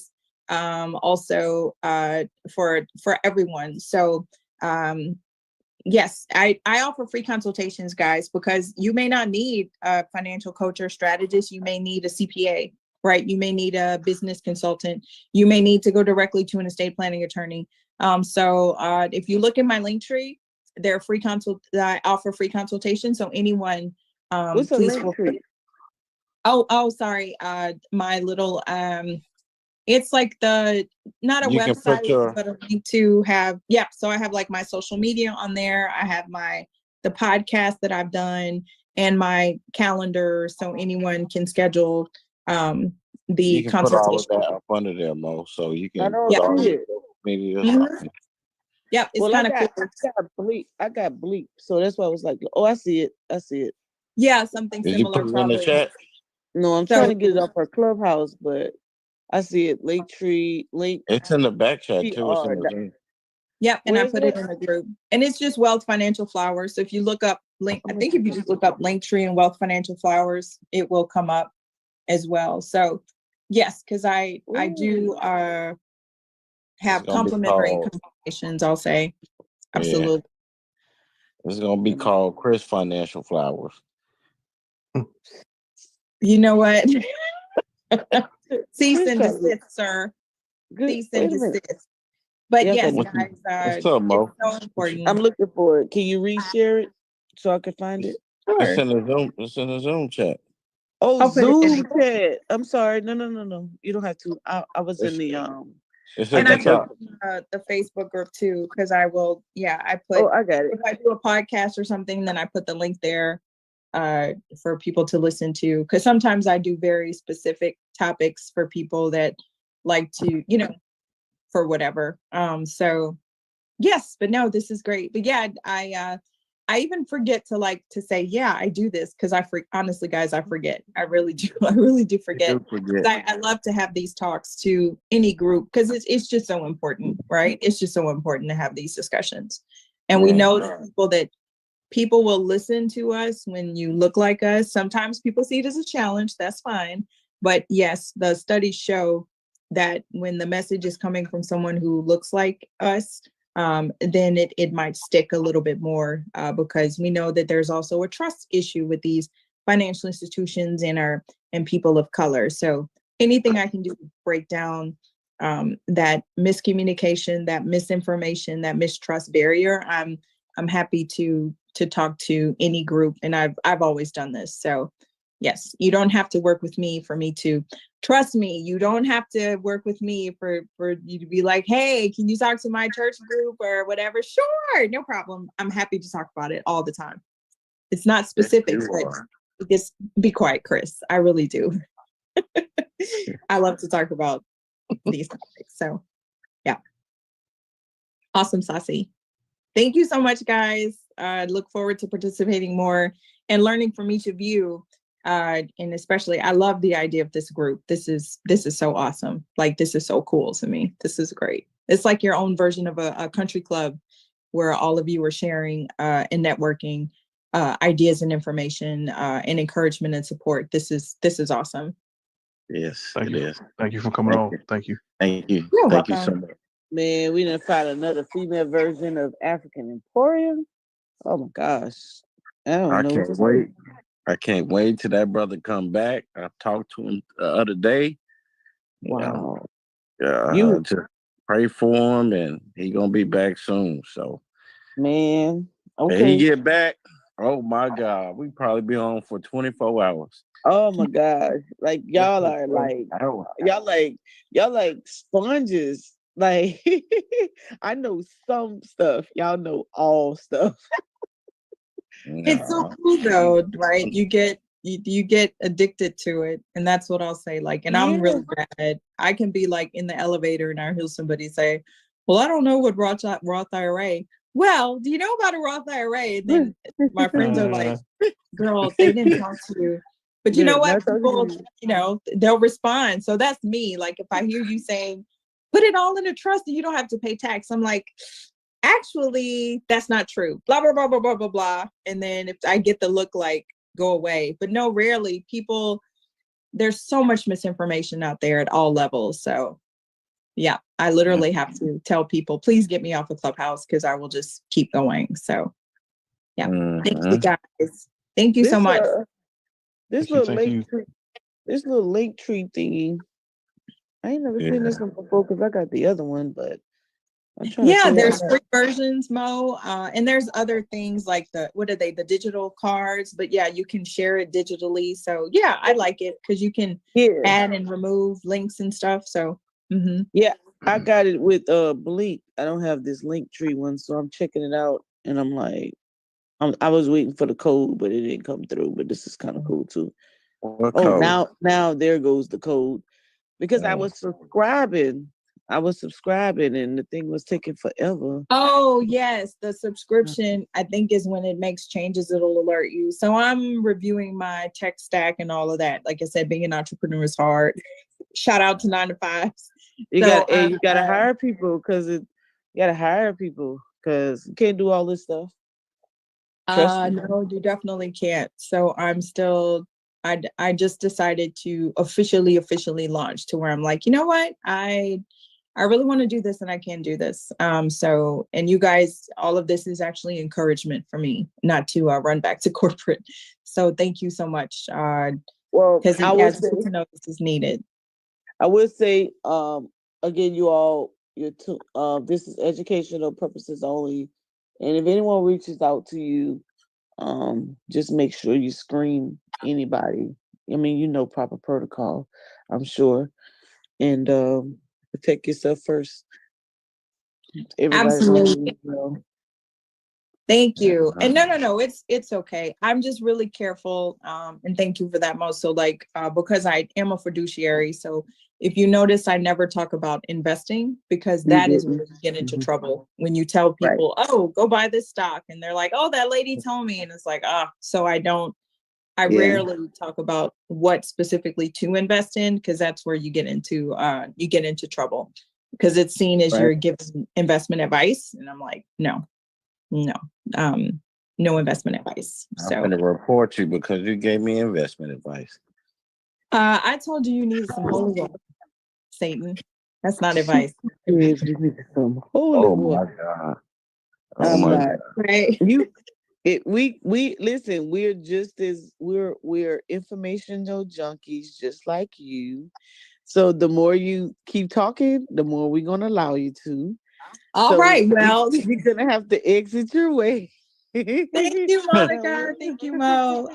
This was really great, guys. In all seriousness, I'm happy to be here and chime in. Thank you, guys. She can call me anything.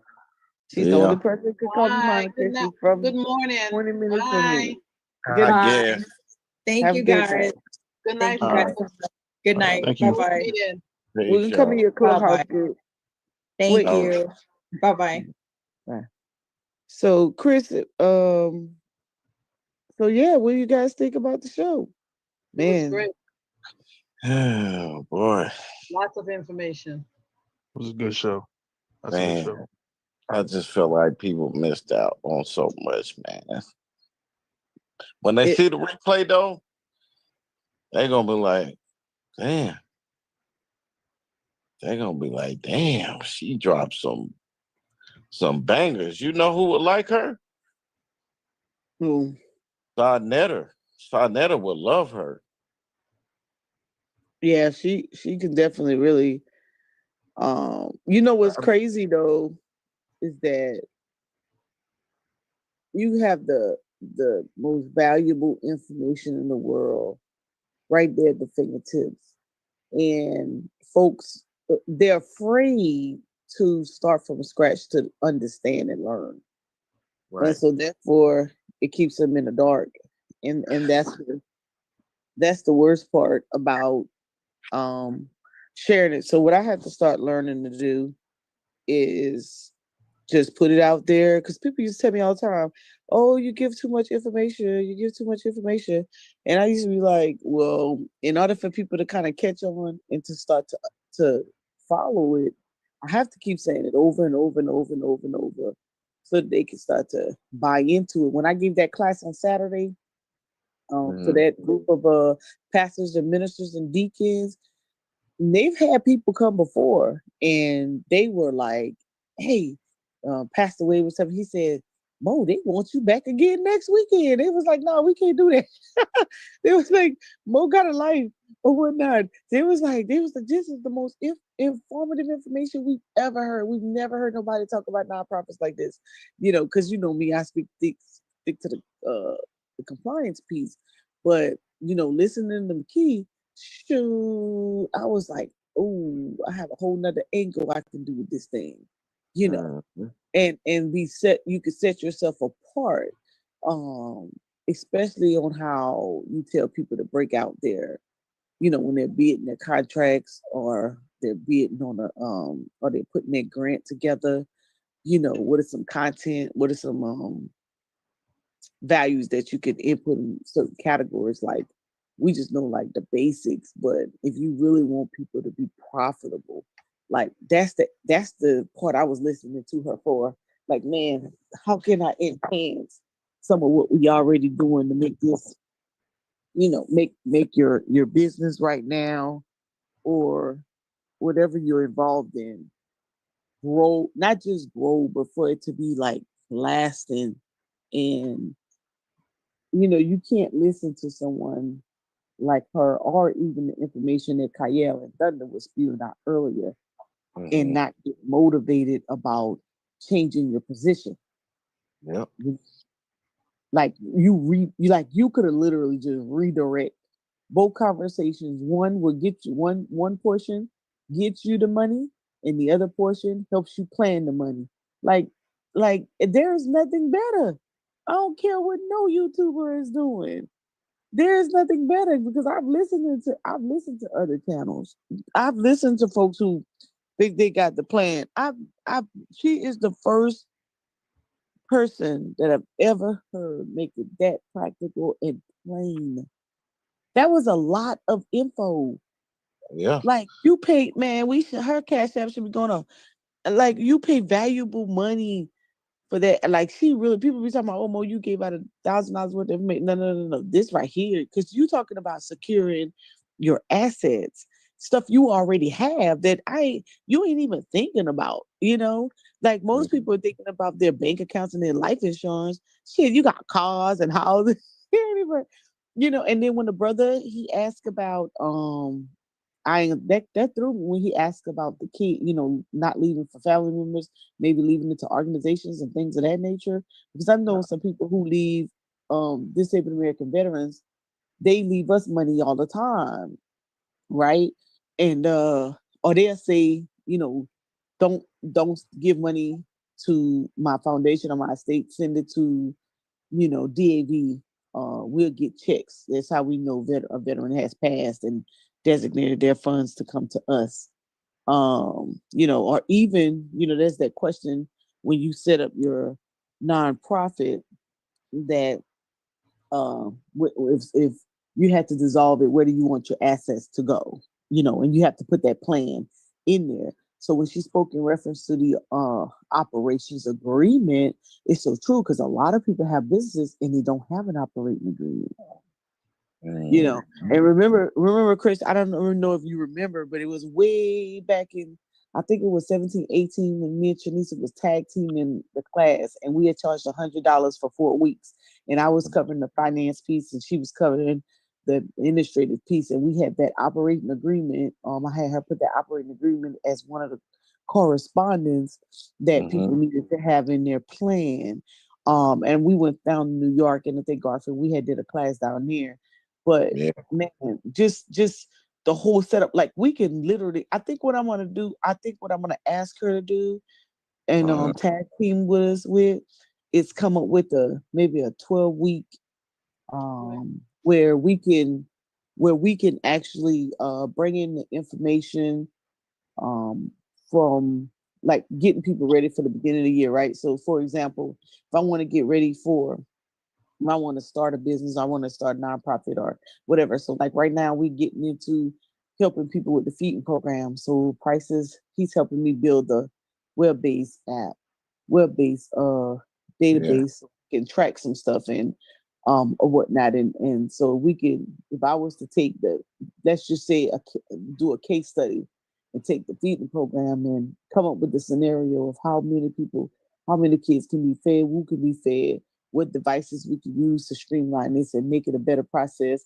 to be able to do it. And then, hey, what do you do? How do you set up your money? Because what I'm into now is not just you hiring people to do the work or people getting a job, but when those people get that job, what do they do with their money? Like, how do you break out your money to keep yourself in a position that you can sustain your lifestyle? And like she mentioned, a little put away and for retirement years can go a long way. But if you don't know, putting that money, and Chris, we talk about it in my econ, getting in those cash producing assets, being able to earn 8 to 10%. I always say 3 to 8% a year, in those assets. How can that help you in your lifestyle or just your home front, like your expenses after retirement, because you're going to need it. And I think that I'm going to see if I can come up with a scenario picture to her and see how it works and how we can actually build, like create something where we can build it all the way to the beginning of the year. Like we'll have to do a case study on something where you earning a certain dollar amount, and based on that dollar amount you earn, this is how you want to set up your plan. So create a scenario that walks it all the way out, and I think that what do you say? This is the first professional to speak comprehensively on finance on Black Utopia. Yes, you're absolutely right. She's comprehensive, man, and detailed and with clarity, not speaking all kind of big words over your head to the third grade level, layman's term. If you couldn't understand that, you wouldn't pay attention. You had to be tuned out to something else and being distracted. So I would love to create a scenario, just like I did. I think it was in 2019 when I did the feeding scenario and broke it all the way out. Like, how do you start it? How do you start the actual nonprofit? How do you organize it? Here's are the policies. Financially, this is how you manage your money.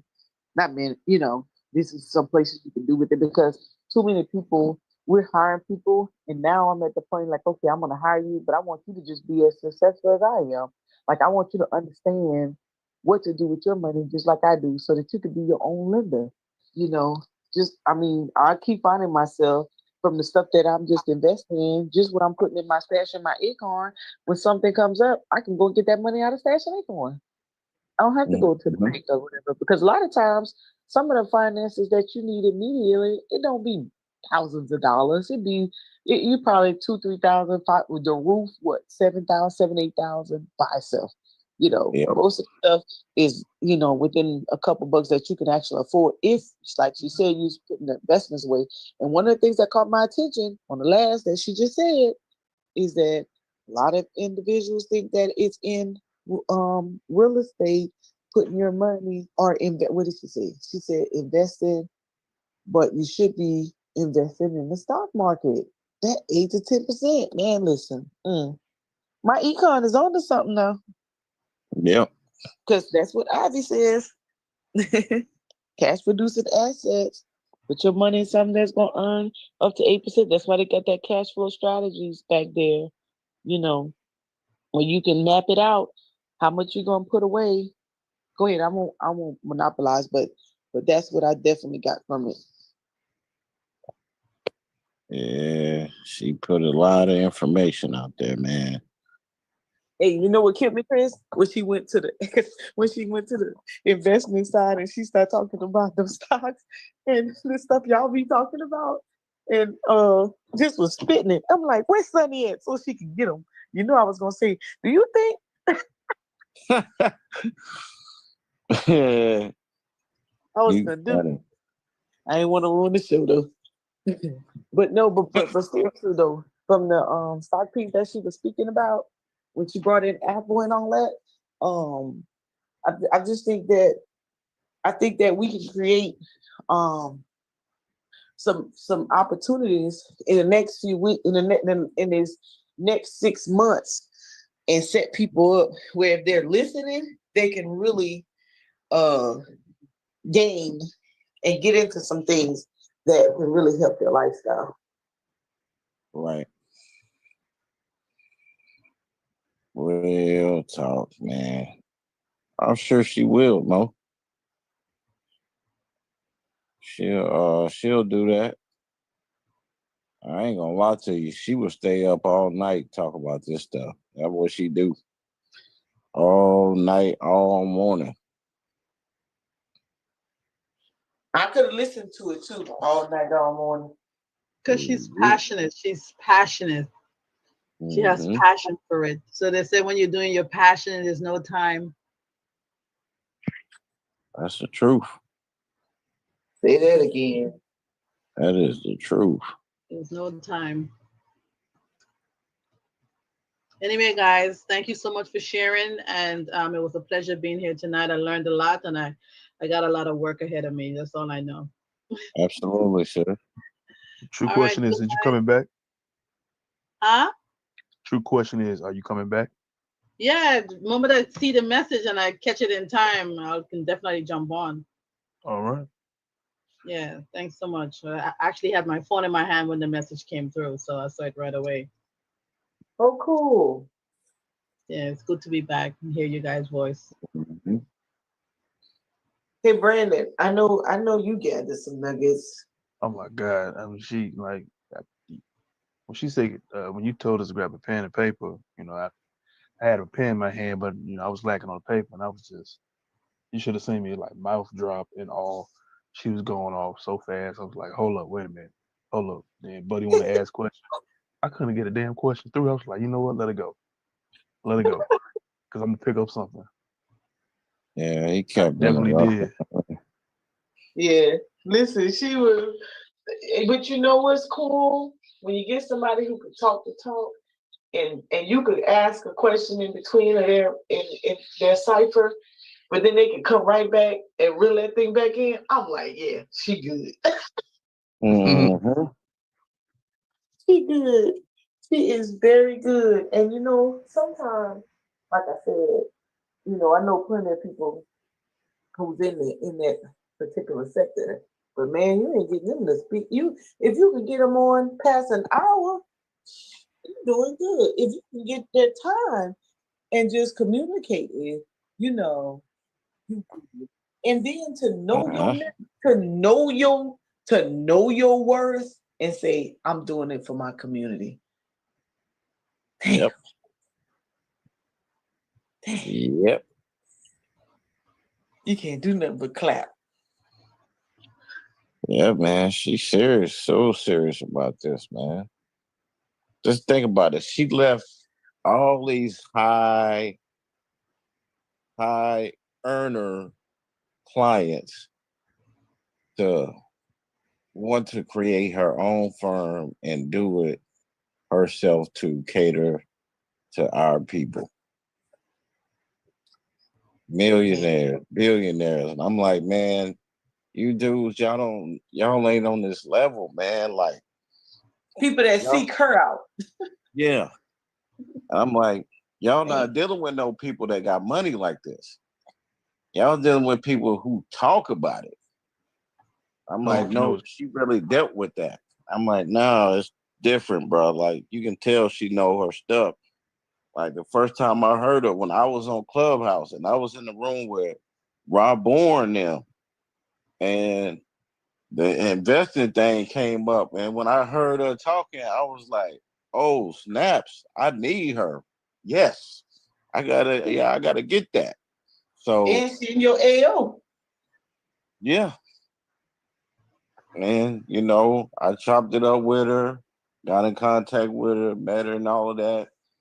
And I was like, yeah, man, we need you, like, for real, because ain't nobody bringing it from this vantage point right here.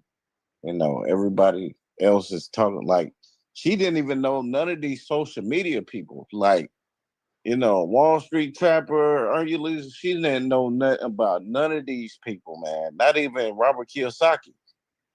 Wow. She didn't know nothing about none of them. She know real people. That's what I'm saying. It's different. Like, she know people that actually got money and got real, they really doing this stuff. So I was like, wow, I can't believe that she didn't know nobody. So it's like a whole different world she in. Like, these people that make a whole bunch of money, they don't know these crazy people on social media like that's selling courses and, trying to teach people about stocks and stuff. But Chris, that's what I say when people be saying, things like, the community. I be like, y'all, who you talking about? Because the average person have no clue what you're talking about. I have to come down all the time to share with people. And I don't know nowhere near what she was talking about. Like, may have heard the terms in passing, but to be very detailed as such. And I like, what I tune into? The fact that she know the regulation and she pull out the reg. Oh yeah, she got my attention all day. Because most of those people, they don't pull out me too. Yes. Yeah. Most of those people do not pull out no regs. I'm telling you, I said we debate. We debate about the Fed, everything. And she just pulling everything out the book. Boom, boom, boom. Well, what if I want to, give somebody advice about stocks? Well, no, this is why you don't want to do that because blah, blah, blah, blah. I'm like, we just talking all day about this stuff, like all day. And that's why I'm like, damn, she cold with this shit. She know her stuff. And I don't like new friends. And when you asked me to talk to her, I was like, look, I was telling myself, I don't know, feel like talking to nobody today.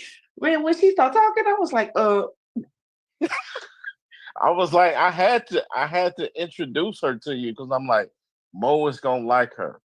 I'm telling you, because Mo be on the same wave. Like, when it comes to, doing stuff by the book and doing it legal, I was like, yeah, they gonna mesh fine. I was like, no, I gotta get her to Mo. This is too good. Gotta bring it to the group. And that ain't even a half of it. Now, when we start talking about, stocks and, the Fed and all of that stuff, now we be debating about that. She kind of like a contrarian with that. And I'm like, nah, I ain't with that. But it's hard to debate her because she knows shit that I don't know. But, the stuff I know is fundamental. And I'm like, and she got me with that. She go with this shit. I'm telling y'all, man. She about to kill it a second ago. Yeah. I'm like, this is just estate planning. She ain't even got to investing part, the Fed, politics. She ain't even get to that part. Yeah. I'm like, We got to get her to she got to put something down in writing because I had to tell her, look, and the cat calling the killer black, right? Because people tell me I'm old. Man, why you don't have, listen, that workshop I did on Saturday, it was 60, I think it was 50, 58, but it probably was 65 people because I'm sure some people didn't sign in there. And my friend Wes said, he said, Mo, you know, that could have been 65 books sold. You over here playing around, up there doing stuff for everybody else. You better get that thing done because the simplest little thing could have made you some money on top of what you've already earned for going and do the workshop. Like you messing around, you know, you passionate, but you better think about your own, you know, future. I'm like, man. And then here she comes, and I'm like, you know what? They got good people out there, no matter what people say, and no matter how many people tune in, they ain't got to, because I needed the information. You ain't got to come. I'm listening. Yeah. I'm listening. I don't know about them. Yeah, I could have listened for hours. Look, my friend Jackie called me. She said, "Why you sound like you wide awake?" I said, "Because I'm listening to a financial advisor." She was like, "Hey, you laughing? You ain't never awake every time." I said, "I know, but she had my attention." Yeah, man. That's what I'm saying. I heard her talking on Clubhouse because you had people in there that, you know, was spitting stuff that they ain't really know, and she would have to correct them. And I was like, damn, man, I got to get in touch with this sister, man. She cold. I was like, she was just breaking it down so cold. And then, like, you know, just talking to a regular, because we talk about this stuff all day, and she helping me with the Series 65. And I'm like, man, yeah, I got it right here because the sister, she really made me think. Matter of fact, she told me to go into this Facebook group called Money Heist. And it was a particular post that she had me look at. And it was about a real older couple. And it was about, you know, estate planning, you know, where they go about get ready to go into retirement. And that post itself, the way she broke that down, I was like, man, we need this more than anything else, man. And I'm just because she just put everything into perspective. And what was it? What's the name of the group again? Money Heist. I'm gonna invite y'all to it. Money Heist. Yeah, I'm finna go to it right now and invite y'all because it's real people in there that, you know, this is what they discuss. They talk about, you know, their retirement. Money Heist, the experiment. Hold on, let me see what you're saying. Let me go look it up real quick. Let me see the Money Heist. No, it just say no. You know what? It Money Heist. 204K. No, the Money IST. That's what it's called. Oh, the Money IST. Yeah, I'm finna invite y'all. So, invite you. I'm gonna invite Brandon. Yeah, so I just invited y'all. But they talk about the group by Market Watch. But they talk about all this stuff in this group, like these real scenarios that she be discussing. And I was just blown away, man. Like estate planning, I'm like, damn. So when I be posting the videos of the brother named JT the Pocket Watcher, he's a real financial planner. So he be telling people, you know, these be scams that we be getting a part of. And I'm not hating on nobody spreading, you know, stuff about stocks and stuff like that. That's cool. But man, financial planning, estate planning, bro, that stuff is more important. It's more important because if you die, it's gone. Nobody benefiting. Like you're not even passing the wealth down. So she had me with that. I was like, man, that's cold. That's some stuff you can do right now. Man, I need her on the Zoom. One of my veterans thing, but I have to probably on. Got to see what day she's available because she got, we got all them old head vets and they got all these damn assets and money, and I promise you they don't have this stuff in place. I know they don't. Nope. That's the first time I heard stuff like this. Now, we heard about trust and stuff like that before, but not to this extent level. Chris, we heard about a trust, but which one? yeah, trust, right. Right. Listen, we heard about a retirement plan, but which one? Yeah, it's so who many. The most? PSP and 401k. About this, that. Hey, yeah. About 2 to 15 retirement plans. You're like, well, I'll be down. And then that's why I was over here bookmarking. Y'all thought I was asleep. I wasn't asleep. I was trying to bookmark this stuff. I'm like, man, get the hell out of here. Matter of fact, she can put her stuff on a dang. You know how bad? Okay, so y'all remember back in the day when people would write a book, they would put a CD in the cover. Mm-hmm. You know how when you buy a book for class and then you have the CD that will come with it? Yeah, that we need a flash drive. We need a flash drive, or we need a card. Look, or we need a cloud of YouTube videos. That's what JJ the CPA. I don't know if you guys know JJ the CPA, but JJ the CPA. Yeah, you put us on to him. What he started doing was he started doing those conferences, and people was turning out in droves, right? And he charged $200, well, like $197 a class. The class would be for 3 hours. There'd be a worksheet, and he'll do simpler what she just did. He would pick a topic, and he'll go through that topic. He'll give you the Excel spreadsheets. He'll create like a little dummy proof plan or whatever, and then he'll have the PowerPoint, and then he'll have the YouTube videos where he talked about it, and you'll have access to it. You'll have access to it for 30 days if you take the class. So once the 30 days is up, then you no longer have access to the information or whatnot. And his conferences, he don't stream them on YouTube. So you'd have to purchase it in order to get it. Like, I mean, yes, like, man, listen, you talking about coming up with monetizing, like people would demand him. He's a CPA all the way in Oklahoma, but he gave out so much detailed information on YouTube. He done 2 books now, 2 little simple tax books, and people will be requesting him from across the way, and he has CPAs tuning into him because the stuff he was saying they wasn't up on it because he was keeping up with the latest regulations based on all these different treasurer changes that were going on. He was just spitting out the rigs. Or what? Man, listen, I listen to JJCPA all the time. It was like, no. So my accounting friends, because my degrees are in accounting, but I served as an auditor all my life. So I didn't serve on the accounting side. And so I was like, man, I'm getting me some CPA hours.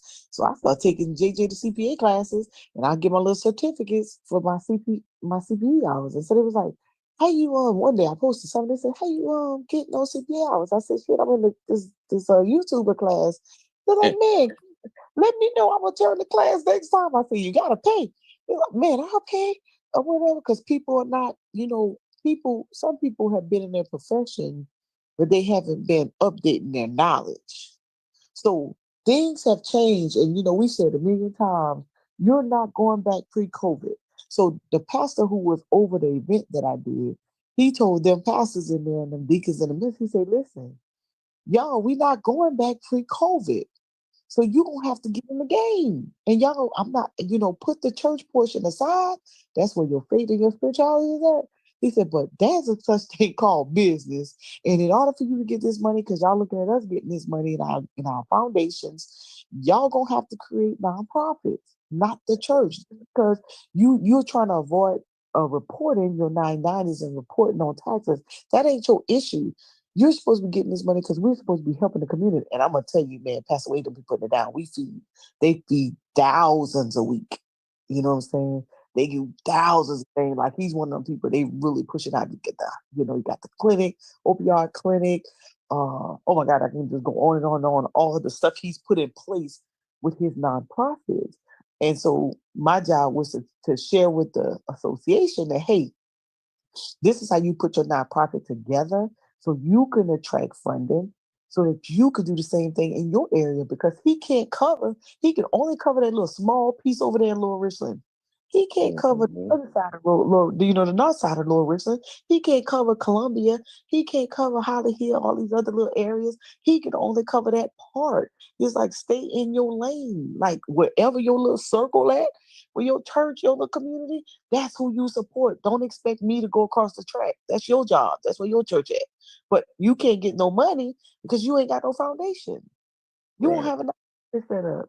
And your church can't get the money. I'm trying to tell you how to get the funds. And he's telling them this because there's a lot of money that's opened up. Well, the money's opened up, but he can't tap into all of it. They only gonna give him so much. He's trying to tell them, like, hey, it's 80 something of y'all. Tap in. It's the same thing about this information on YouTube. Like, if somebody's putting the info down, everybody always talking about, man, in the community, we don't have nobody giving us the information. Oh, y'all talking over our head. Y'all not making it practical. Every time we listen to y'all speaking this, that, or whatever. And McKee was so elementary, but she was so clear. And she was just pushing the content. Like, I know you heard these words before, and I can't wait till she break down these trusts and how people are using them wrong. They are literally using that information wrong. Yep. It's coming. I love it. I could have just sat here. Listen, I had to turn my light on. I had my notepad, Brandon. I had the computer out. I was. In my mind, when I was listening, though, I was listening to come up with a training that could simplify. Okay, here's the questions you need to ask when you do go to the professional. Like, the biggest issue I think we have, we don't know what to ask because we don't understand how it applies. Right. And so when she was speaking, I'm saying, oh, that's how that applies. Oh, okay. I need to do this with this with that. Okay, no, change this over here. You know what I'm saying? You could just listen and you could say, okay, this is what I need to do with this.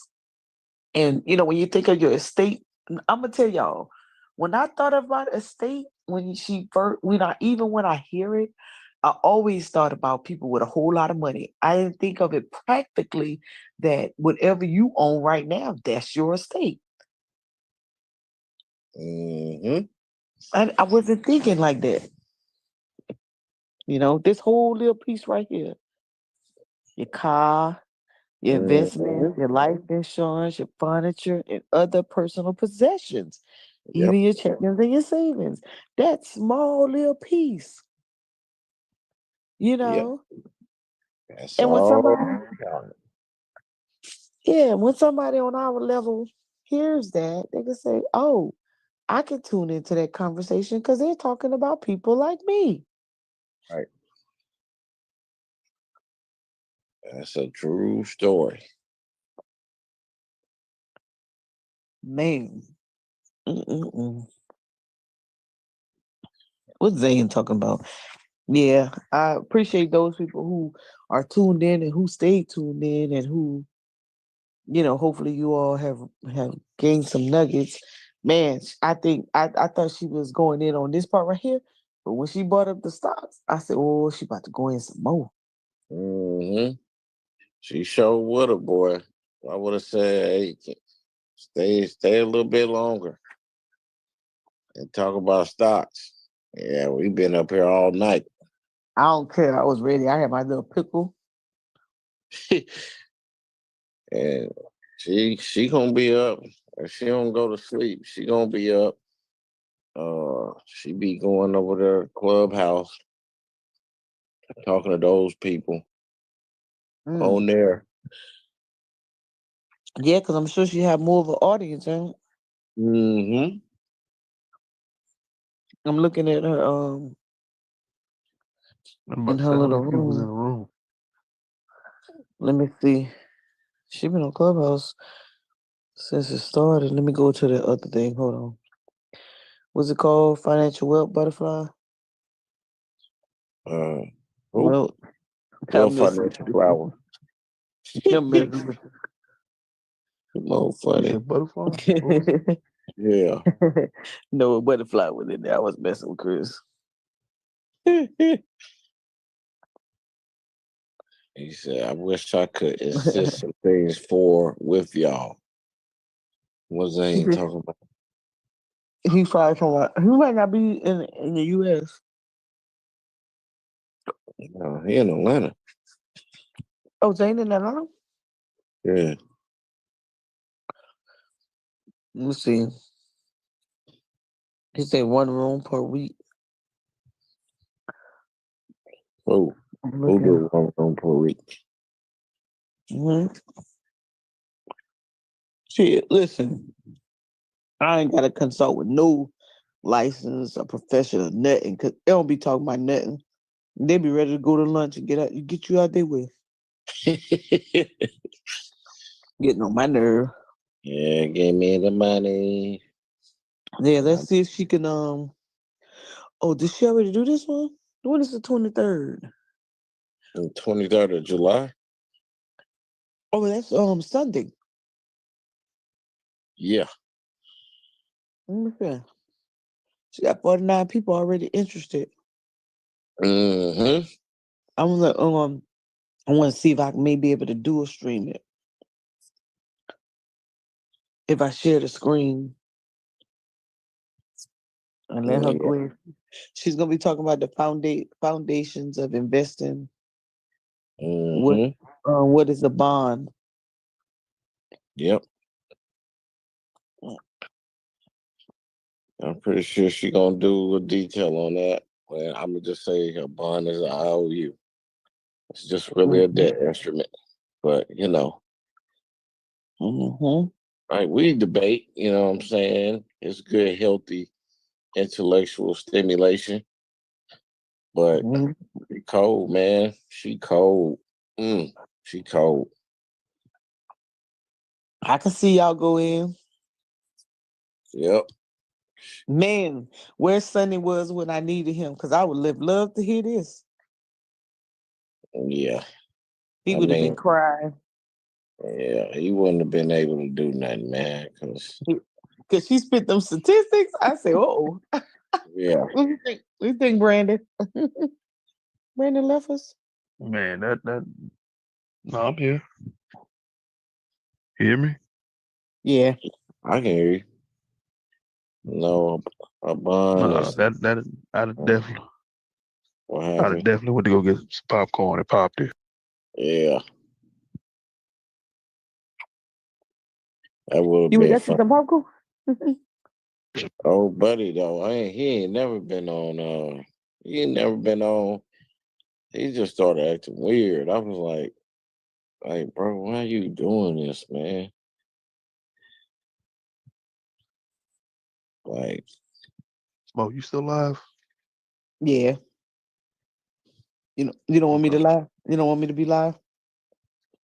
Oh, let me hang it up. It's cool. I mean, it's whatever. I ain't tripping. Oh, is a bond not a loan? It's something like a loan. You basically hold it for a certain amount of time. Like you can do a treasury or like a series I bond. You hold it to maturity and then you sell it. But no, it's not a loan as in, I'm giving you something, I'm letting you borrow something and then you pay it back. I'm buying something at a particular interest rate and it's going to mature at this date.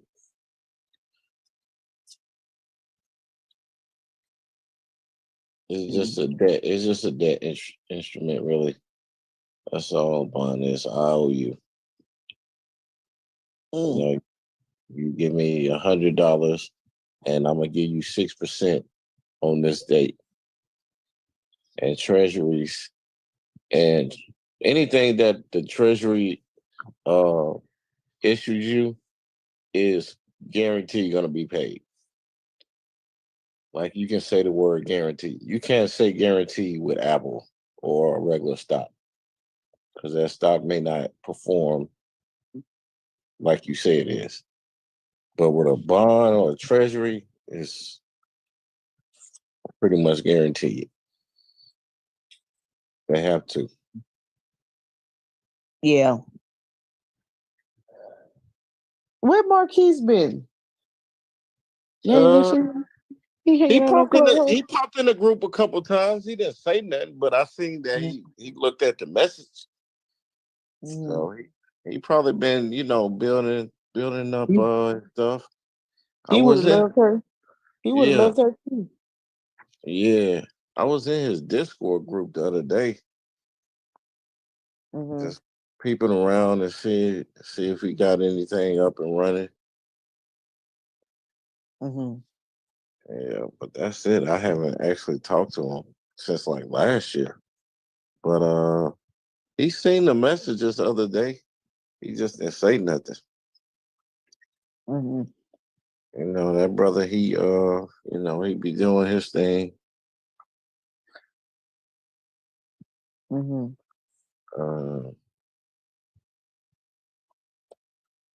Man, well, investing in retirement resources.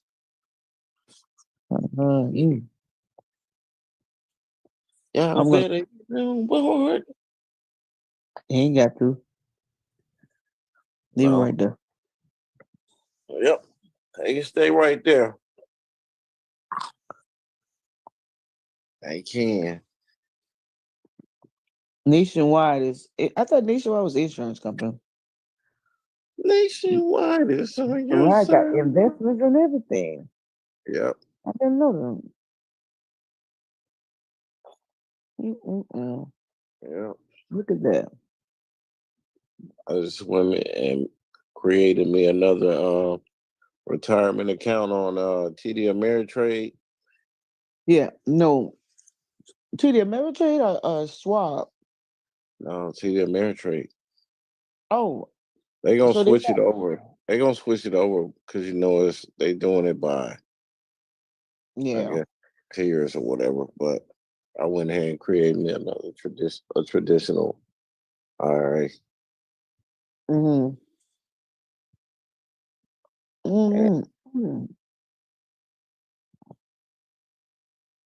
I got one with Acorns and Stash. I've heard, yeah, me too. I say I'm gonna stop. I got to start reading this stuff again, reading this information again. Keep your mind sharp, Right. Yeah. Because the older you get, either you're gonna be doing retirement, something for your lifestyle, or you're gonna be leaving something back. If you plan to leave something back, but you got to start somewhere if you haven't started at all. And they be grateful for what they get. Yep.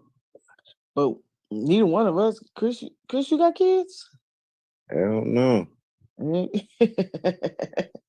Brandon, you got some babies? Hell no. Yeah. What y'all waiting on? Shit. That's a good question. Well, a good question. And Chris, you've been married before. Brandon. I have. So if y'all don't have no kids, who y'all gonna leave y'all money to? Or y'all assets? Who y'all gonna leave y'all assets to? I'm thinking about leaving it to nobody because there ain't nobody worth to leave it to. I was thinking about my little sister, and then I was like, no, man, I can't do it. She too indoctrinated for me. Nope. What about an organization? Probably so. That would probably be the next thing I would do. I think I'm gonna leave a couple bucks, like to my HBCU. I got a couple, man, but I have to break it out and say how I need it to be spent because I know you can't control people when you're gone, but Yeah. I can sure tell them, if you don't spend it on this or this. Mm-hmm. It I guess definitely I have to. needs to. Right. I don't have to write my niece and nephew in somewhere. Yep. I'm like, well, you ain't gonna leave them no money. They know they ain't leaving no cash. Ain't gonna be none of that.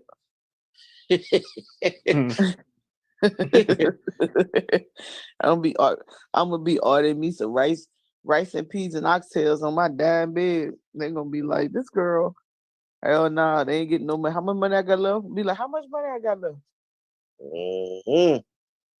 Let me order from Amazon. That's cool. Yeah.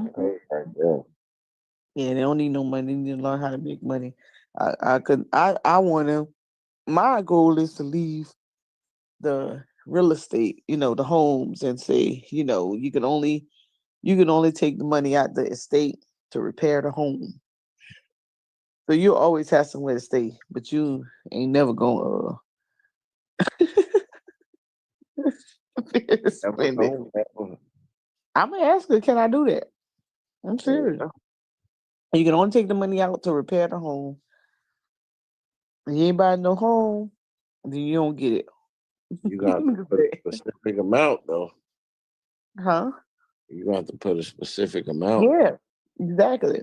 They only pull out this amount to repair. You gonna always have somewhere to stay because people have a history of not being able to have nowhere to stay. Mm-hmm. So ain't no need of y'all going in try to figure. And you can't never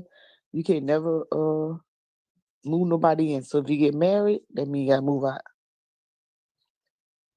Yeah. Give it to the next family member. You laughing, Brandon? Oh, that was. I'm smiling. I ain't laugh. Yeah, because you gotta look out for the family member. We ain't looking out for somebody who gonna try to take it. No, you right. Definitely not. No, I mean, and I ain't that person to say I love you, but no, I'm not saying it at all. I'm telling you, you can't get it. This ain't no. Yeah, that's And cold. You can look at it how you want. Because I don't watch too many of my family members that just, get involved with somebody who just ain't worth it, and they looking and they trying to take everything. No ma'am. Y'all don't know how to pick them. Why? And you could always build something with somebody else. Oh, she moved me over. Let me see. Okay, accept the invite.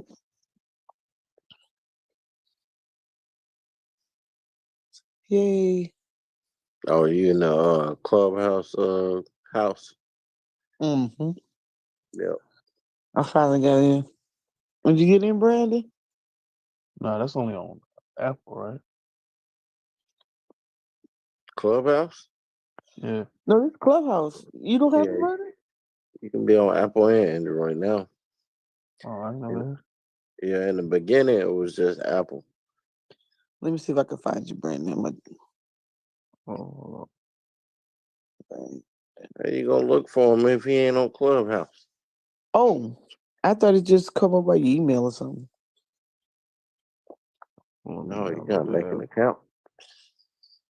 Huh? No, I'm Go ahead. downloading it now. You in there now? No, I'm downloading the app. Oh. Don't one of us got invited? I don't know. You don't have to do that no more? I don't think so. Maybe not. But Let me see. I told you, I ass on Clubhouse right now.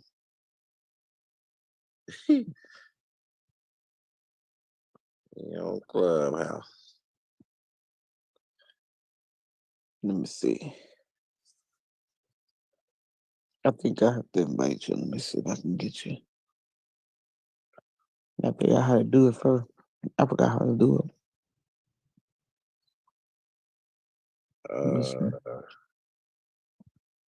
Let's see.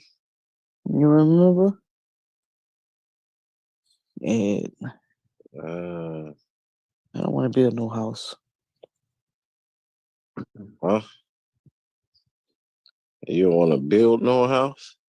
No. Oh.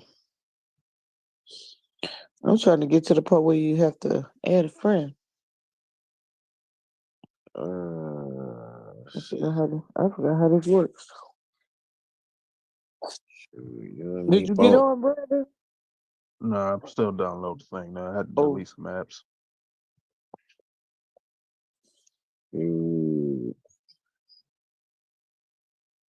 He said, you got too much on your phone. Yeah. I need a new phone. Yeah, anyway. I be trying to. Hey, Garfield, you missed a good show, man. Man, where you been? Man, you missed a good one, Garfield. You may have to you gonna have to interview her, Garfield, because you'll get about 300 people up in here. They really need to hear her for real. Mm-hmm. Oh, you need to interview her. Go to your settings, Mo. My settings. Yeah, go to settings and hit Clubhouse invites. Shit, I don't even know how to get to my settings. Let me get out of it. You gotta click on your profile and then hit the settings button. Onto my profiles. Yep, hit the settings button.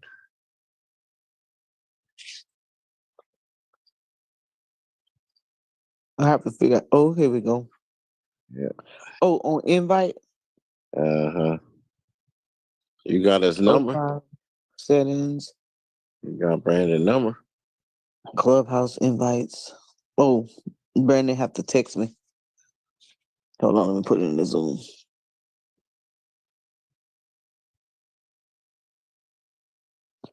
I'll put it in the back chat. Oh, text me on Messenger, Brandon. Okay. Yeah. Garfield. I'm gonna have to tell Garfield. Yeah. He'll get the viewership if he on. And Garfield does a lot, so he'll be able to ask some really good questions too. I was gonna say him and African Emporium. Yeah, when AE ever get back. Yeah, that's gonna be a good combo. Right. That's gonna be a good combo. I said Garfield and Sarnetta would love this sister, man. Yeah. Sarnetta definitely need that. Yeah. Everybody, all the Negroes on here need it. I got you, Brandon. Okay. Let me copy it. Let me see if I can get it there. Mo, you on Clubhouse? Yeah. I ain't never seen you on here. I be seeing y'all. Oh, I see you now. I see you. I be seeing y'all. Somebody be seeing y'all. The only thing you be seeing is your eyelids. I promise you. Brandon. My bad, Brandon. That's Did that girl lie? What girl? Oh no. Okay, they said police say they have found no evidence of a toddler walking down the interstate. You know what? I heard that too. But she was missing for 2 days. Yeah. Was this a Texas girl? Mm-hmm. Yeah. No, Alabama. Oh.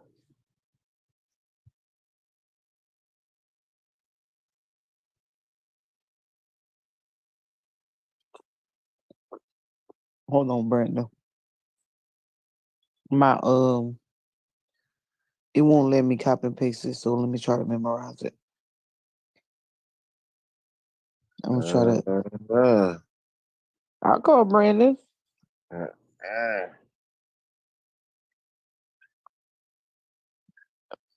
got to memorize it. Be quiet. Brandon is cool. Brandon ain't about to cause no problem. Man, she had fried chicken. Hey, I invite you, Brandon. Hey, listen. So we was riding my niece. I was taking my niece somewhere, and my boyfriend called. So she was just talking, and she said, "Is that him?" And I said, "Yeah, that's Wes," but she didn't hear me say Wes. She just heard me say that's him. And she said, "Oh, I was just talking about you the other day." He was like, "Oh, what were you talking to me about? What were you talking to me about?" And she said, I was like, his Jamaican accent. And he said, "Wait, what?" We were talking about Garfield. She said, "Who is that?" AT boy, I said, "That's where." She said, "Oh my God, I thought you was him." And he said, "Him? Who is him?" He was like, "Him." And she said, "AT boy, what do I do?" I said, "Who are you talking about?" She said, "I thought it was Garfield." And I said, "Garfield?" Because we had seen Garfield on Instagram dancing outside his truck. And I had showed her. And then so that's who she thought was on the phone. She thought Garfield had called me, but it wasn't Garfield. It was my boy. He said, "Wait, so now tell me more about this Garfield." That's Hell great. no. Almost got caught up. Look at you. Oh man, I say, "Wait, what?" Oh Lord, I said, "Man, she is tripping." He was like, okay." It was so funny though, because she was so innocent with it. She was just like, "I thought it was Garfield," because the way she said, she was like, "So that's not him?" Hey Timo, we were just talking about it yesterday, and it just made me sound like I was guilty as all good out. I said, "Oh man, she about to get me caught up." Mo slipping on her pimping, flanking on her back. It was so funny. It was so funny. I couldn't stop laughing. But he, I'm sure he had to put eyebrows up or whatever. McKee said, where's the Cancun trip? In the year. In the year. In the year. Yeah. I'll be with Sherry this weekend, so we'll find out. Yeah. I gotta finish setting it up to get the invite. Yeah, I guess. I'm not sure. But hey, my Amazon finally started making some money. Finally started? Yeah. Don't worry, it won't be for long. Okay, I'm gonna get out before August. I know August will come in and shatter my dreams. Chris, Chris, don't be up in here trying to shatter my dreams right now. I ain't trying to shatter your dream. They might Amazon probably gonna be riding up for a little while right now. I know I should have sold today. It went back down. Went down a little bit. I'm gonna sell it too. I was gonna take them profits. Why? You don't believe in it like that? Nope. Dang. I'll pull the trigger. You said I'll pull that trigger quick. Ooh. Shooting and aiming. Y'all be playing some earnings? I've been watching. I'm playing 4 right now. 4? Yeah. Yeah. I ain't even be paying attention. You remember boy was my little side piece. Hey, what do you think about the strike? Amazon going on strike. I'm not Amazon. UPS. UPS, yeah. At the end of the month. Yep. Just the beginning. And it just did a nice little round. I think FedEx was striking too. Oh, both of them striking? Yeah, I think I seen something about it the other day. Let me follow that down. Let me follow that right down. Let's see, UPS strike. Mo, you got some fine girls on your page. What page? Your Clubhouse. Shit, I don't even be on Clubhouse. I don't know. They following you. You following them. I'm following them? Yeah, I need the number. Hell no, that's hilarious. Oh, that's my cousin. Stacy. Hey, my cousin Stacy live in Houston. She Stacy? she on my Clubhouse. She's HVAC certified. She works for one of the largest general contractors y'all got in Houston. They getting ready to build the building for TSU. Mm-hmm. She's studying That's her project. right here. I Yeah, see it. She's studying project man. Y'all in the same age. Yeah, I need that number. She's that project manager on that one. And then you got well, she's married. I ain't seen that chick in a long time. If you say so, Brandon, you inspired. Yo, Brandon, funny, man. I don't know her. So, I don't know these people. Man, I don't know these people. Hold on, you said your cousin was married? No, Stacy's not married. Oh, I'm finna follow her. Oh, she a realtor too. Yeah, she's a realtor. She's a realtor. She's HVAC certified. Yeah, and she golfs. Okay. Yeah, she's in the Black Girl Golf Club. Okay. Oh no, yeah, we got to meet her. I'm gonna say, Mo sent me over just to have a little conversation. That's hilarious. I hear you. I know some of these people. You know some of them, but you don't know all of them? Yeah, I know. I only know some. You following them? Well, shit. I've probably been following them for a while. I ain't never did nothing on Clubhouse. Oh, well, I know you haven't. You don't really be on here like that. Mm-hmm. Yeah, but you got some women on here. here. On here living her best life. Who? Yeah. Nikki. Yeah, she be on here. I know. Look, who is Giovanna Swan? Where is it? On Clubhouse. Giovanna Swan. She on my page? Yeah. You follow her. Man, don't believe the hype. Rose Wells. If you follow them, Mo, you don't believe the hype. I know Rose. You know Rose. Yeah, she military. She just retired. She don't know Giovanna, or I pronounce this shit. Let me see. Was she before Rose?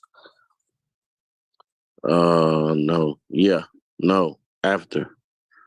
After Rose. It's above Solomon. Solomon Israel. And you mess with Hebrew Israelites. Man, I don't know who that is. I was just hitting the follow button on people. Kamiko Thomas, who is that? Oh, we hometown. She's in the military. Okay. Major. She's doing great. Oh, she's divorced. Yeah, you call her her. She divorced. Mm-hmm. You ain't gonna like her though. She probably a minister, a pastor, or something. You know, you don't like them people. Yeah, I ain't trying to go to church. I don't like that. Yeah. Ain't getting my tithe money. Tithe money go to the market. I do not. Oh, maybe I need to go to following because I don't see that. Yeah, you gotta go to following because you following her, but she ain't following you though. That's the thing. Yeah, what's her name again? Oh, Giovanna Swan. That's it. I don't know who that is. Let me see if I see it. And I don't even know Kingdom Business. That sounds like somebody. Nope, I don't know them either. Mo just following people she don't know. Man, those people probably got on my Clubhouse because they probably know me. But you following her. She on some Bob Black stuff though. I don't know. I'm finna follow her. I don't care about all that other shit. You're crazy. Yeah, I'm just getting to know folks. Okay, Keon. Just want to throw newspaper. Who throwing newspapers? No wonder my package was delivered by FedEx. Where the hell? Yeah, because they going on strike. I don't know why. They said petition strike against the UPS delivery service by 340,000 workers could lead to slower delivery times, supply chain disruption, and higher shipping costs if the company and the Teamsters union don't come to an agreement over pay for part-time workers and cost of living adjustments. Man, everybody got that problem. Shit, we all should be on strike.